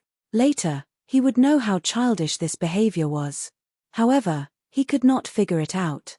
It was only the first time he met this person. There was no enmity between them. Why would he deliberately target him? Chapter 102. After Qin Feiyang entered the alchemy room, Cheng Yi followed him into the alchemy room. The stone door wasn't closed. Lin Chen stood in the middle of the two alchemy rooms. He looked at Qin Feiyang and laughed secretly. I want to see what level of pills you can make. Luo Xiong and the other two sat on the chairs and closed their eyes to recover. The outcome was already decided. There was no need to watch. Everyone, why don't we have a bet? Jiang Haotian, 1 to 10. Cheng Yi, 1 to 2. Fatso suddenly shouted with a wretched smile on his face. I'm not in the mood. Get lost. The surrounding disciples looked at each other angrily. It wasn't that Fatso wasn't welcomed. It was because they all wanted to enter the Danwang Hall. However, they obviously didn't have a chance to enter. There were more than 100 disciples fighting for the remaining 2 spots. The probability was too low. They didn't have the confidence to win. Therefore, they couldn't help but feel irritated. In the 2 alchemy rooms, the alchemy had already started. The 2's movements were very skillful. It wasn't an exaggeration to say that they were as smooth as flowing water. This is unbelievable. Genius Jiang Haotian has only been in the Danwang Hall for 2 months. His speed can actually keep up with senior Cheng Yi? A few disciples discussed softly. Lin Chen was stunned. He said in surprise, "What did you say? He's only been here for 2 months." Yeah. The few disciples nodded. Another disciple suddenly said, "No, he's been outside this month. Therefore, he's only been refining pills for a month. He's so skillful in just a month." Lin Chen was dumbfounded. Could it be that this person was really an alchemy genius? No. Although his speed could keep up, the quality of the pills he made would definitely be inferior. He had a friendly smile on his face, but his heart was filled with coldness. However, they didn't know. Qin Feiyang had only been refining pills for a few days. The rest of the time, he was copying the return formula. 100 breaths passed. Cheng Yi waved his hand. A red pill flew out from the cauldron. He grabbed the pill and, without even looking at it, turned around and walked out of the pill concoction room. He walked up to Lin Chen and presented the pill with both hands, his face filled with confidence. Lin Chen held it in his hand and looked at it. He nodded and said, "Not bad. This healing pill can definitely be considered a high-grade pill." After getting Lin Chen's approval, the confidence on Cheng Yi's face grew even stronger as he said with a smile, "My lord, I'm afraid it's still too early for Jiang Haotian. You have a priceless body, so you'd better go sit outside and wait. I admit that I lost." But at this moment, a helpless voice sounded. "Ha ha." Cheng Yi immediately laughed out loud. He turned around and saw Qin Feiyang walking out of the alchemy room. He crossed his arms in front of his chest and looked at Qin Feiyang. "Even if you admit defeat, you have to take out the medicinal pills you refined and let everyone see how pathetic they are." Qin Feiyang was stunned. Could this person be stupid? He smiled faintly and said, "I think you misunderstood my meaning. Actually, I'm saying that your flattery skills are really top-notch. I admit defeat." Hearing this, Cheng Yi's expression froze and his face immediately darkened. "This is the medicinal pill I refined." Qin Feiyang casually threw a healing pill towards Lin Chen. Lin Chen raised his eyebrows without a trace. Obviously, he, who was used to being flattered, was very unhappy with Qin Feiyang's current attitude. But the smile on his face was still the same. He grabbed the medicinal pill and hurriedly glanced at it. He smiled and said, "This healing pill can at most be considered a low-grade medicinal pill. It's too different from the high-grade healing pill refined by Cheng Yi. Therefore, I now announce that the quota will be given to Cheng Yi." Phew. Cheng Yi let out a long breath and said, "This disciple swears to be loyal to the Danwang Hall for the rest of my life. I swear to defend the dignity of the Danwang Hall with my life." Lin Chen nodded. Cheng Yi turned to look at Qin Feiyang and sneered, "Do you still remember the bet from before?" "Yes." Qin Feiyang nodded. Cheng Yi's eyes flashed coldly and said, Then let's fulfill our promise now. Since we're from the same sect, I'll let bygones be bygones if you break your own arms. Break my own arms? Qin Feiyang narrowed his eyes. This person wanted to kill him whenever he had the chance. Since that was the case, then let's see whose methods were more ruthless. He looked up at Lin Chen and smiled faintly. Look carefully again. Lin Chen smiled. A low-grade medicinal pill is a low-grade medicinal pill. The result will be the same no matter how many times I look at it. Is there a need to? Qin Feiyang really wanted to get along with this person politely. After all, if the Danwang Hall sent this person to be in charge of the assessment, then his status in the Danwang Hall must be high. However, this person did not take him seriously at all. Arrogant and self-righteous. Did he really think he was a big shot? Qin Feiyang's killing intent surged. He quickly drew out the Chang Shui and swung it at Cheng Yi's neck like lightning. Ah! A painful scream rang out in the Pillfire Hall. Bam! The next moment, Cheng Yi fell to the ground, clutching his neck. Blood spurted out from his throat. The surrounding disciples were stunned. Lu Hong's face turned pale. Even Fatso was tongue-tied. Isn't this bastard a little too daring? He actually killed Cheng Yi in the Pillfire Hall? Get out of the way. Elder Mo's roar was heard. Everyone shuddered and hurriedly retreated to the side. The three heavyweights ran over and looked at the dead Cheng Yi on the ground with gloomy expressions. The usual smile on Lin Chen's face disappeared without a trace. All that was left was anger. Jiang Haotian. He suddenly looked up at Qin Feiyang, his entire body cold and threatening. The temperature here plummeted as if winter had arrived. Everyone's pupils constricted and they involuntarily retreated. However, Qin Feiyang wasn't afraid in the slightest. He inclined his head and locked gazes with Lin Chen as he laughed mockingly. If the Pill Emperor Hall is filled with people as mediocre as you, I don't mind not joining the Pill Emperor Hall. With that, he turned and walked out of the hall without looking back. How dare you? Lin Chen was furious. He reached out his hand and grabbed at Qin Feiyang. You're the one who's being impudent. However, at this moment, Luo Xiong roared and threw a slap. Slap. With a crisp slap, Lin Chen flew out and smashed into the wall behind him, spitting out blood. There was a bright red palm print on his face. It even began to swell. The elixir fell out of his hand and onto the ground. How dare you hit me? Lin Chen was dumbfounded by the slap. Because you're from the Danwang Hall, I've been courteous these 2 days. But what about you? Acting all high and mighty all the time, who do you think you are?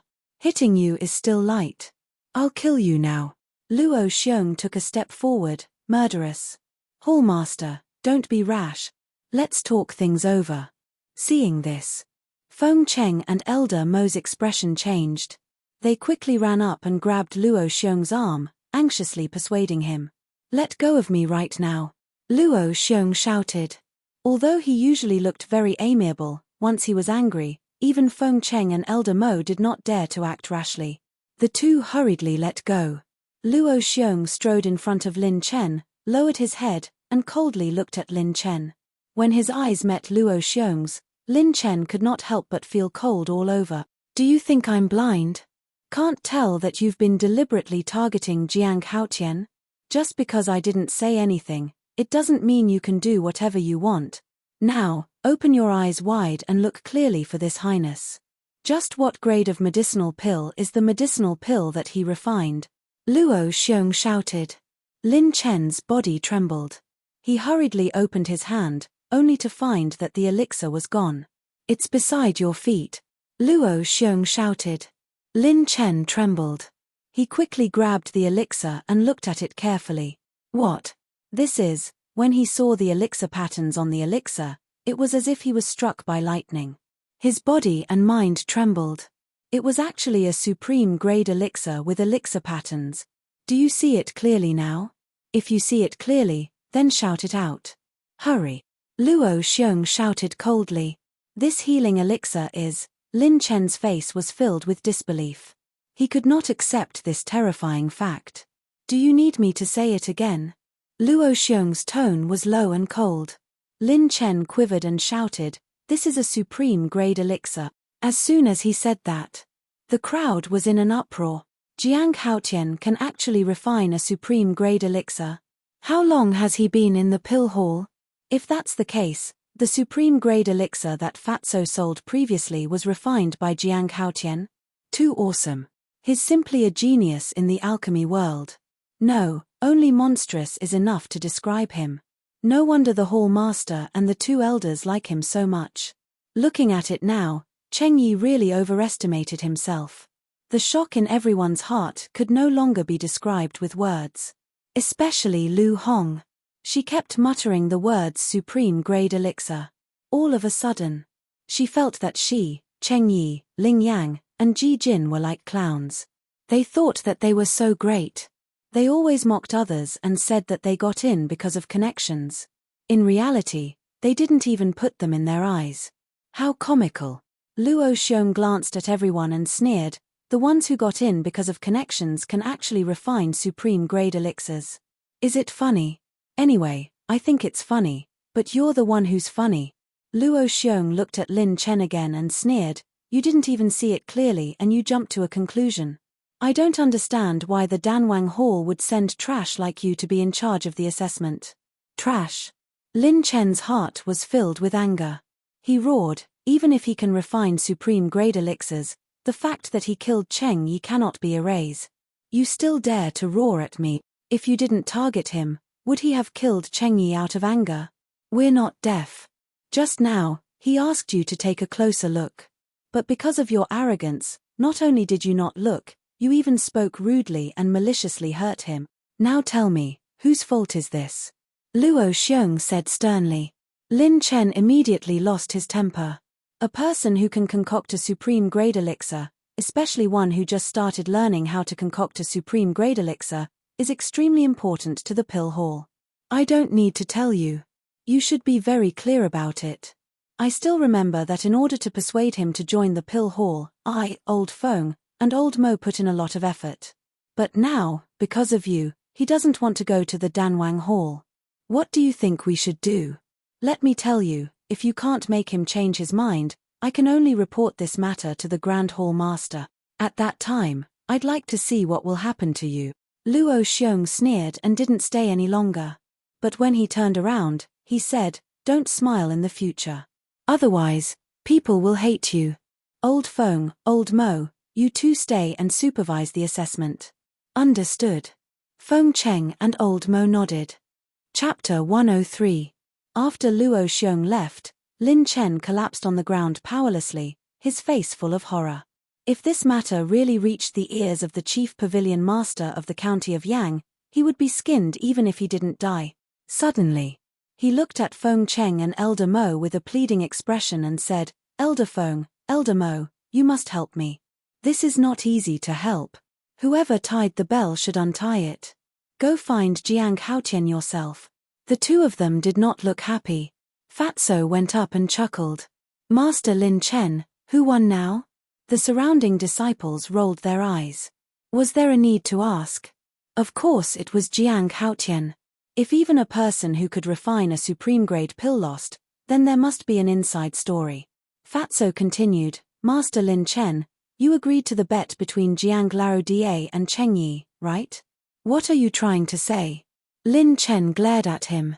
What Fat Lord wants to say is that Jiang Lao Da and Cheng Yi have an agreement. If Jiang Lao Da wins and kills Cheng Yi, you can't do anything about it. But you're using this as a pretext. Don't you think you're hypocritical? Do you know what the Hall Master meant by that sentence? He's saying that when you laugh, you're asking for a beating. No, you're born to be asking for a beating. It has nothing to do with whether you laugh or not. When you're free, go for plastic surgery, lest you get beaten up by a crowd in the future. Fatso chuckled, his face full of disdain. Lin Chen's eyes were cold. But suddenly, he looked at Fatso from head to toe and his heart skipped a beat. He got up and dragged Fatso out of the hall, saying at the same time, come with me. What do you want to do? Bully the weak. Bully the weak. Let me tell you, in broad daylight, in front of everyone, Fat Lord is not afraid of you. Fatso shouted anxiously. It's a good thing. Lin Chen whispered. A good thing. Fatso was slightly stunned, and his heart suddenly bloomed with joy.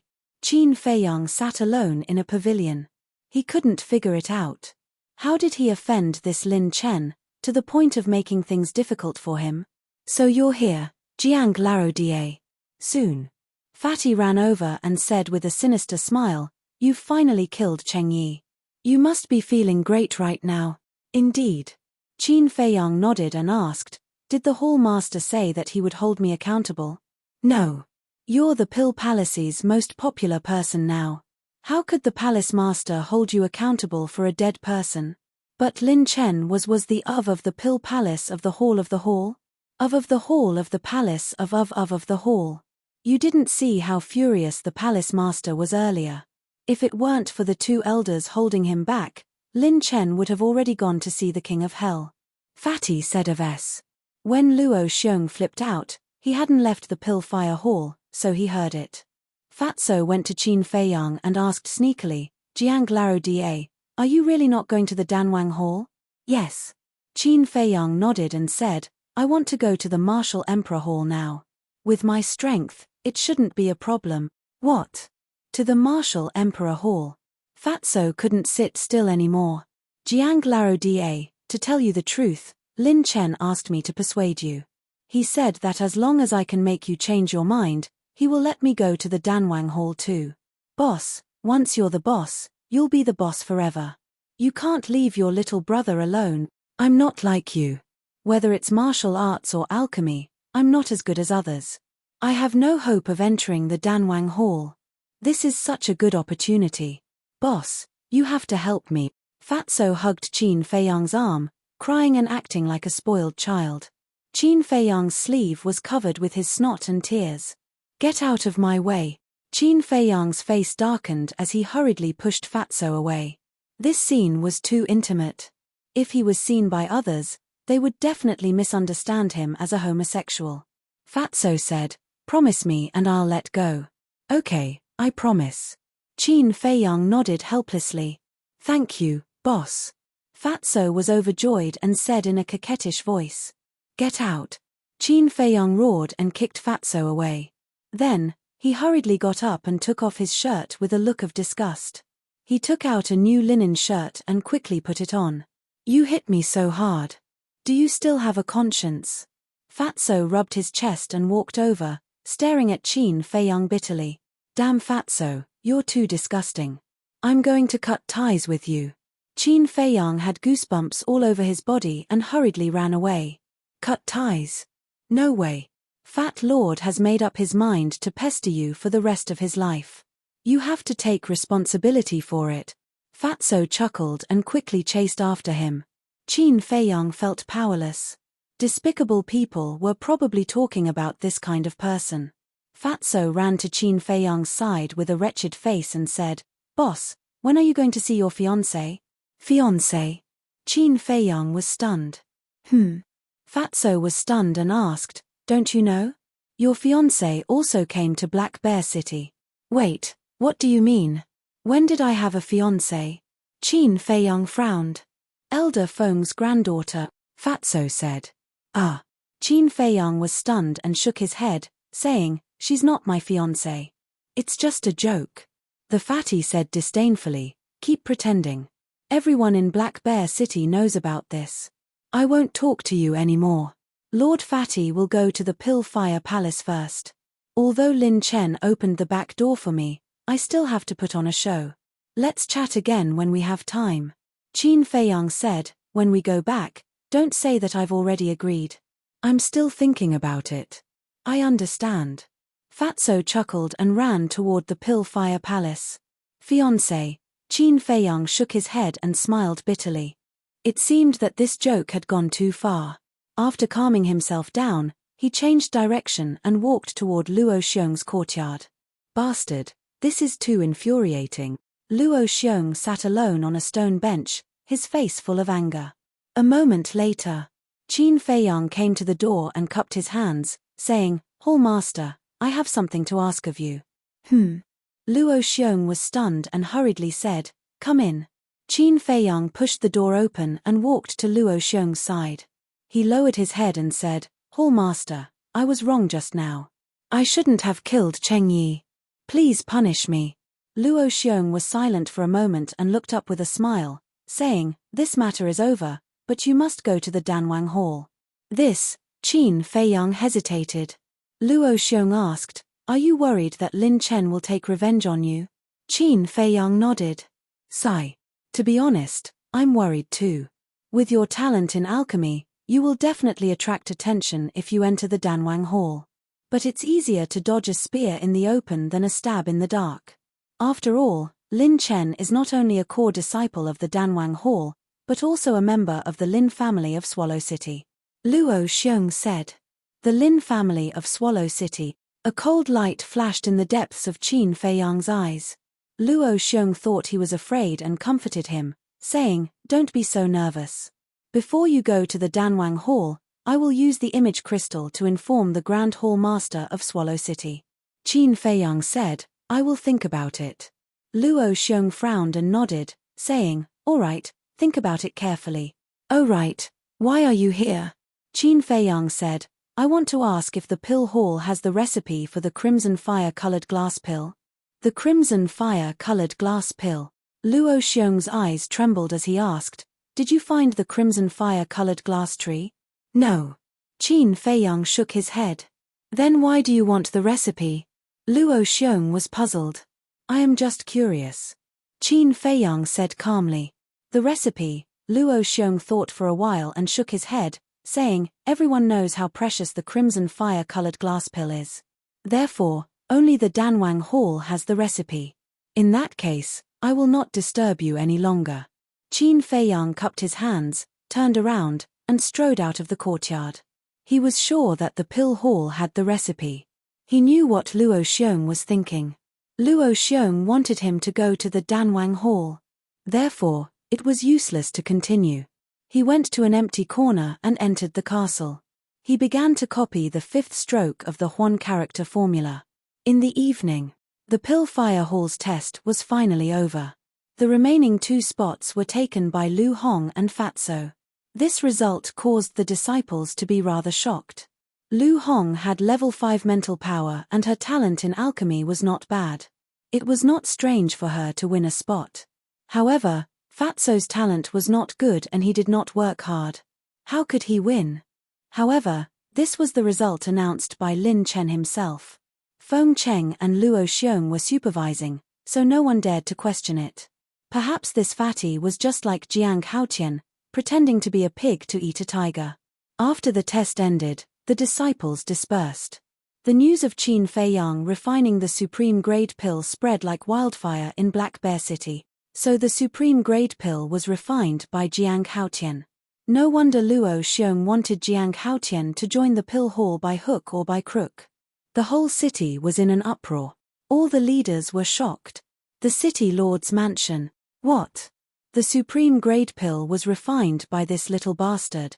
The city lord heard the guard's report and stood up with a face of disbelief. This news was spread by the disciples of the pill hall. It can't be fake. A guard knelt on the ground and said respectfully. The city lord clenched his fists. His eyes were filled with killing intent. Bang! At this time, the door was knocked open. 2 middle-aged men hurriedly walked in. They were the patriarchs of the Jiang and Mu families. "City lord, you also heard about it. What should we do now?" The 2 walked in front of the city lord and asked in panic. Because they were very clear about the value of an alchemist who can refine the supreme grade pill. This kind of person can only be complimented and not offended. But now they offended him. So they must find a way to solve this problem as soon as possible. The city lord said without hesitation, "This kid can't be left alive, otherwise, there will be endless trouble." Mu Jia's lord said, "I also want to kill him because my 2 sons must have been killed by him. But now he's in the pill hall. We have no chance to do it." Jiang clan's lord frowned and said, "Mu Fei and Mu Yang may not be killed by Jiang Haotian. Why don't we apologize to him? Maybe we can save him." "Impossible." The city lord and Mu Jia's lord said at the same time. Jiang clan's lord asked, "Then tell me, how can we get rid of him?" "There must be a way."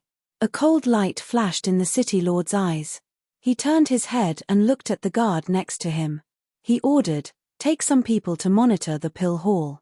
Once Jiang Haotian leaves the pill hall, come back and report immediately." "Yes." The guard nodded and quickly ran out. The city lord looked at Jiang clan's lord and Mu Yang and comforted them. "Don't worry. Even if there's no chance now, we can do it on their way to Yang City." Mu Jia's lord said, "Then we'll go back and wait for the news." "Okay." The city lord nodded. Chapter 104. Jiang clan head was worried all the way. After returning to the Jiang clan, he sat beside the tea table in the meeting hall. The more he thought about it, the more irritated he became. Suddenly, he shouted at the door, "Go and call Jiang Wei and the Great Elder." "Yes." A servant responded respectfully and immediately turned around and ran towards the backyard. After a while, Jiang Wei and the Great Elder came to the meeting hall. Jiang Wei asked, "Father, why did you call us in such a hurry? Did something happen?" The Great Elder was also puzzled. Jiang clan head said, "Jiang Haotian's matter, you all know about it." The two nodded. Jiang clan head said, "I just went to see the city lord. The city lord and the Mu Jia's lord still want to continue to assassinate Jiang Haotian, but I have some hesitation, so I want to ask your opinion. Do we have any other choice now?" The Great Elder asked. Jiang Wei said, "Jiang Haotian is a vengeful man. We have tried to kill him again and again. I'm afraid he won't let it go." Sigh. Jiang clan head sighed deeply. "I understand what you said, but he is now the general trend. If we want to kill him again, it's tantamount to a moth to the flame." Jiang Wei was surprised. "Father, do you want to ask for peace?" "Yes." Jiang clan head nodded. "No." The Great Elder flatly refused. Jiang clan head said, "I know what you hate. Jiang Haotian caused you to lose your arm. He also killed Jiang Sen and the others. But have you thought about it? In fact, we have only ourselves to blame." The Great Elder was silent. "We are different from the Mu Jia and the Ling clan. They have no backing behind them. They can only rely on the city lord. But behind the Jiang clan, there is still my second brother. Although he can't be relied on usually, but when the fate of the clan is at stake, he will certainly not sit back and do nothing. So from the beginning, we shouldn't have been in cahoots with the city lord." Jiang clan head's face was full of regret. The second brother he mentioned is Luo Qingzhu's father, the chief pavilion lord of the Yang County Treasure Pavilion. Jiang Wei asked, "So what is it now? Or is it a mistake? We can't continue to make mistakes." Patriarch Jiang shook his head. His eyes flashed as he said, "I've decided to ask for peace." The Grand Elder said in a low voice, "Even if we take the initiative to ask for peace, Jiang Haotian might not agree." "No, as long as we show our sincerity, he will definitely nod his head. After all, his relationship with Qingzhu is not shallow. The most important thing is that he can refine top-quality pills now. In the future, he will definitely have great achievements. In addition to his relationship with Qingzhu, maybe when the time comes, we can use this relationship to resolve the conflict between me and second brother." Patriarch Jiang said. The Grand Elder's eyes lit up. Patriarch Jiang looked at the Grand Elder and asked, "What do you think?" The Great Clan Elder muttered to himself for a moment before letting out a long sigh. "As long as it can alleviate the conflict between us and second brother, lowering our heads and begging for peace is worth it." Patriarch Jiang smiled. "All right, I'll go look for him now." Jiang Wei said, "Father, let me go." "You?" Patriarch Jiang looked at him suspiciously. Jiang Wei patted his chest and said solemnly, "I promise to complete the mission." The Grand Elder smiled, "Just let him go. After all, they are all young people. There is no generation gap. Moreover, if this kid can build a good relationship with Jiang Haotian, it will definitely be a great help to him in the future." Patriarch Jiang frowned. Finally, he nodded in agreement and said, "I'll say this first. If you ruin the plan, I will beat you to death when you come back. Go quickly. So ruthless. Is he still my father?" Jiang Wei mumbled unhappily. "Where is my fiancé?" "Somewhere in the Pill Palace," A delicate voice sounded. It was like the roar of a lion from the east of the river, resounding through the night sky. The masked lady was holding an umbrella and angrily walking towards Feng Cheng's courtyard. Ling Yunfei brought his mother and followed behind the masked lady. His face was full of bitter smiles. His fiancée came to find him? Hehe, there will definitely be a good show to watch later. Fatso ran over stealthily as if he wanted to see the world in chaos. At the same time, Qin Feiyang also heard the ladies shout. A bitter smile appeared on his face. What he was worried about finally came. He closed the iron book and listened carefully for a while. When he didn't hear any footsteps, he left the ancient castle and walked slowly along the small path. In front of the courtyard, the masked lady kicked open the courtyard's door like a fierce tigress. Feng Cheng opened the door and looked at the masked lady unhappily. This is the Pill Palace's important place. How can you barge in like this? Where is your manners? Don't try to change the topic. The masked lady quickly walked forward and grabbed Feng Cheng's beard. She walked into the attic and stood in the middle of the hall. She said angrily, "Tell me, why do I have a fiancé?" Ouch, ouch, ouch. Girl, let go. Let go. Feng Cheng roared. Ling Yunfei and his mother stood at the side and couldn't help but laugh. Luo Xiong and Elder Mo heard the commotion and immediately rushed over. When they saw this scene, they immediately revealed a playful smile. Greetings to the two lords. Ling Yunfei cupped his hands and said, "Don't be so polite in private." Luo Xiong smiled. He looked at Ling Yunfei's mother and said, "If I remember correctly, you're called Liu Ji, right?" "Yes." Liu Ji nodded. She was a little flattered. Seeing this, Ling Yunfei grabbed his mother's hand. He looked at Luo Xiong, Feng Cheng and Elder Mo and bowed. "I haven't had the chance to meet the three of you. I heard that senior sister Feng is coming to the Pill Palace. So, I brought my mother here shamelessly to thank you in person. Thank you for helping me save my mother. I, Ling Yunfei, will never forget this kindness." Ling Yunfei said solemnly. Luo Xiong revealed a gratified smile and said, "The one you should thank the most is Jiang Haotian." "Indeed." Ling Yunfei nodded. "I say, are you done chatting? This girl is crazy. Come and help her." Feng Cheng roared angrily. The few of them looked at each other and smiled. Luo Xiong shook his head and said, "This is your family matter. We can't help you." Then, he and Elder Mo crossed their arms, as if they were ready to watch a show. Ling Yunfei and his mother naturally didn't dare to interfere. "You have no loyalty." Feng Cheng glared at Luo Xiong and Elder Mo. After Luo Xiong appeared, the masked woman also restrained herself a lot. She let go of her hand and bowed to Luo Xiong and Elder Mo. The two of them also smiled and nodded. The masked woman turned her head and stared at Feng Cheng. She snorted and said, "You've only been in the Martial Imperial Palace for less than 2 years, and you actually have a fiancé out of nowhere." Feng Cheng laughed embarrassedly. "Girl, you can't blame grandfather for this. It's all Jiang Haotian's fault. If you want to find him, go find him. Even if you peel off his skin, grandfather won't blame you." Jiang Haotian. The masked woman frowned and gritted her teeth. This woman can't be provoked. Qin Feiyang hid outside the door and muttered secretly. In fact, he had arrived long ago. But when he saw that Feng Cheng's granddaughter was actually the masked woman he met yesterday, he didn't dare to go in. Because this woman was simply too valiant. Jiang Wei's fate was still vivid in his mind. He didn't want to eat dirt in front of everyone.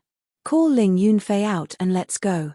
He bent down and poked his head out, looking at the people in the hall.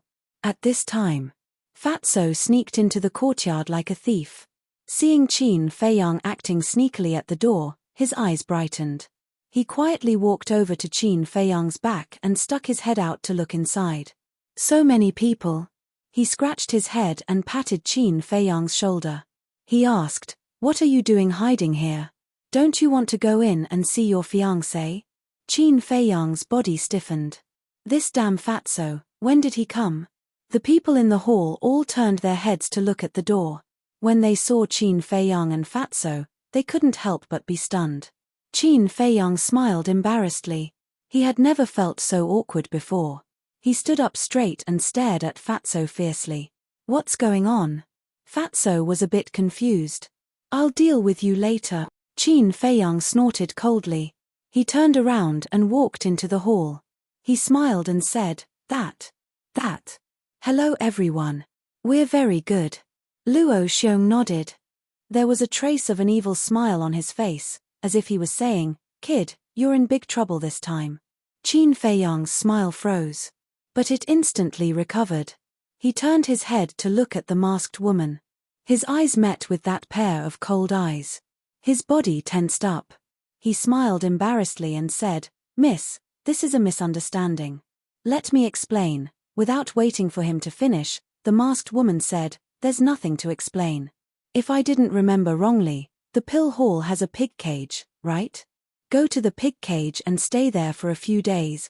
After saying that, she took a step forward and instantly landed in front of Qin Feiyang. She reached out her hand and grabbed towards Qin Feiyang's shoulder. She's indeed a difficult woman. Qin Feiyang mumbled. He used the shifting smoke steps without hesitation and quickly retreated. He didn't want to go to the pig cage. Seeing Qin Feiyang dodging, the masked woman was surprised. You have some skills. But you don't have the ability to escape from me. The masked woman smiled coldly. She caught up with Qin Feiyang in one step. Her hand reached out like lightning and grabbed his wrist. Her 5 fingers were like jade. Her skin was like cream. It gave Qin Feiyang a very comfortable feeling. But at this moment, he didn't have the mood to feel it. He smiled and said, Miss, men and women shouldn't touch each other. Aren't you my fiancé? Does it matter? The masked woman smiled playfully. Qin Feiyang hurriedly said, This is really a misunderstanding. Ling it's really you.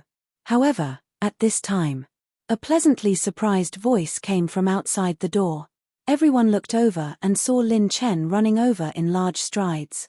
Qin Feiyang was surprised. When he saw Lin Chen, he actually felt that the masked woman's arm was slightly stiff. Could it be that the two know each other? Qin Feiyang mumbled. Lin Chen ran into the hall and saw that the woman was actually grabbing onto Qin Feiyang's hand.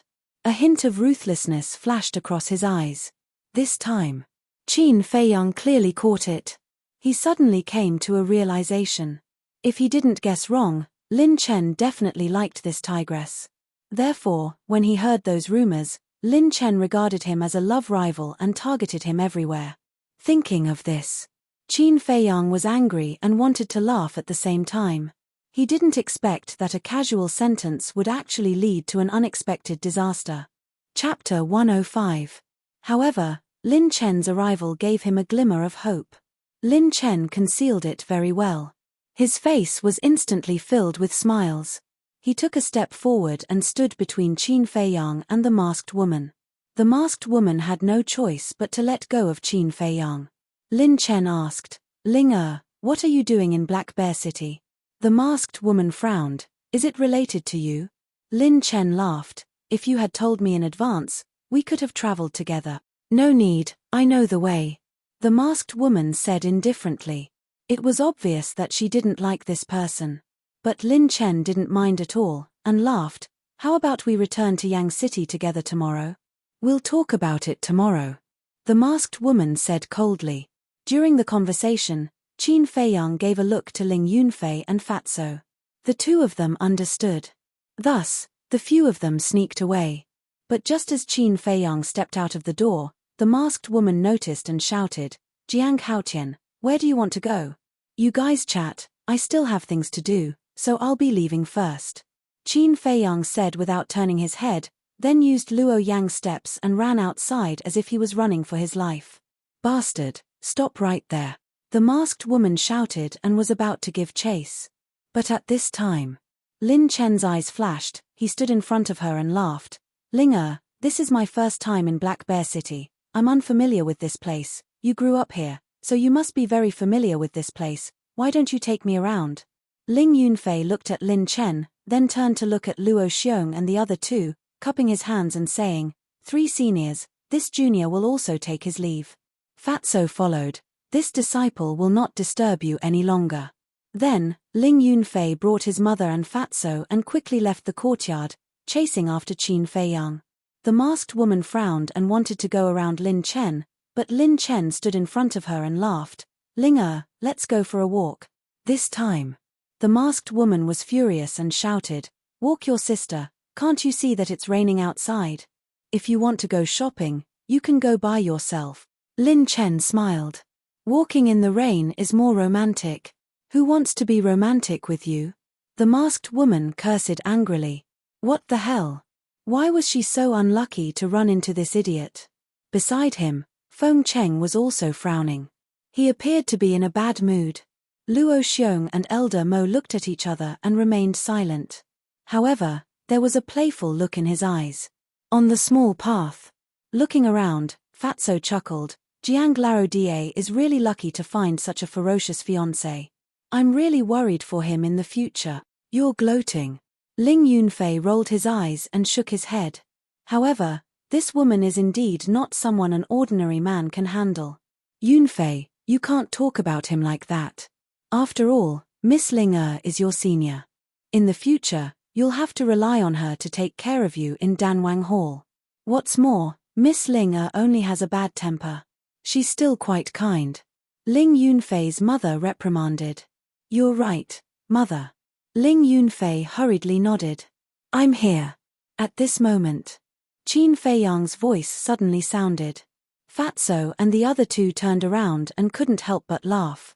They saw Qin Feiyang hiding behind a small tree, looking behind the three of them. His whole body was already drenched. Ling Yunfei shook his head. Don't look. She was stopped by Lin Chen and didn't chase after us. Phew. Qin Feiyang let out a long breath and walked out from behind the small tree. Fatso said disdainfully, Jiang Laro Da, back then, when Ling Yunfei and Ling Sheng were fighting, you were able to face so many big shots without batting an eyelid. Why are you afraid of a little girl now? You're really a disgrace to us men. If it was me, I would directly push her down and do her on the spot. Qin Feiyang's face twitched. Don't just talk about it. If you have the guts, go ahead.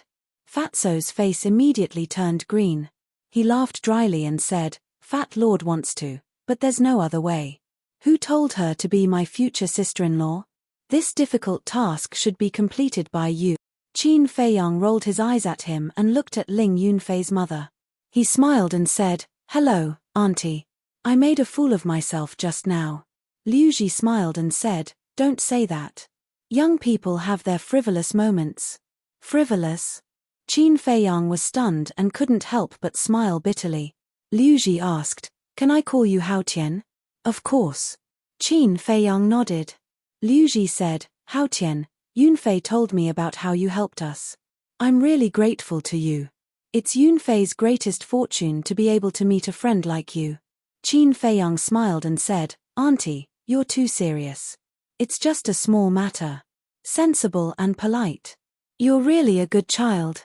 Liu Ji's face was full of smiles. She liked Qin Feiyang very much. She sighed and said, If Yunfei is half as promising as you, then I can also smile in the underworld. Ling Yunfei said with dissatisfaction, Mother, your son is not bad either. Also, don't say such inauspicious things in the future. You will definitely live a long life. Yes, yes, yes. Liu Ji nodded with a face full of love. Looking at this warm scene, Qin Feiyang couldn't help but think of a dignified figure. He looked up at the dark night sky and murmured, Mother, how are you in the capital? Ling Yunfei suddenly patted him on the shoulder and said with a smile, Mother asked me to book a banquet at Spring Breeze restaurant. First, to thank you. Second, to give us a farewell dinner. How about it? Give me some face. Auntie came in person. Of course, I have to go. Qin Feiyang calmed himself down and nodded with a smile. Fatso hurriedly said, Then what about me? Don't forget that Fat Lord helped me a lot in the past. Ling Yunfei shook his head and said with a smile, I won't forget you. I will definitely have a few drinks with you later. I will accompany you to the end. Fatso chuckled. The four of them held 2 umbrellas and left the Pill Palace while chatting and laughing. In the rainy night, 2 black figures were sneakily following behind the 4 of them. However, There was another person behind the two black figures. He was wearing a cloak and a black mask on his face. His face couldn't be seen clearly. Fatso frowned and said in a low voice, Jiang Haotian, Ling Yunfei, do you feel it? Yes. The two of them replied and secretly glanced behind them.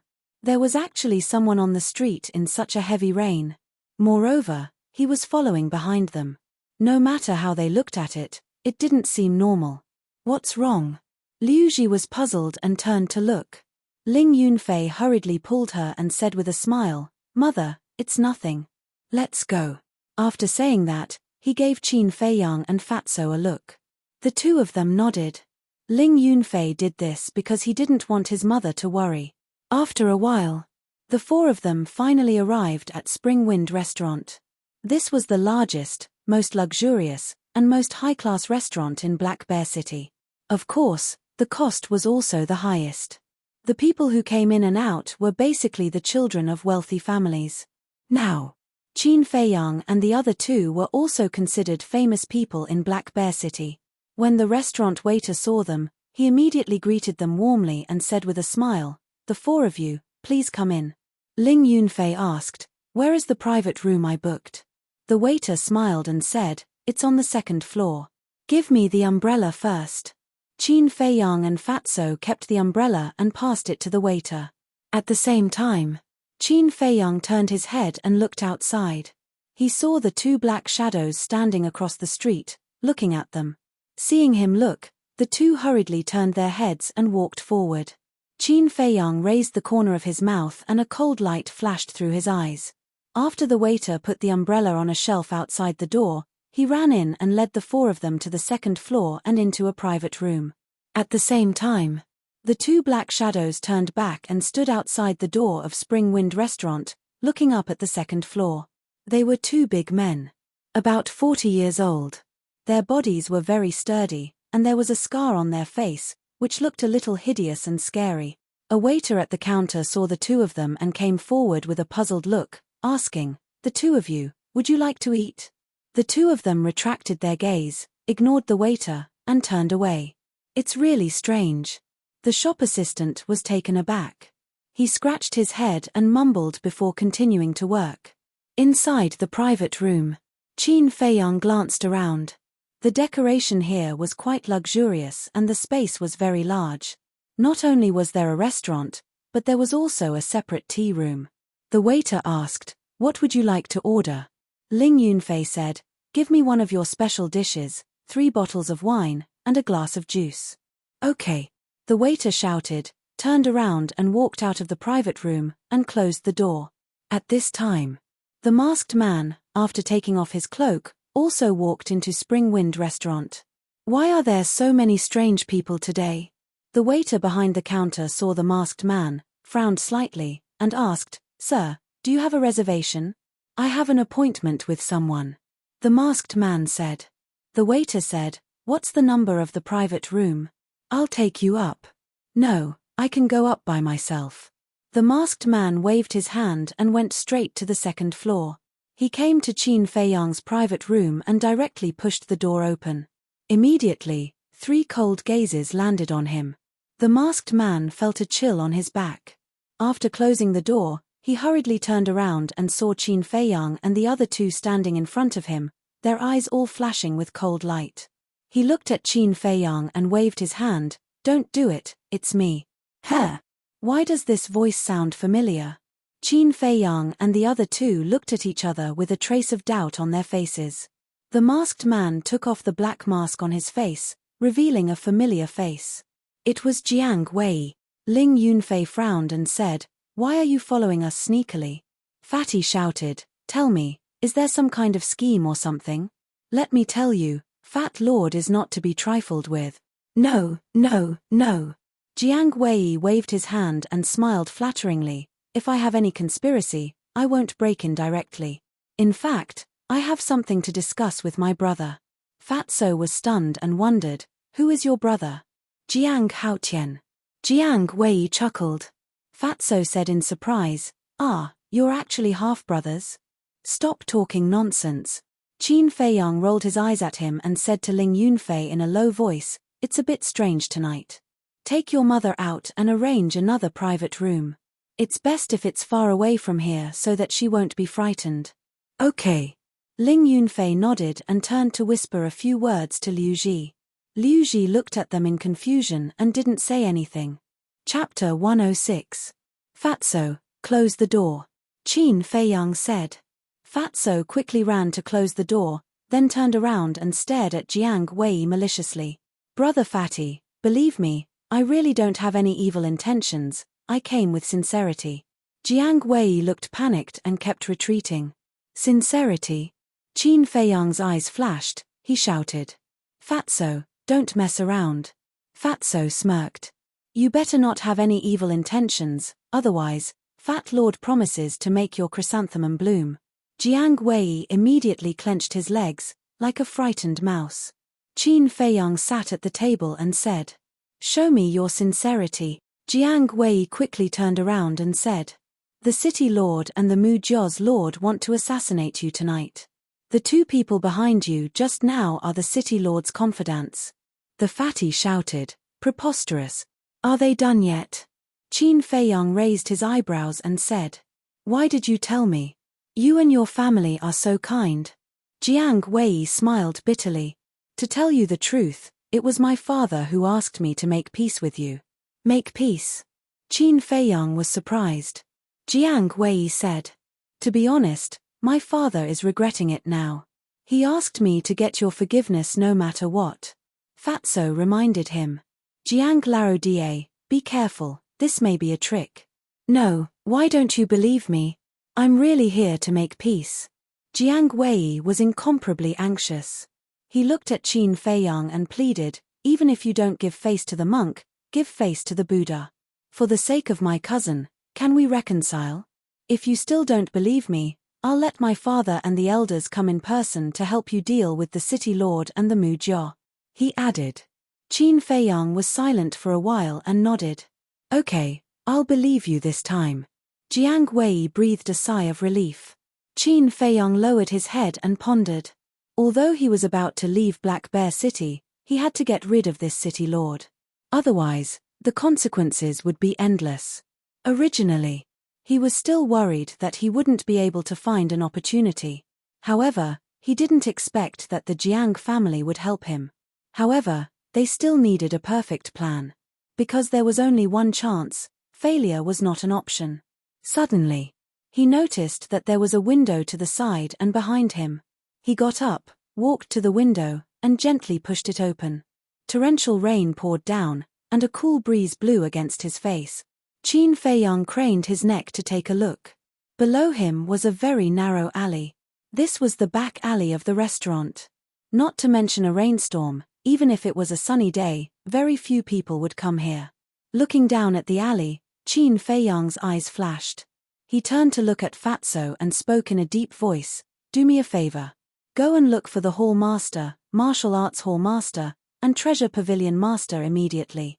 Tell them that I invited them to watch a good show. Remember, don't let anyone see it. All right. Fatso nodded, jumped down from the window, landed in the alley, and quickly disappeared into the rainy night. What do you want to do? Jiang Wei was surprised. What? Qin Feiyang smiled coldly and said, Tonight, I want to eliminate all these hidden dangers. Jiang Wei's eyes lit up. This was a good opportunity. Now, the Ling family had been destroyed. If the Mu family was also destroyed tonight, then wouldn't Black Bear City be the world of the Jiang family? I'll go back first. After saying that, Jiang Wei also left the alley.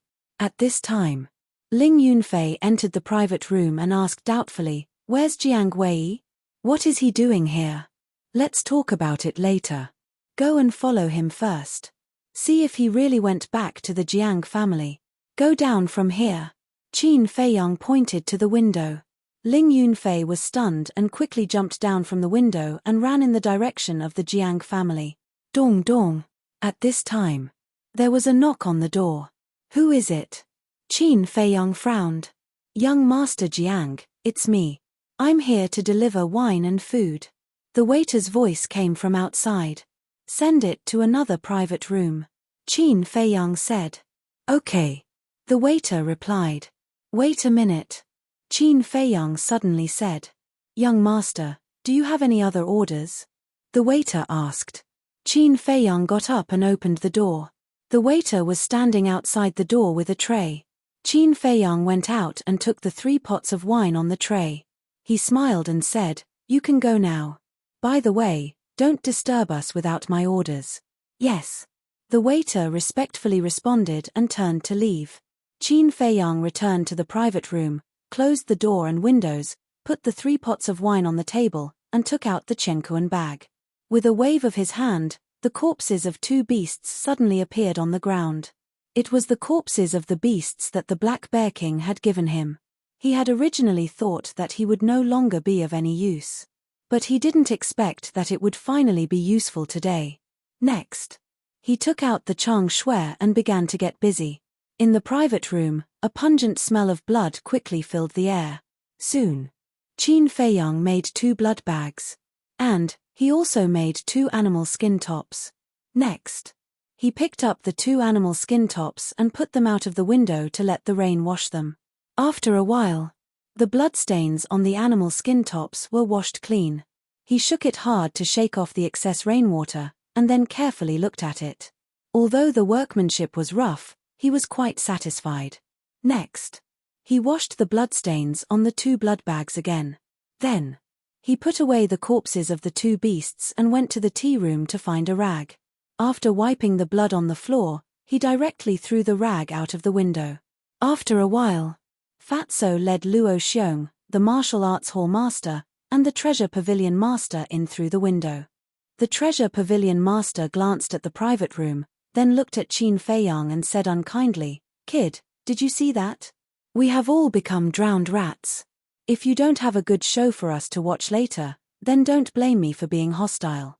The most important thing was, they were all people with status, and they were actually allowed to climb through the window. If this were to spread out, who knew how many people would talk about them behind their backs? Qin Feiyang smiled and said, I promise that I won't let you down. What is this? Fatso walked to the front of the animal skin tops and blood bags and looked at them curiously. Luo Xiong and the other 2 were also puzzled. At this time, Ling Yunfei, Jiang Wei, and the Grand Elder also came in through the window. Luo Xiong and the other 2 were stunned. Why did even the Jiang family come? And they were also sneaky. Greetings to the 3 lords. Jiang Wei and the Grand Elder bowed. The 3 nodded. The Grand Elder looked at Qin Feiyang and apologized. Some time ago, I am really sorry, this time I came, I hope I can do something. Let's not talk about the past. Qin Feiyang smiled faintly and asked, Where is the Jiang family head? Father is now in the City Lord Mansion. Jiang Wei said with some worry. Why is he still going to the City Lord Mansion? Qin Feiyang frowned. Don't get me wrong, it's because if father doesn't go, the City Lord and the Mu family head will definitely be suspicious, maybe they will change their plan. Jiang Wei hurriedly explained. So that's the case. Qin Feiyang suddenly understood and comforted him. Don't worry, your father is the head of the family, he will definitely be able to deal with it. After the matter here is dealt with, we will immediately go to the City Lord Mansion. Jiang Wei nodded. Immediately, Qin Feiyang directly lifted the tablecloth and grinned at Luo Xiong and the others. I have to trouble you, Grand Elder, Jiang Wei, Fatso, you have to hide inside. What? You want us to hide under the table? Boy, don't push your luck, I'm telling you. Luo Xiong's face turned black on the spot. I have no choice, although this place is big, the only place to hide people is under the table. Qin Feiyang smiled bitterly. Knock knock. At this time, there was another knock on the door. Qin Feiyang made a silent gesture to Luo Xiong and the others. Seeing this, Luo Xiong and the others also frowned and looked at the door. The whole room was dead silent in an instant. Qin Feiyang asked, Who is it? Lord, we are here to deliver wine. A strange voice sounded outside. Qin Feiyang raised his eyebrows. Before, he clearly told the waiter not to disturb him. And the wine had already been delivered. What wine was there to deliver? Something was wrong. Qin Feiyang's heart sank, and said, "You may have made a mistake, our wine has been delivered." The man outside said, "It's like this, our shopkeeper said that you are honored guests, and asked us to send a few more pots." "Do you charge?" Qin Feiyang asked. The man outside replied, "The shopkeeper said that it is free of charge." "Honored guests? Free?" Qin Feiyang frowned. Originally, he thought that it was someone from the city lord's mansion. But when he heard that the wine was sent by the shopkeeper, he was a little confused. After all, the news that he had refined the best quality pill had already spread in Black Bear City, and it was not impossible for the shopkeeper of Spring Breeze House to curry favor with him. Whether it's true or not, it's always right to take precautions. Qin Feiyang muttered and said to the door, "Wait a moment." He looked at Luo Xiong and the others and whispered, "There's no time, you guys hide inside." "Bastard, I'll deal with you later." Luo Xiong glared at him fiercely and crawled under the table. The martial arts hall master, treasure pavilion master, Jiang Wei, the Grand Elder, and Fatso all followed. Fortunately, the table was big enough, or there would not be enough space. After putting down the tablecloth, Qin Feiyang took off his shirt and said to Ling Yunfei, "Quickly put on the beast skin clothes and put the blood bag on your heart." Ling Yunfei's mind was full of doubts, but he did not ask anything and quickly took off his clothes. After putting on the beast skin clothes, the two of them put on their clothes again and put the blood bag on their heart. After doing all this, Qin Feiyang whispered a few words in Ling Yunfei's ear. Ling Yunfei's eyes suddenly became cold, but he immediately covered it up. Then, the two of them sat at the table and each picked up a wine pot. Qin Feiyang said lightly, "Come in." The door was immediately pushed open. 3 waiters walked in one after another. Each of them carried a tray with 3 pots of wine on it. Seeing that there was only Qin Feiyang and Ling Yunfei in the private room, the 3 of them were slightly stunned. One of them asked, "Young Master Ling, where's your mother? And where's that fat lord? Why don't I see them?" Qin Feiyang and Luo Xiong shuddered. As a waiter of a restaurant, it was impossible for him to ask such a question in front of an important guest. Ling Yunfei smiled calmly, "They have something to do," and went out. "Oh right, why haven't I seen you before? Are you new here?" One of them smiled, "Yes, we just arrived yesterday." Hearing this answer, the two of them immediately knew. Chapter 107. Generally speaking, the newcomers would not understand many things and would need a veteran to guide them for a period of time. Especially for a big restaurant like Spring Breeze Restaurant, the requirements for the waiters were very strict. It was impossible to let the newcomers entertain the distinguished guests alone. It was even more impossible to let the 3 newcomers entertain them. Besides, it was just a few pots of wine. Was there a need for the 3 of them to come together? There was no need at all. Therefore, there was a problem with the 3 of them. The 3 of them carried the tray and strode to the dining table. After putting the tray on the table, the 3 of them looked at each other with murderous intent in their eyes. But at this moment, Qin Feiyang's finger moved slightly and knocked over the wine pot, causing it to roll on the ground. The floor was covered with carpet, so the wine pot did not break. Seeing this, the 3 of them came over to help pick it up. Qin Feiyang smiled faintly and said, "It's okay. I can pick it up myself." He bent down and lifted the tablecloth so that he was face to face with Luo Xiong. He whispered, "No matter what happens later, don't come out." His voice was so soft that only Luo Xiong could hear it. After finishing his words, Qin Feiyang grabbed the wine pot, put down the tablecloth, and sat up. At this moment, 2 of them abruptly leapt up. "What are you doing?" Qin Feiyang and Luo Xiong were shocked and angry. The 2 of them did not say a word, but a cruel smile appeared on their faces. They stretched out their arms. True qi surged in their palms. They slapped at Qin Feiyang and Luo Xiong. "Damn it!" Qin Feiyang and Luo Xiong roared and hurriedly got up to escape. Just as they got up, the 2 of them slapped at their chest. "Ah!" With a scream, they flew out horizontally and crashed into the wall behind them. Bang! A big hole appeared in the wall. Like 2 meteorites, they fell into the alley. Hearing the commotion, the martial arts hall panicked and was about to rush out. Luo Xiong grabbed him and shook his head. He also signaled to the others not to go out. The three waiters walked to the hole and looked down. They saw Qin Feiyang and Luo Xiong with their eyes closed and blood spurting out from their chest. At this moment, they looked like two bloody men. Even the puddles around them were dyed red. Da. At this moment, the sound of messy footsteps could be heard. It was obvious that the noise just now had alarmed the people of Spring Wind House. The three assistants looked at each other and jumped down from the hole, quickly disappearing into the rainy night. Dong. A series of urgent knocks sounded on the door. Young Master Jiang, what happened? Young Master Jiang, are you there? If you don't answer, we're going to knock the door down. With a bang, the door was knocked open and 6 workers swarmed in. How could this be? Seeing the blood all over the floor, and the big hole in the wall, all 6 of them turned pale. Cough. Suddenly, 2 coughs came from the alley. The 6 of them hurriedly ran over, and when they lowered their heads to take a look, their bodies trembled.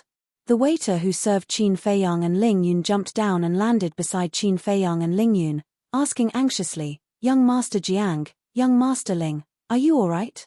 Qin Feiyang opened his eyes and shook his head. I'm fine. Ling Yunfei also opened his eyes.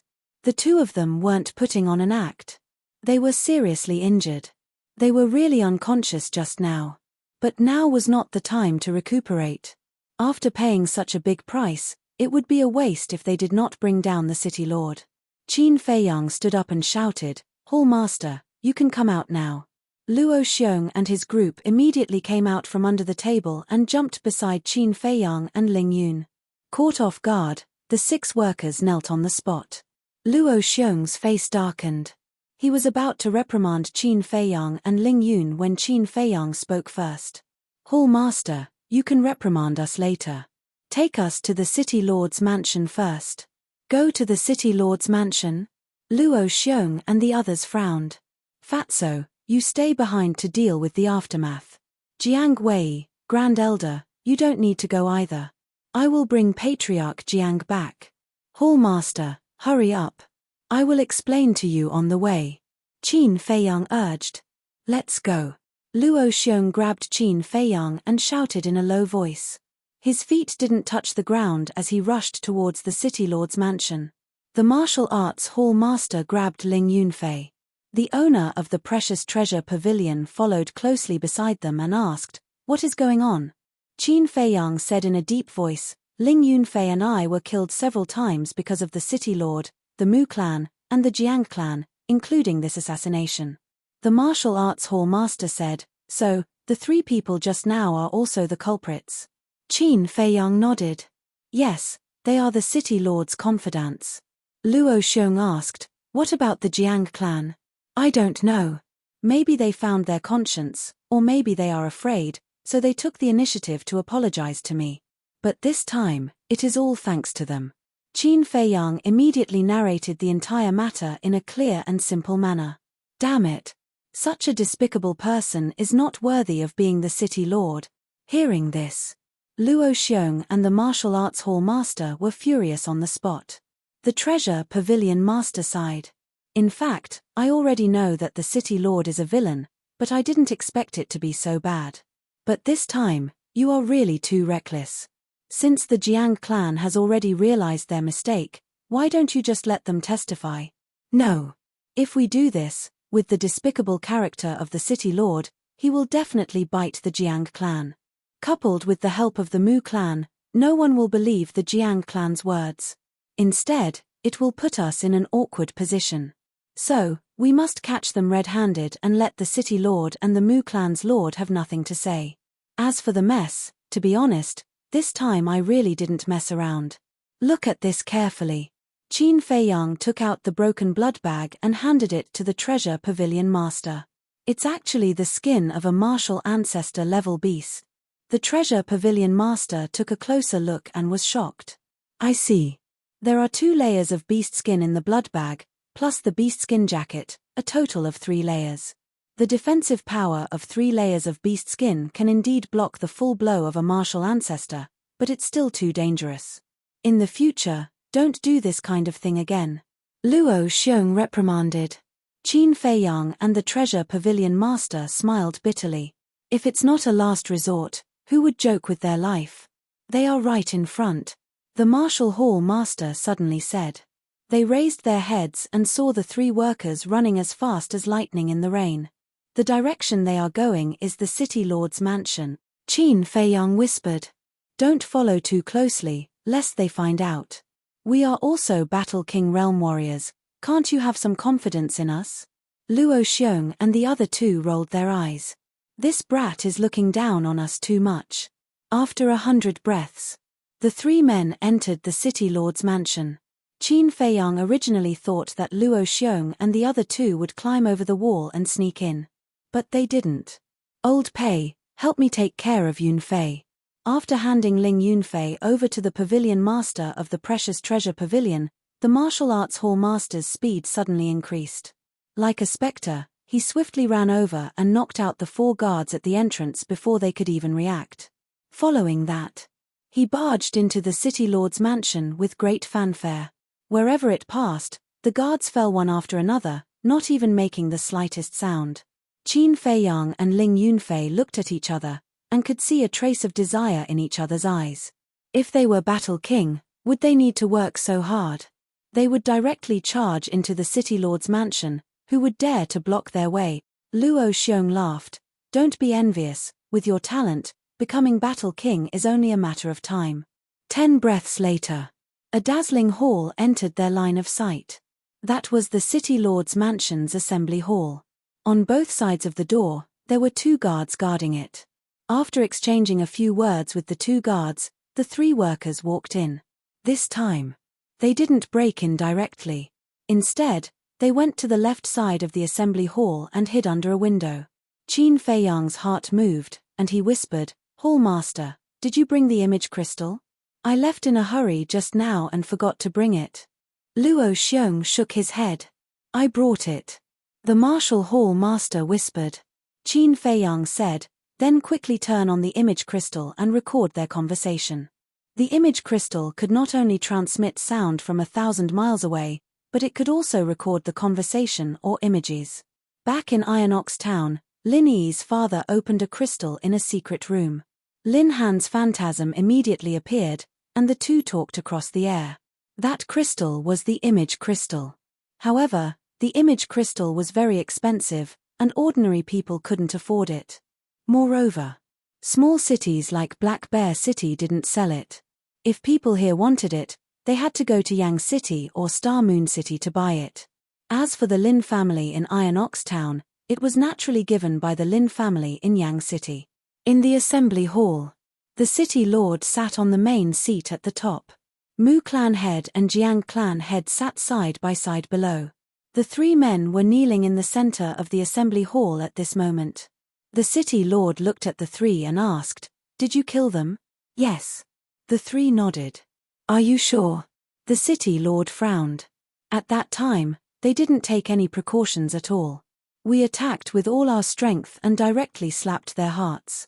When we went to see them, not only were they dead, but their hearts were also spurting blood. Their hearts must have been broken. So, we are sure that Jiang Haotian and Ling Yunfei are dead. The 3 of them vowed solemnly. Ha ha, 2 little beasts, you really don't know what's good for you. How dare you go against this city lord? Don't you think about who is the emperor in Black Bear City? No one who offends me has a good end. You did a very good job, go down and receive your reward. The city lord laughed again and again. He was so arrogant that he almost forgot himself. Thank you, Lord. The 3 bowed and retreated. The Mu clan head also smiled and was very happy. The Jiang clan head frowned and got up. City lord, when Luo Xiong receives the news, I'm afraid he won't let it go. So what? Even if they guessed that I did it, without evidence, would they dare to come to the city lord's mansion to make trouble? However, I really hope they can come and make trouble. Because in this way, I can report them to Yang Wang, saying that they gathered people to make trouble, slandered me, and despised the royal power. At that time, humph, I'm afraid they will have to get out of Black Bear City. The city lord snorted, his face was full of contempt. But before his voice fell, A sneer came from outside the window next to him. Lord, did you hear that? If we didn't hold back, we would have been bitten by him now. Who? Get out of here. Chapter 108. Bang. The window was broken. A figure fell in the hall. It's Qin Feiyang. He looked up at the city lord and laughed. You're really forgetful. You can't even recognize my voice. How could this be? Why aren't you dead? The city lord and Mu Jiao lord's eyes widened in disbelief. There's a hint of joy in Lord Jiang's eyes. But the next moment, his face was cold as he shouted. You dare to come to my door, I'll kill you now. After that, he rushed towards Qin Feiyang with a murderous look. Yes, kill him. Don't let him escape. The city lord and Mu Jiao lord roared. But soon, they were dumbfounded. When Lord Jiang rushed to Qin Feiyang, his murderous aura disappeared instantly. His face was full of apology. Thank you for your forgiveness. That's right. He didn't want to kill Qin Feiyang, he just wanted to use this opportunity to shift his position. Because once he learns that he betrayed the city lord will definitely not let him go. So he had to leave in advance and stay away from the city lord. Qin Feiyang smiled and said, Senior, you're being too polite. This junior has also done something wrong. Please forgive me for offending you. Hearing this, Lord Jiang's heart was even more ashamed, but there was a smile on his face. Jiang Rong, what are you doing? After the city lord reacted, he immediately roared. Lord Jiang turned around and looked at the city lord and Mu Jiao lord. What I'm doing, isn't it obvious? You dare to betray the city lord, you're really looking for death. Mu Jiao lord roared. Humph. A cold snort sounded. Luo Xiong, the Martial Hall Lord, the Treasure Pavilion Lord, and Ling Yunfei entered the hall one after another. Why are you all here? Mu Jiao Lord's face suddenly changed, he hurriedly retreated behind the city lord, his whole body and mind were instantly overwhelmed by fear. The city lord was also shocked. But when Lord Jiang saw Luo Xiong and the other two, he was relieved. This time, he was not afraid of the city lord's revenge. A dignified city lord has actually repeatedly attacked two juniors. Do you still have any sense of shame? He actually wants to drive us out of Black Bear City. King Yang gave you the power to benefit the people, not to commit crimes. Do you really think that you are the emperor of Black Bear City and can cover the sky with one hand? Let me tell you, just based on what you said just now, it's enough to send you to hell. Luo Xiong roared, his eyes cold and piercing. The city lord's pupils shrank. The word emperor was a taboo in the Grand Qin Empire. Even the royal family did not dare to call themselves the emperor. This was because the emperor represented the authority of the emperor and was supreme. Claiming to be an emperor was the same as looking down on the authority of the emperor, and the 9 generations of his family would be exterminated. In the entire Great Qin Empire, there was only one person who dared to call himself the emperor, and that was the true ruler of the Great Qin Empire. Just now, he did say that. Moreover, he said it without any hesitation. Because he has full confidence that Lord Jiang and Lord Mu will never dare to go out and talk nonsense. But he never expected that the Jiang family head would betray him. It was even more unexpected. These words would be heard by Luo Xiong and the others. This was a serious crime. If the king of Yang were to hear about this, he would not be able to escape death no matter how powerful he was. What should he do? Yes. Don't admit it. He glanced at Qin Feiyang and the others and said lightly, Did this city lord say that? Who can testify? Don't think that you can slander this city lord just because you joined forces. There are still laws in this world. Mu Jiao's lord shouted. Yes, you are spreading rumors and slandering people. Luo Xiong and the others clenched their hands. They really didn't expect that these two people would be so shameless. Now, they have to admire Qin Feiyang's foresight. If they didn't use the image crystal to record the conversation, even if they were in the right now, they wouldn't be able to explain it clearly. Nothing to say now. But this matter is not over. I will report you to the King of Yang, accusing you of forming a clique and slandering a good person. The city lord sneered. Ha ha, the Martial Hall master laughed, took out the image crystal, and said sarcastically, Unfortunately, your conspiracy won't succeed, because I have recorded everything you said just now. What? The city lord was shocked. Swish. The next moment, he dashed out like a bolt of lightning, intending to snatch the image crystal. Humph. The martial hall master snorted, the image crystal disappeared in an instant, and he stepped forward to meet the city lord. Go to hell. The city lord roared. Now, he can only cut off all means of retreat and kill these people. Kill me, you are not qualified. The martial hall master sneered. Both of them were emitting a bright battle chi, and their momentum was soaring to the sky. You guys get out of here. Luo Xiong shouted to Qin Feiyang and the others. Once the battle kings fight, the destructive power caused is extremely amazing. If Qin Feiyang and the others stay here, they will only become cannon fodder. This point, they are also very clear. So when they heard Luo Xiong's shout, Qin Feiyang, Ling Yunfei, and Lord Jiang immediately turned around and ran out of the hall. At the same time, Lord Mu was also running away. Boom. Several people just ran out of the hall. The martial hall master and the city lord punched each other. Immediately, a terrifying wave of destructive air rushed out from the two of them like a tidal wave, covering the sky and covering the earth as it surged out in all directions. The tables and chairs were instantly shattered. The stone pillars were constantly collapsing. In an instant, the interior of the palace was destroyed beyond recognition and shattered into pieces. Even the whole hall was shaking. The destruction caused by the battle between battle kings is too terrible. Seeing this, Qin Feiyang and the others retreated again and again. Suddenly, Lord Jiang frowned and turned to look at the left side of a narrow path. A black shadow was fleeing toward the gate of the City Lord mansion. It was Lord Mu. Old dog Mu, where do you think you're going? Lord Jiang roared, his true chi gushed out. With a strong murderous intent, he chased after Mu. Ling Yunfei asked, what should we do? These changes came too fast, making him a little helpless. Qin Feiyang said in a deep voice, it's better to die than to live in Dishina. The city lord's momentum is gone, he will definitely fight to the death. Let's quickly leave the city lord mansion. But before his voice fell, the city lord's roar came out from the hall. Everyone listen to my order, at any cost. Kill Jiang Haotian and Ling Yunfei. The voice contained endless murderous intent. The two men's faces changed greatly, they quickly turned around and fled outside. The nearby guards also immediately rushed toward the two men. The entire city lord mansion was in chaos. Kill them. Several guards rushed from the front, each holding a sharp weapon in their hands, shining with cold light. Qin Feiyang's face sank, he glanced around and shouted, go to the right. Go over the wall. However, after a few steps, a group of guards rushed out in front of them. Bastard, fight.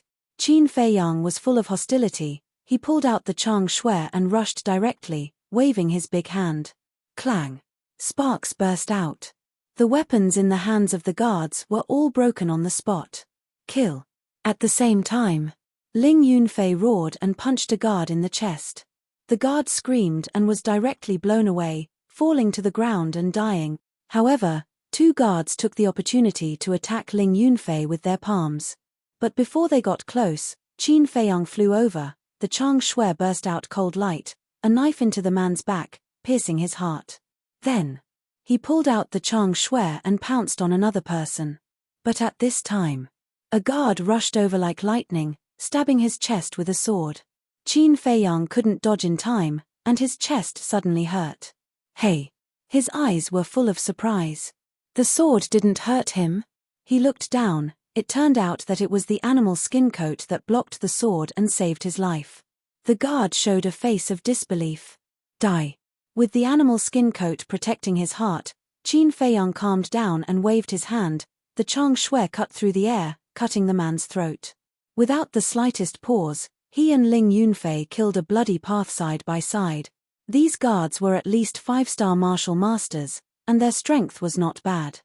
Although Qin Feiyang and Ling Yunfei cooperated seamlessly, and there was the Chang Shui, perfect martial arts, and the animal skin coat, but gradually, there were many wounds on their body. It was still raining cats and dogs. This was a night of bloodshed. In the city lord's mansion, the sound of killing shook the sky, and blood stained the ground. The whole Black Bear city was alarmed. Everyone was rushing in this direction. Qin Feiyang and Ling Yunfei were bathed in blood, stepping on corpses, and finally killed their way to a wall. However, at this time, 5 middle-aged men stood in front of them. Their faces changed color. Without hesitation, they turned and fled. Because those 5 people were the ones who had assassinated and followed them before. They were all martial grandmasters. "Stop them!" one of the burly men shouted. The group of guards in front immediately rushed forward, cutting off their escape route. At the same time, the 5 burly men quickly caught up, and without saying anything, they directly slapped at the 2 of them. Seeing that Qin Feiyang and Ling Yunfei were about to die on the spot. Whoosh! But suddenly, streaks of bright battle chi, like sharp arrows, broke through the air, and instantly sank into the chest of those guards and the 5 burly men. Ah! A series of screams resounded through the night sky. All the guards fell to the ground, dead. There was a thumb-sized bloody hole in their chest, penetrating from front to back, and blood spurted out like a fountain. A white figure dashed over at high speed. It was Luo Xiong. His body was surrounded by battle chi, shining brightly, like a bright moon in the dark night. "Thank you, Palace Master," Qin Feiyang and Ling Yunfei said gratefully. If Luo Xiong had not arrived in time, they would have died. "It's good that you're fine." Seeing that the 2 of them were only injured, Luo Xiong also let out a sigh of relief. Qin Feiyang asked, "How is the city lord?" Luo Xiong said, "He will definitely die tonight, but there are still 2 battle kings hidden in the city lord's mansion. You should leave quickly. If you want to leave, you have to ask this old man first." At this time, a bone-chilling voice was heard. A black-clothed old man, like a shooting star, quickly entered the sight of the 3 of them. "Go quickly." Luo Xiong turned to look at the black-clothed old man, and shouted at Qin Feiyang and Ling Yunfei.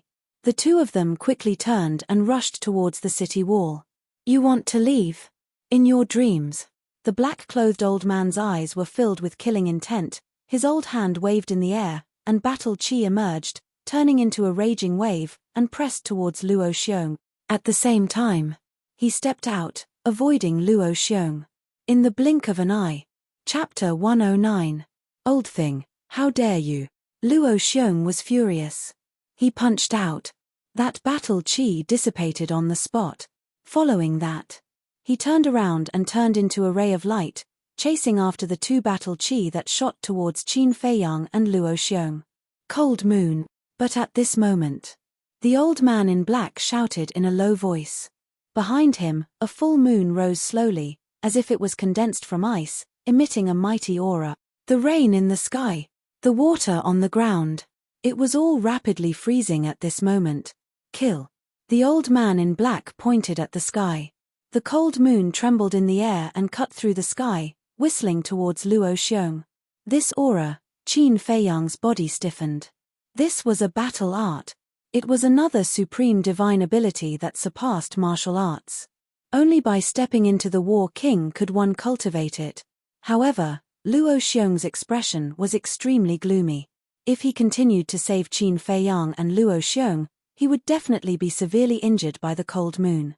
But if he did not save them, the 2 of them would definitely die. Damn it! He cursed and did not retaliate. Instead, he continued to chase after the 2 battle chi. Qin Feiyang shouted, "Palace Master, I have a way, don't worry about us." "You have a way?" Luo Xiong was stunned. He made a prompt decision and turned around. If it were anyone else, he would definitely not believe them. But in his eyes, Qin Feiyang was a kid who could create miracles. Therefore, he trusted him unconditionally. Crash! Battle chi rushed out of his body like a torrent, like a huge waterfall, rushing up into the sky. In an instant, a gigantic fist appeared out of nowhere. It was like a mountain, releasing a shocking aura. "Tyrant fist, kill!" Luo Xiong roared. The giant fist broke through the air and collided with the cold moon. Boom! A loud explosion shook the heavens and the earth. The giant fist and the cold moon exploded at the same time, illuminating the night sky like fireworks. Puff! Bang! Luo Xiong and the old man in black both spat out a mouthful of blood and retreated. At the same time, Qin Feiyang grabbed Ling Yunfei and entered the castle. Whoosh! The two streams of battle qi whizzed past the place where they had disappeared and hit the wall in front of them. The wall instantly collapsed. The few houses in front of them also suffered an unexpected calamity and were razed to the ground. Fortunately, the people in the house heard the commotion and came out. Otherwise, they would have died on the spot. The next moment, Qin Feiyang brought Ling Yunfei back to their original position. Looking at the ruins in front of them, their faces were filled with fear. The black-clothed old man had already stabilized his body. He sneered and said, "Luo Xiong, you can't even protect your disciples. What qualifications do you have to be the Pill Hall's Hall Master?" He thought that Qin Feiyang and Qin Haodong were already dead. But when he looked past Luo Xiong and saw Qin Feiyang, his old eyes suddenly filled with disbelief. How could this be? Not only was he not dead, he wasn't even injured. Whoosh! At this moment, Luo Xiong furiously attacked. Because he didn't need to look back. He only needed to see the reaction of the old man in black to know that Qin Feiyang and Qin Haodong were fine. And now, it was undoubtedly a good chance to counterattack. He took a big stride forward and dove down. His fist was covered with battle qi. Boom! A punch landed on the black-clothed old man's lower abdomen. Ayo! The black-clothed old man was sent flying on the spot. He bent his body and broke one small tree after another. He let out a beast-like howl. Finally, with a rumbling sound, he smashed a fake mountain and smashed into the ground. "Hurry up and leave," Luo Xiong shouted without turning his head back. He took the opportunity to chase after them and rushed towards the fake mountain. Is this the strength of a warlord? Ling Yunfei clenched his fists tightly. Looking at Luo Xiong's back, his eyes were filled with desire. If it wasn't for that unforeseen event, I wouldn't just be a warlord now. I might even have stepped into the War Emperor realm. Qin Feiyang muttered secretly. He patted Ling Yunfei's shoulder and shouted, "What are you daydreaming about? Hurry up and leave." Ling Yunfei quivered. He hurriedly followed behind Qin Feiyang and ran out from the gap in the wall. "The city lord has ordered that we must kill them. Chase!" At the back, a large group of guards chased after them. Mud splashed everywhere. Outside the wall was a 2-meter-wide alley with a finger-deep rainwater. Qin Feiyang and Luo Xiong ran wildly in the alley. "Why are there so many guards?" Hearing the commotion behind him, Ling Yunfei turned around to look, and his face immediately paled. It seems that the city lord has been cultivating his own forces all these years. Qin Feiyang said in a deep voice. It's Jiang Haotian and Ling Yunfei." The streets around the city lord's mansion had already become a sea of people. When they saw Qin Feiyang and Luo Xiong running wildly in the alley, their faces were filled with shock and bewilderment. "Get out of the way, don't block the way," Qin Feiyang shouted. "What happened inside? Why is there such a big commotion?"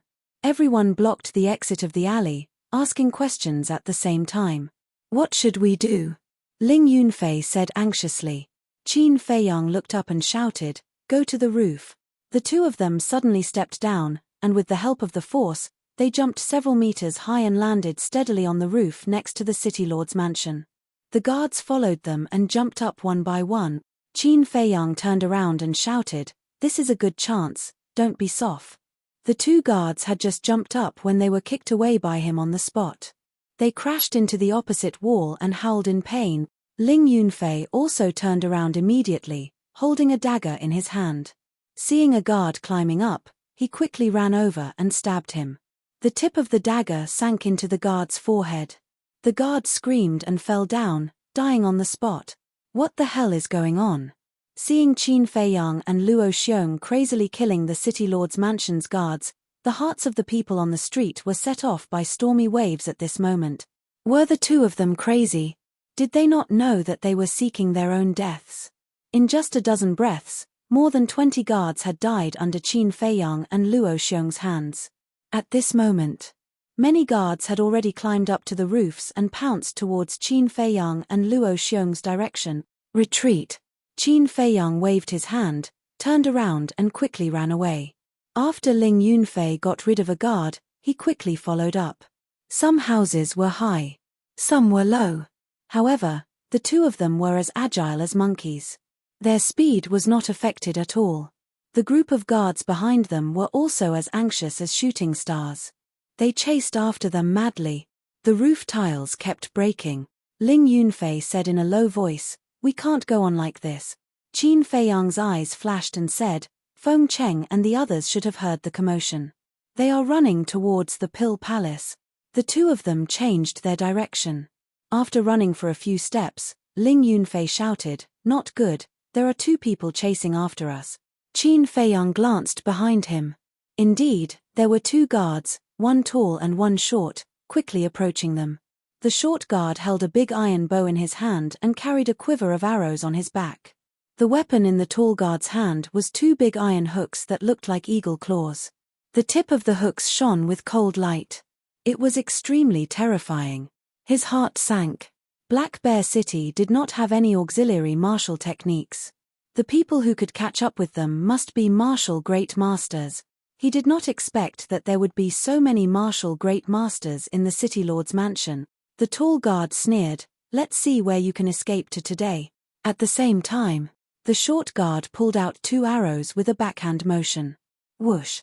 The two arrows pierced through the sky like lightning and shot towards the back of Qin Feiyang and Luo Xiong's. "Be careful," Qin Feiyang shouted in a low voice. The two of them stepped out at the same time. The two arrows brushed past their arms and broke a few roof tiles.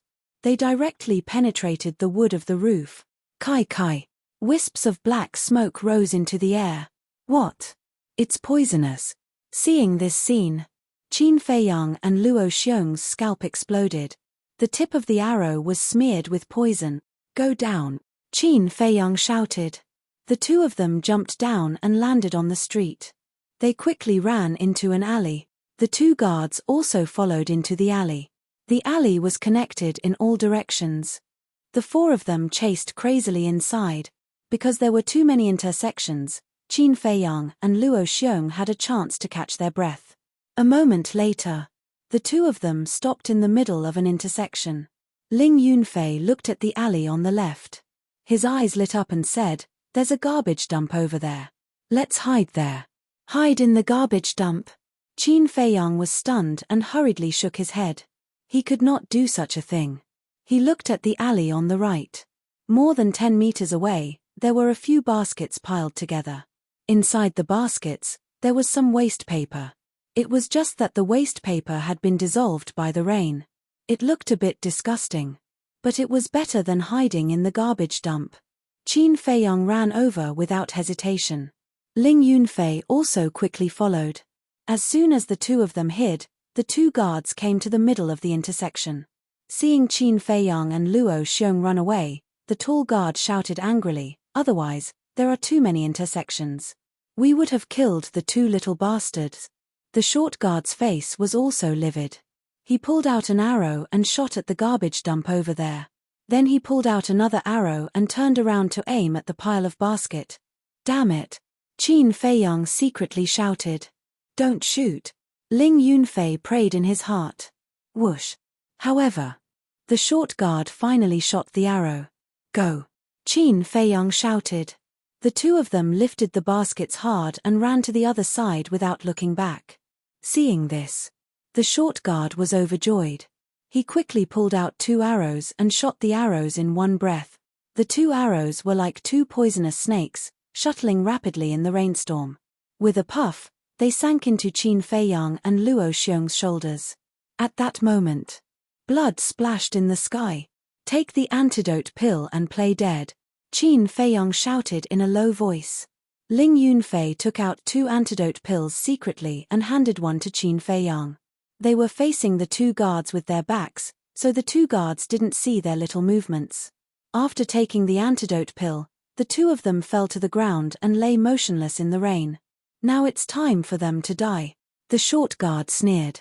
The tall guard shook his head and said, "Although the tip of the arrow is smeared with the one-horned python's venom, we still can't be careless. Let's go and confirm it." The short guard disdainfully said, "You think too much. They are only 5-star martial masters. The one-horned python's venom is enough to kill them instantly. No matter what, we have to confirm it. The tall guard said in a low voice. Okay, you have the final say. The short guard waved his hand and said. Subsequently, the two of them strode towards Qin Feiyang and Ling Yunfei. What should we do? Ling Yunfei asked in a low voice. Qin Feiyang thought for a while and said in a low voice, don't we also have the one-horned python's venom? We'll give them a taste of their own medicine. When they get close, we'll act according to the situation. Good idea.